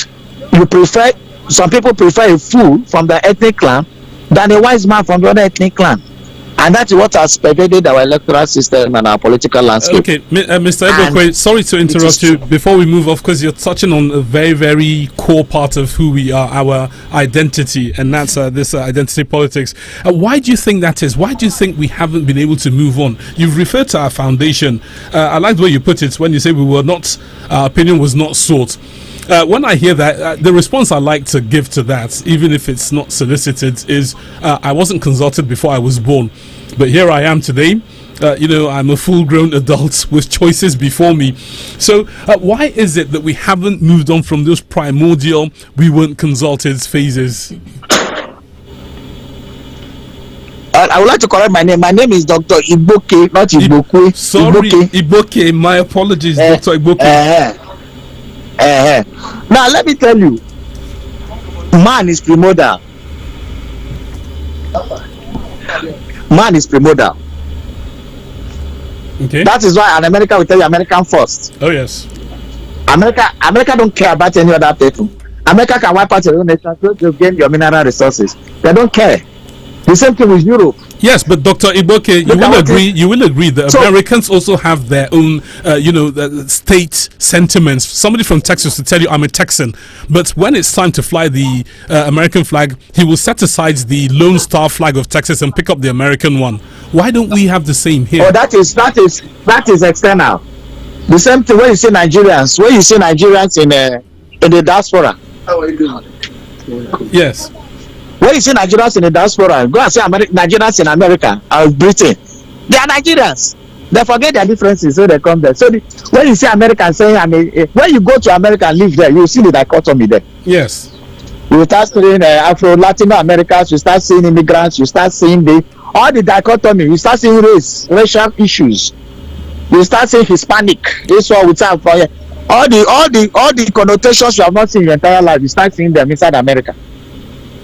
I get to the point. Yes. And they are very deeply divided in the United States of America. But when it comes to international, of course, there's one government running it and the rest. And the way they have made it, because most Americans are not indigenous. The American population are not made up of the Aboriginal indigenes of the United States of America. Those people are not there. There's all of them are people that came from other places in Europe and other parts of the world. So that is why it was easy for them to create those laws to say whenever you find yourself, you are an indigene. But when you have a country like Nigeria, where you have Aboriginal indigenes who are still the people living there, you will have these issues. It's everywhere. That is why when you go to Europe, you will see a country that is the size of as tiny as Lagos. Yes. You will see look at the former Czechoslovakia, divided into almost 13 countries. Yes. Look at the former Soviet Union. All these divisions are along ethnic, primordial, tribal lines. Is that we don't teach our people these things? Is Nigeria supposed? If so, they divided their own countries according to their tribal and ethnic lines. But they came to Africa and juxtaposed us together so that we can never be at peace. That is the strategy. What is Oceania? What is Mauritania? What is this? Czechoslovakia, Slovenia, Herzegovina. This. They're splitting every day. Tiny countries. Imagine a country that has a population of 10 million, 13 million. Interesting. So along religious line, even in Italy, along religious line, the state of Italy had to create a country called Vatican City for the Catholics. So we can all pretend that it happens all over the world. But what Europe have done is to create their own countries. In Finland, they are Finnish people. In Netherlands, they are Dutch. Germans are Germans. Monolithic entities, homogeneous groups forming a country. That's what you call a nation. But when they come to Africa, they will juxtapose everybody together and call you a country. And then make sure that you fight against each other.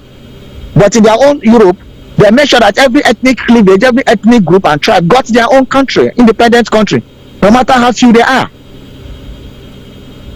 Interesting. So it's the same everywhere, my brother. It's the same. Let's not be fooled. Okay, now we've been hearing issues of some pockets of infraction here and there by observers and all of that. Talking about this one is this one maybe at a portion here you have maybe a bunch of thugs coming in. Earlier we also reported some gunshots here and there in Kogi and the likes of them. Now there's also a report, allegedly anyway, it's being reported that someone has been shot dead in a Gala Ogane polling unit in Aingba in Kogi. Now, we see these things happening over and over and over again in every election cycle that comes. And it makes you wonder why it happens. And at the heart of it, these politicians are there. You find them there, and for some reason you see them or you hear them giving you giving you assurances at the beginning, perhaps during electioneering periods and all of that, the build up to the final day of the polls. But on the day, because essentially nothing happens in a vacuum, something definitely had to have been the driving force for these individuals who constitute a nuisance on the day of the election. So what then do we need to do to make sure that we don't keep seeing these things happen over and over and over again? Well, some people are sacrificial lambs, and I think they want to sacrifice themselves for whatever reason they want. That is their own choices. But I think there will be enough voter education against violence. There will be enough voter education about how to live your life and not to be used as a political sacrifice by politicians who have their own children schooling in the best schools abroad. And then you are here carrying boxes, carrying charms, carrying guns and all those things. So some people have, there's what you call the jet sounds and float sounds of the society, people who are just the dregs of society. That is their choice is to be used as machines or killing tools, to be used as whatever they need for them to. So if that is how they sacrifice their life, that is good. But again, the security agencies should always try to prevent these things because they are intelligence gathering. I don't know what is wrong with intelligence gathering. If you gather, so far, would you say they have done well today? From your own opinion, let's do a preemptive strike. Well, we have to wait because I always say normally it's towards this time from 4 or 5 p.m. that you start having news filtering of what is happening. When the election, is going on, a lot of energy dissipated. But by this time, you start hearing the gist coming in. So it will be too early also to judge the police.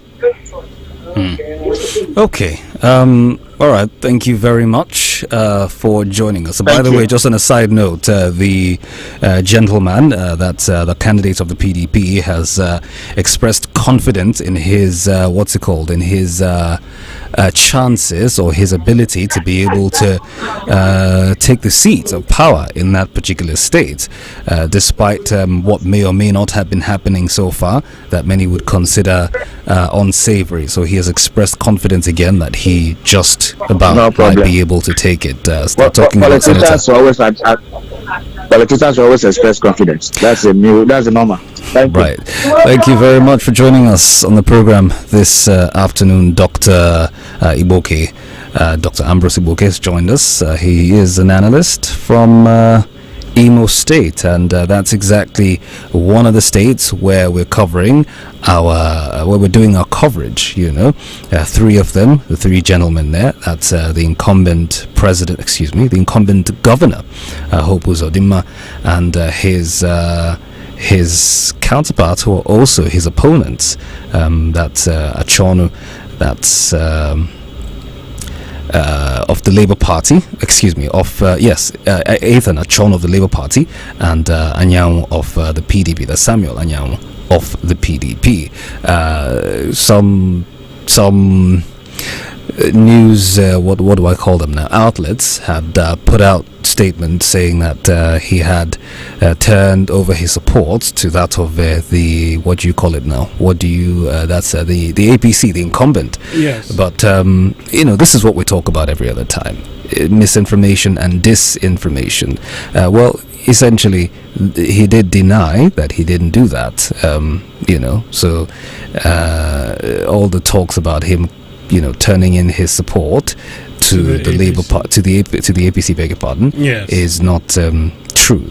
Of course, the rumors will be there; they are still there. Some people are still talking about it, but he never did. He never did that, and so just so that you are certain that it's still a very keenly contested race in Imo State, just as it is in Kogi State, as well as in Bayelsa. 19 minutes past 3 p.m. in the studio. This is still Radio Now 95.3 FM's special coverage of the off-cycle election. Today, Saturday, 11 November 2023, and it is David Chiedu and Camry Apollo here in the studio. We'll take a short break and then some more analysis on the way very shortly. Stay close.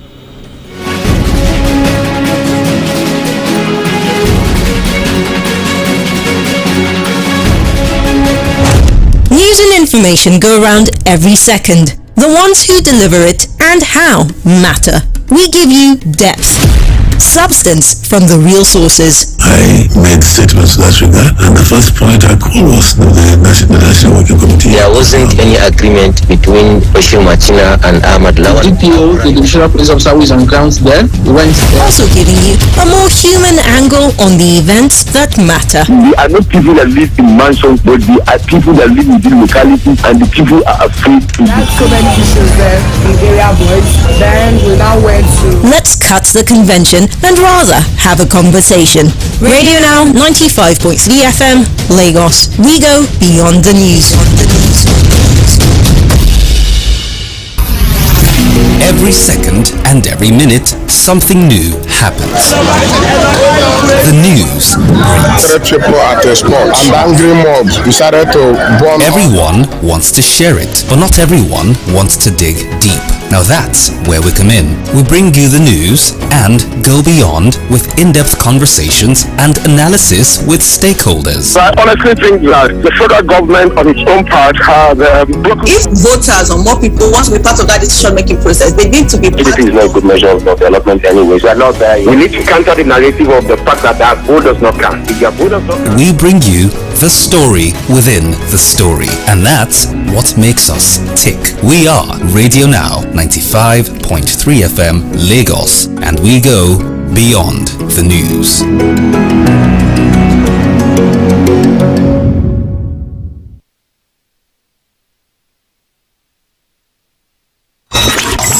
Connect with us now via our social media channels, facebook.com/RadioNow953FM. We're on Twitter too. Connect with us there and get involved. At Radio Now 953FM. 953FM. Like what we do? Share it on your socials and tell everyone. Want to see some more of us? Head over and meet us on Instagram at Radio Now 953FM. Get in touch. We'd love to hear from you. In order to keep up with our culture of excellence and continue to bring you the very best of radio programming, we invite you, our dear esteemed listener, to share your concerns with us on any of our content and or broadcast practices that you consider unsatisfactory. You can reach us via WhatsApp on 0809 682 2595. That is 0809 682 2595. This is for us to get your feedback on our efforts to continue to build and maintain our relationship with you and also to serve you better. Thank you for choosing Radio Now 95.3 FM Lagos.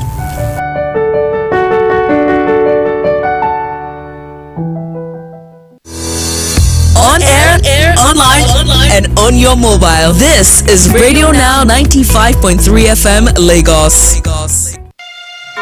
We are Nigerians. We are one people. God made us united in our diversity. We have one history. We have one destiny. We are Nigerians. Let's rise and We are Radio Now 95.3 FM Lagos.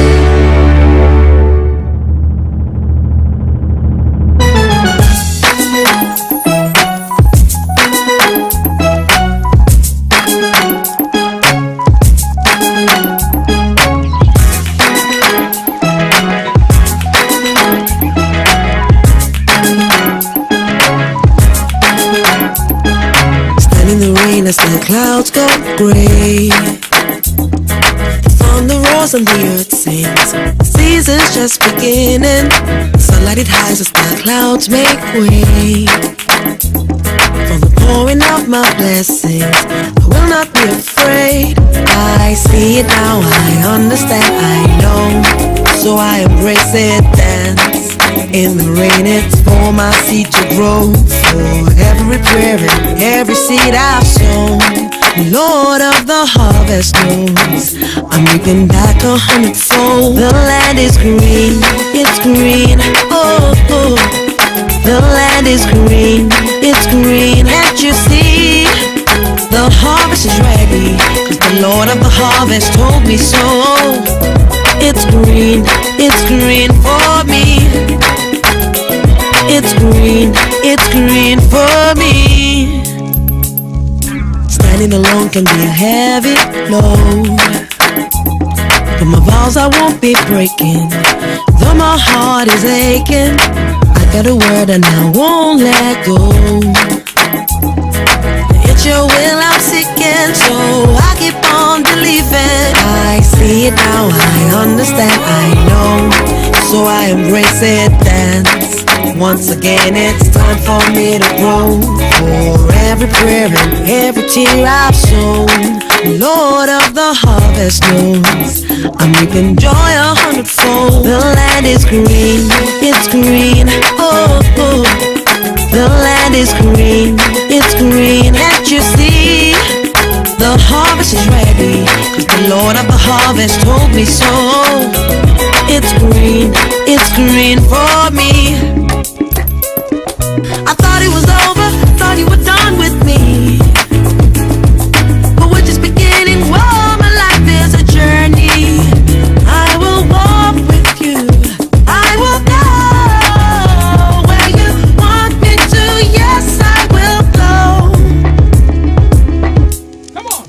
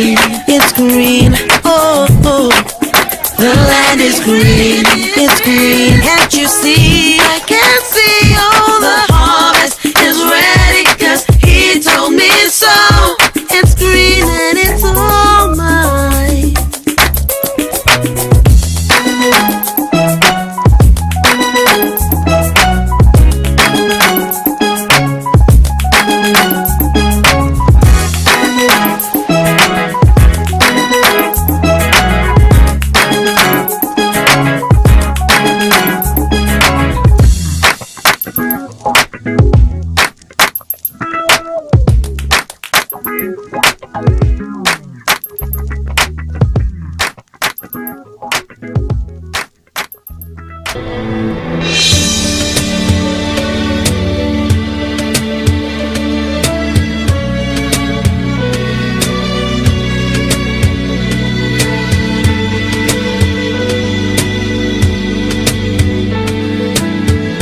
up to an eerie morning, no children playing, no sounds of greetings, one neighbor to another. Oh, it's quiet and gloomy. Peace don't live here no more. No more. Can't believe how much we've hurt each other. Can't believe the damage we've done. Brothers hurting brothers, neighbor harming neighbors. Children grieving for their parents, hacked down before their time. Oh, I can't go out, I don't know who to trust. Fear is just the order of the day. Is peace the way we want to live? With peace we don't have to grieve. When peace reigns, fear goes out the door. With peace we can work out our differences, put an end to all the hate. With peace we don't have to grieve. When peace reigns, fear goes out the door. With peace we can work out our differences, put an end to all the hate. Oh, I know you were hurt. The blow you've been down, so yeah. Cuts teeth like a knife, but we mustn't pay back in kind. Leave no room in your heart for vengeance and hatred, no, no. And eye for an eye, so leaves everyone left. Hey, we have our differences, we cannot change things making war. Without peace, all dreams unhold. Without peace, there's no room to build. So much work to be done to make Nigeria the country of our dreams.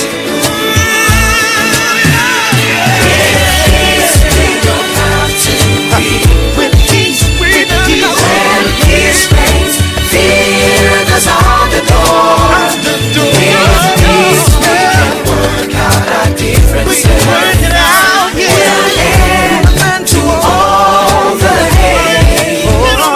With peace we don't have to grieve. When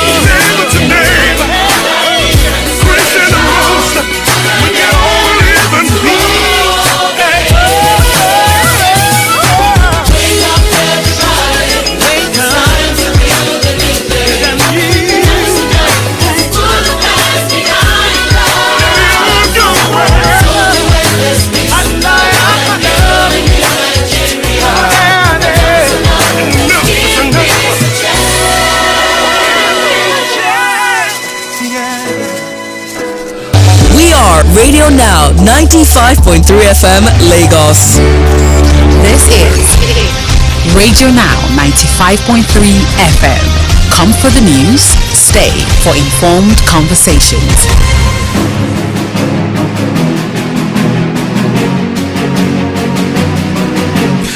You're still listening to Radio Now 95.3 FM Lagos, and this is our special coverage. We're, getting to the tail end of it, by the way. Special coverage of the 2023 off-cycle elections happening in Kogi State, Bayelsa and Imo. Before we go any further, a quick information from the INEC, regarding some piece of information that is actually untrue. All right, it's David Shedu and Camry Apollo here in the studio, by the way. So the INEC has released a statement debunking a particular news making the rounds that that concerns some of their personnel, right? So the INEC said that their attention has been drawn to reports that failed sheet reports were discovered in some polling units in Kogi State.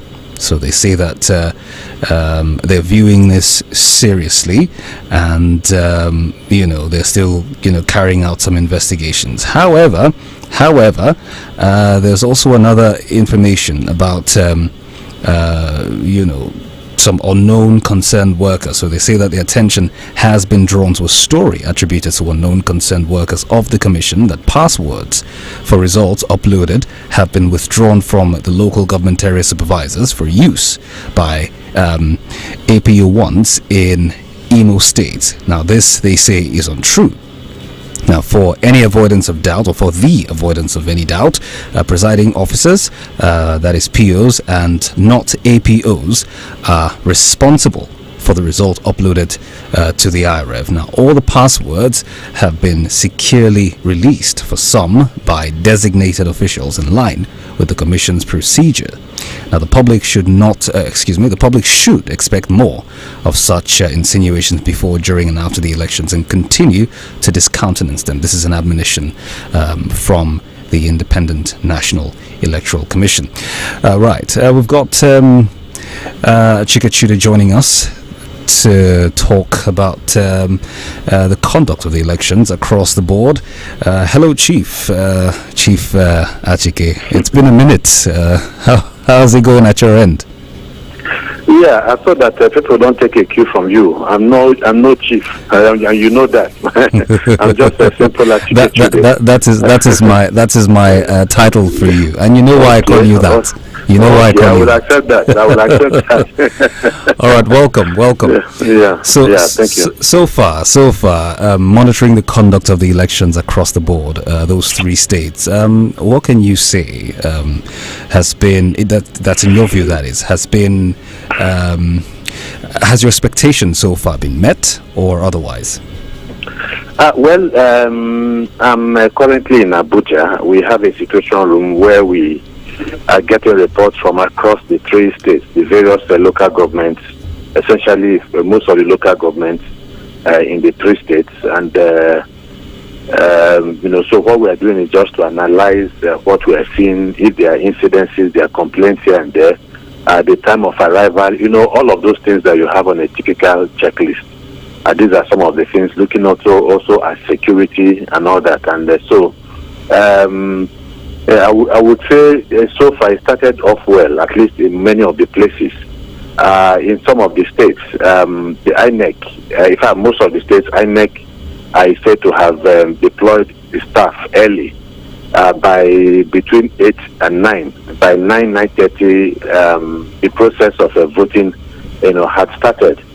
But again, in the whole, even as the process got underway, we are also receiving reports of some malfeasance in Kogi, parts of Kogi, in Imo State, and of course we have the ward and then the polling unit where some of these incidences happen, and then in Bayelsa, of course, some activities of talks are taking place in some of these other places. But you see, the thing is that until you sit down to actually analyze all of this, state by state, you might not be able to determine the level of either substantial electoral malfeasance or the level of compliance.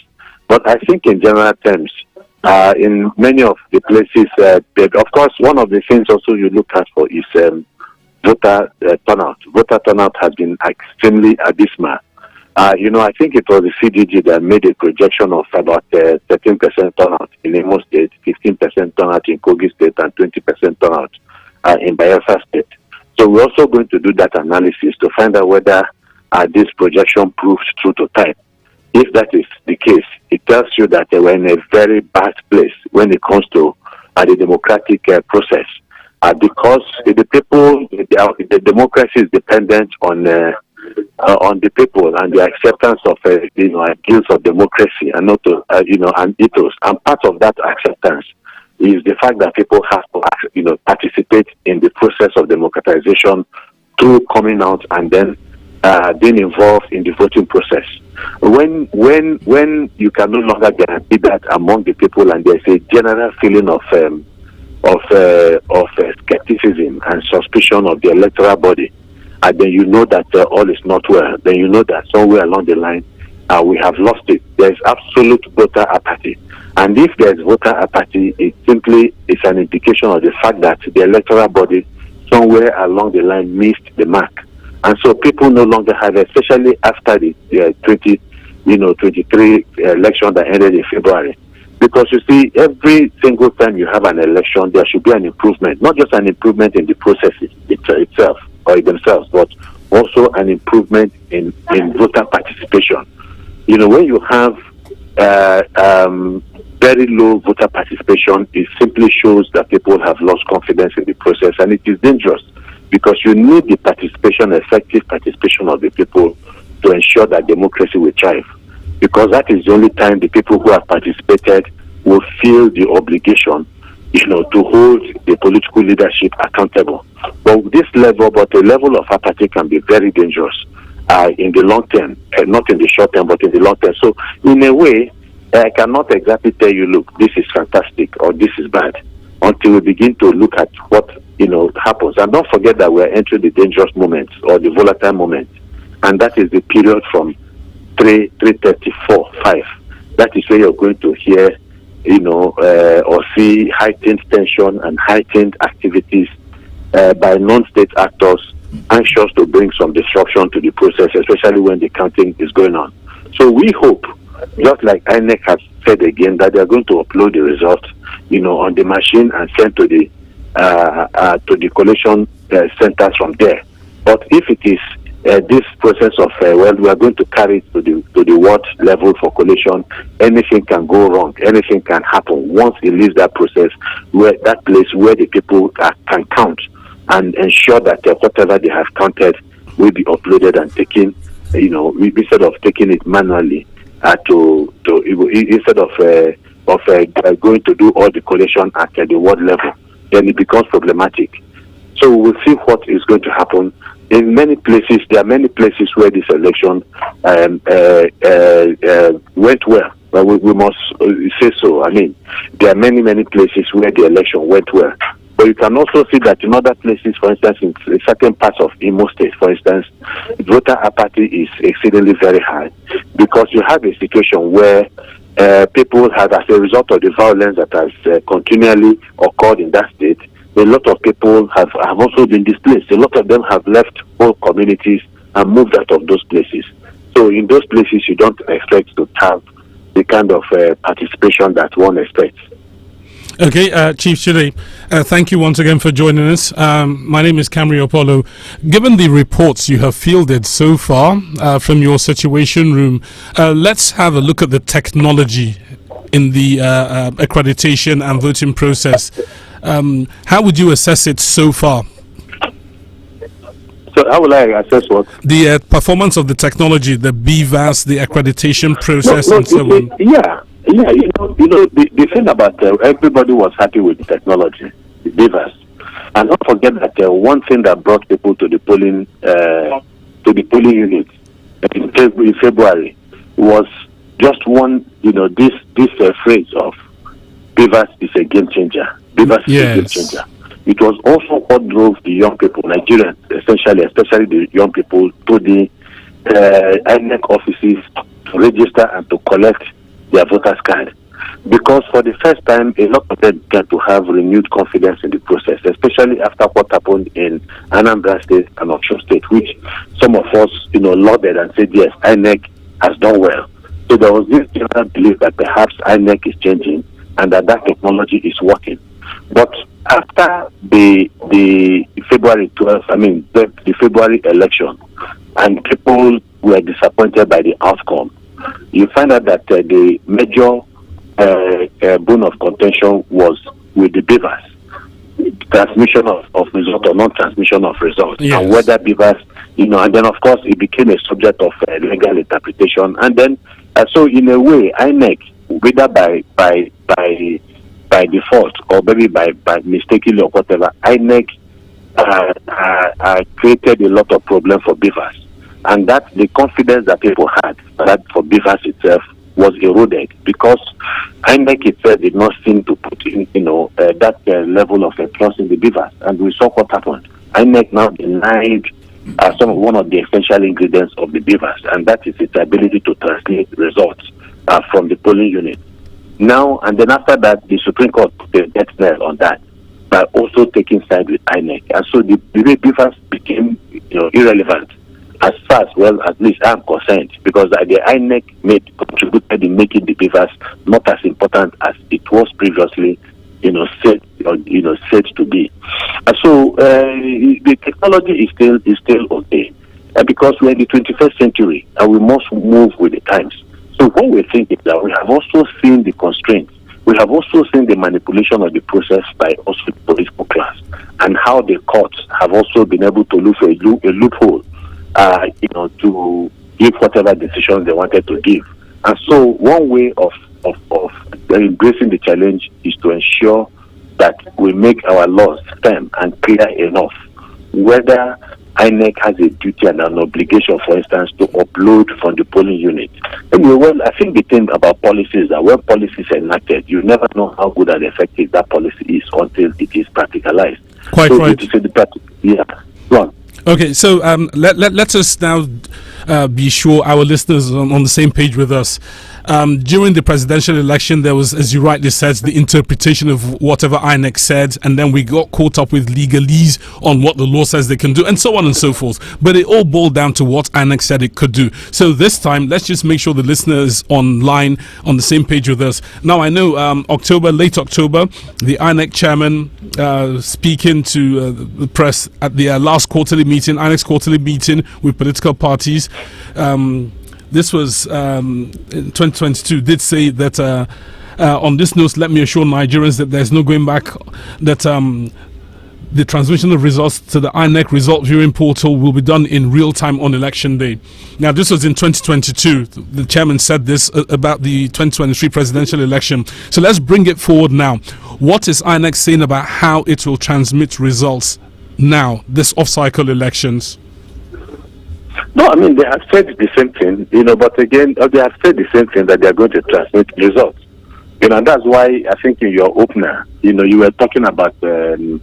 Of course, that codes, a lot of INEC staff, ad hoc staff, complained that they were not given the code that would unlock the Bivas machine to enable the machine to transmit. Yes. A lot of people said so. And so this time around, I want to believe that INEC, it would appear that INEC has allowed that to happen. But again, whether they are going to, I don't know whether they are going to follow it 100%. But the process is that INEC, if they decide, because what the court said was that INEC is in a position to decide that they will determine how they are going to run the election. Yes. And so if now they decide that they are going to use that process, then they have to make sure that they use it uniformly everywhere. And then follow up with some bit of manual computation somewhere along the line. So I think that is what is expected of them. Otherwise, I don't know how many excuses they are going to keep on giving over the same thing. So we would expect that this result will be are uploaded at the polling unit level. That is what is expected. I believe the Inter-Party Advisory Council, IPAC, a couple of days ago came out and says they will have a system to monitor election results, which they say they will put up real time on their website. I don't know, how does this sit? Because the INEC is meant to be the official body to announce results. So that is announcing. Now, our IPAC, by saying that we will be putting up the results as they come in real time, is that okay? Does that sit right by the law? Are they in violation? I think it is not tidy. I think it is not tidy. I think that IPAC, again, it is because of the loss of trust and confidence in the process. Yes. You know, and in INEC as an unbiased and objective umpire. INEC is no longer seen to be so. INEC is seen to be compromised. INEC is seen to be under the control and influence of the ruling political party in the country.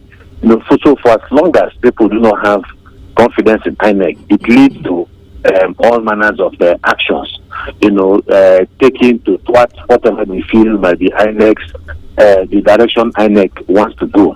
But I don't think it is proper. It is very clear that it is only INEC that can announce results. And so when you announce these results before INEC does that, what you just do is to create confusion. And I do not think that we need that level of confusion. But it is INEC that has brought about this problem for itself, actually, you know, obviously. Okay, so just for clarity, the system, the IPAC system, is called the Election Results Management System, where they say they will be putting it up in real time as they're getting it. So that's the system there. Okay, go on. No, I just wanted to get out the name so that our listeners would be able to follow on their own. You know, if I can Google that, yes. But you touched on a very important thing, and that is the issue of trust. How do we work on this? I know this is a question we have asked repetitively. You know, Nigeria are very good at catchphrasing. We talk about strengthening institutions, and we use these phrases and so on and so forth, and we've been using them for quite a while. How are we going to get it done? What are the nuts and bolts we need to pay attention to get these strong institutions? What do we need to do, especially regarding our electoral system? Let's focus on INEC as an institution. How do we strengthen it? It is strange if I don't give you a way out. I don't have a way out, because INEC is the one that has destroyed and eroded its credibility.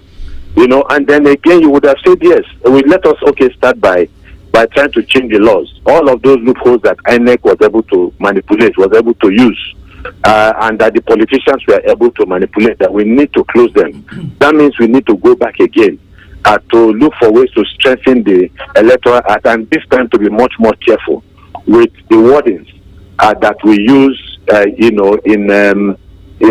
some of the laws that we're going to, come up with. But at the same time, you also expect and hope that the politicians will play along, because don't forget that the politicians actually like it when there are loopholes that they can manipulate. So that's where we also have to be very careful, so that the mistakes of the past would be corrected. But whether this government of the APC will collaborate with civil society, and whether the National Assembly will collaborate with the civil society to be able to block this block these loopholes, is what I'm not so sure of, because the political class in Nigeria is not committed. They are not patriotic. So it is never about the Nigerian people. It is never about how to run a polity that is free, that is fair, a polity that is just, and equitable. But it is always about a polity that benefits them. So for as long as that is the primary motivation, to look for that which benefits them, then taking laws that might be a disadvantage to them, but an advantage to the entire Nigerian people, might become a problem. But so is there a way we can... They say there's no easy road to freedom. So we have to keep on at it. We have no choice. As a people, if we want to get somewhere better, then we just have to do all that is needed to get to that level. It just almost feels like it's a bleak future, or it's a bleak long road ahead and there isn't any particular way out of it, considering what you've just said. So is there a way that we can actually get past this? Because it's really a problem if we continue to watch politicians who essentially, in the grand scheme of things, are looking to apply for a job, because that's exactly what it means, or what it is rather. So if we increasingly just watch them, make mockery of the laws that are already in place to to serve as guardrails to the conduct of elections and other sundry related matters and all these other things, if we just watch them do whatever they want to do and flout the laws, what does that say of us as a people, as a country who essentially would want to, in the eyes of the public, that's the global public, pride themselves as one who uphold, if you like, the rule of law? So what does that say about us, and how much longer can we fold our arms and watch politicians who should be subject to the law instead be above the law? Look, you're asking a very deep question, David, and again I will not tell you that I have the answer, but one thing, like I have said, is that we need to look for a way to convince our people, the Nigerian people, that the politicians, especially those that we know are misbehaving, that they do not mean well for this country, and that we need to look for a way to come together, regardless of our ethnic makeup, regardless of our, religious identities, because these are the four lines that the politicians use to divide the people of Nigeria, and so the country right now is exceedingly very, very divided. You saw the game the politicians played during the last election. When people, were persecuted on the basis of their ethnic group, on the basis of their religious group, and so many other things. And so we cannot continue like that. We need to come together as citizens to realize that we have a common destiny, at least for as long as all of us are Nigerians. That if we do not come together, eventually these people that have brought us to this level of ruination will eventually pull the entire country down. Now, we have seen that happen in parts of Africa. We saw that happen in Liberia. We saw that happen in Somalia, and we saw what happened in Rwanda. So we cannot afford to do that. And so we need to continue to educate our people that we are not enemies to one another. There's no basis for any level of enmity between between all of us, because like I said, we have certain common goals and common interests. The interest of the politician is different from the interest of the Nigerian people. That is why at this particular point in time, in the midst of the great poverty and the poverty and the frustration that Nigerians are feeling, the political class, members of political class will go ahead to buy cars worth 130 million to 160 million, to buy yachts, and to budget 1.5 billion naira to buy luxury cars and all that. So these are the things that we should be looking at. That perhaps we might get to a level which might not be a good thing. We might get to a level where poverty, and hunger will take us to a level where we begin to ask the relevant questions. Why are we hungry? And it is at that moment that you no longer look at the other person as an Igbo man, a Yoruba man, a Hausa man, a Calabar man, an Ogoja man, a Fulani man. You will just look at every other person as a Nigerian that is suffering like you are. And then perhaps that might galvanize all of us to act in concert to defend our interests against the interests of the political elites, who are one, regardless of where they are coming from. Whether they are Igbos, they are Yorubas, or Hausas, or Calabars, or Fulani, they are all one. And so we should, and I think that this is the approach some of us, need to take, but it needs a lot of hard work, because it's not going to come on a platter of gold. We need to keep on educating our people, and then perhaps, they might get to a level where they will begin to see the light. And so when you call them out for action, positive action, for the purpose of building a better Nigeria, they will respond. And so that's what we are hoping. That's what we are praying. We can no longer continue to allow these divisions. And then we begin to ask questions about the presidential system of government. Is it useful to us? Is it, people have said it is very, very expensive. Is it expensive on its own? Or is it that people have looked for ways to manipulate it? So if we feel that it is not a system that is going to work, or that will work for us, then let us perhaps look for another system. But for that one to happen again, there must be something, a revolutionary action within the country. That is the only way, that is the, only time that the political elites can begin to respond to the demands for change in the country. Okay, thank you very much, Achike Chude, for joining us today. Thank you. On the program. We do appreciate your time. Yeah. All right. Listen, there's a lot to say with regards to our problems in the country, and also vis-a-vis whenever elections are being conducted, the processes leading up to, the processes during, and the processes after. And listen, Achike has said, just piggybacking off of his last bit, he has said something about us getting to a point where the band will snap. Have we gotten there? That is the question. It does seem like we haven't particularly gotten there. And then eventually when we do get there, what's going to happen? Some people have made jokes about the tenacity, or if you like, the long-suffering nature of Nigerians, and how much pain threshold we possess, if you like. And when we get to our wit's end, or we get to the end of our teether, we what's the word? We muster the extra energy to go further and suffer a bit more. While that might be a bit, whimsical and humorous to some, the harsh realities remain the same. Something needs to change. Something needs to shift. When we get there, we don't know. Or when we would get there, we don't know. And how we will get there, we don't know. But the one thing we do know is that something needs to change. Take, for instance, what we're talking about today, or what we're dealing with today, our off-cycle elections, which is supposed to be, if you like, just like one of our analysts said earlier, a learning ground, and instead some people have taken it to be something that it's not, a do or die affair, and that shouldn't exactly be the case. And the worst of it all is some of these people don't get questioned.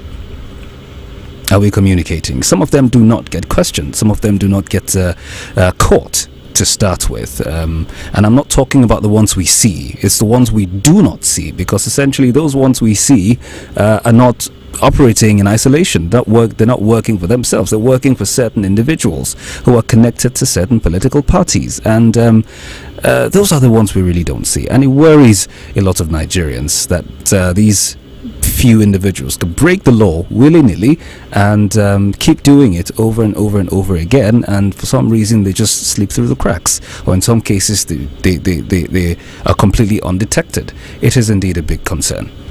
Quite right, David, quite right. And as we move into the next part of the electoral process, that of collation and so on and so forth, we will monitor what's going on and basically bring you all the information when we resume our transmissions on Monday. But for now, we've just done a quick tour of these three states. That's Bayelsa State, Imo State, and Kogi State. And I'll be honest with you, I'm quite encouraged by the state of security so far.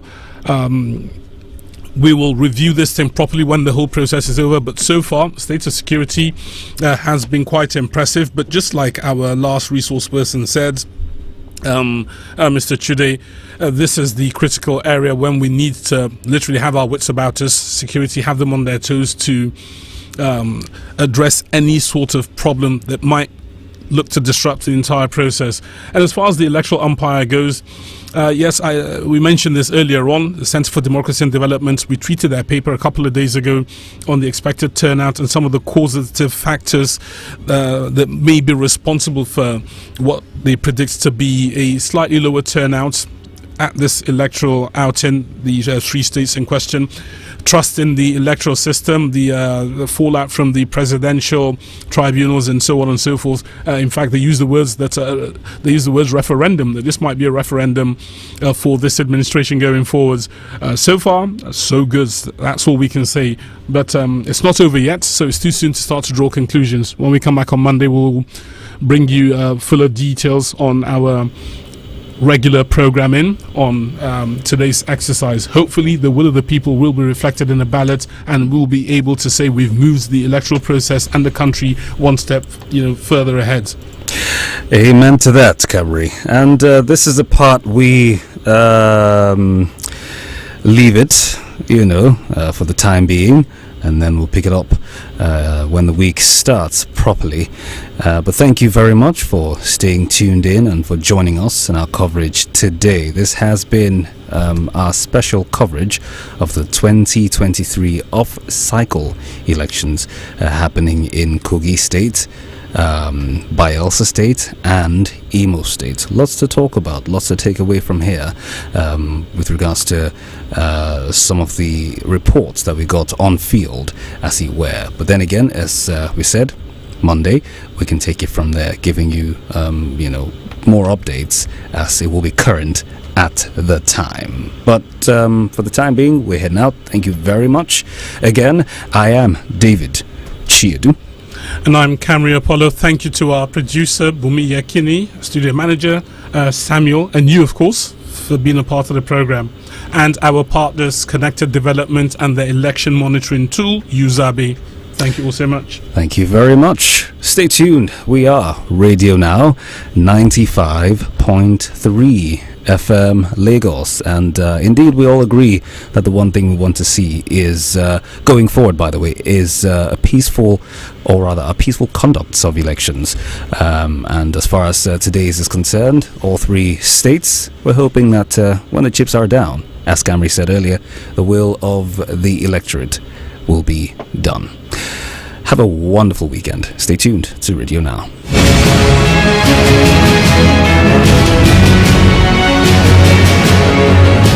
We are Radio Now 95.3 FM Lagos. Every second and every minute, something new happens. The news brings.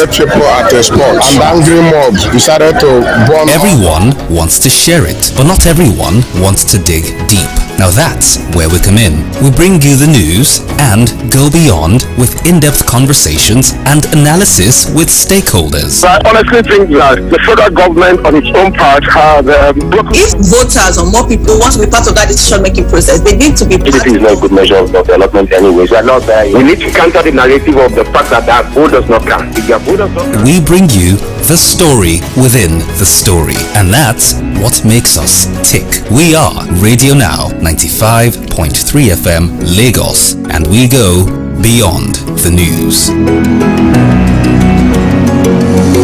On air, online, and on your mobile. This is Radio Now 95.3 FM Lagos.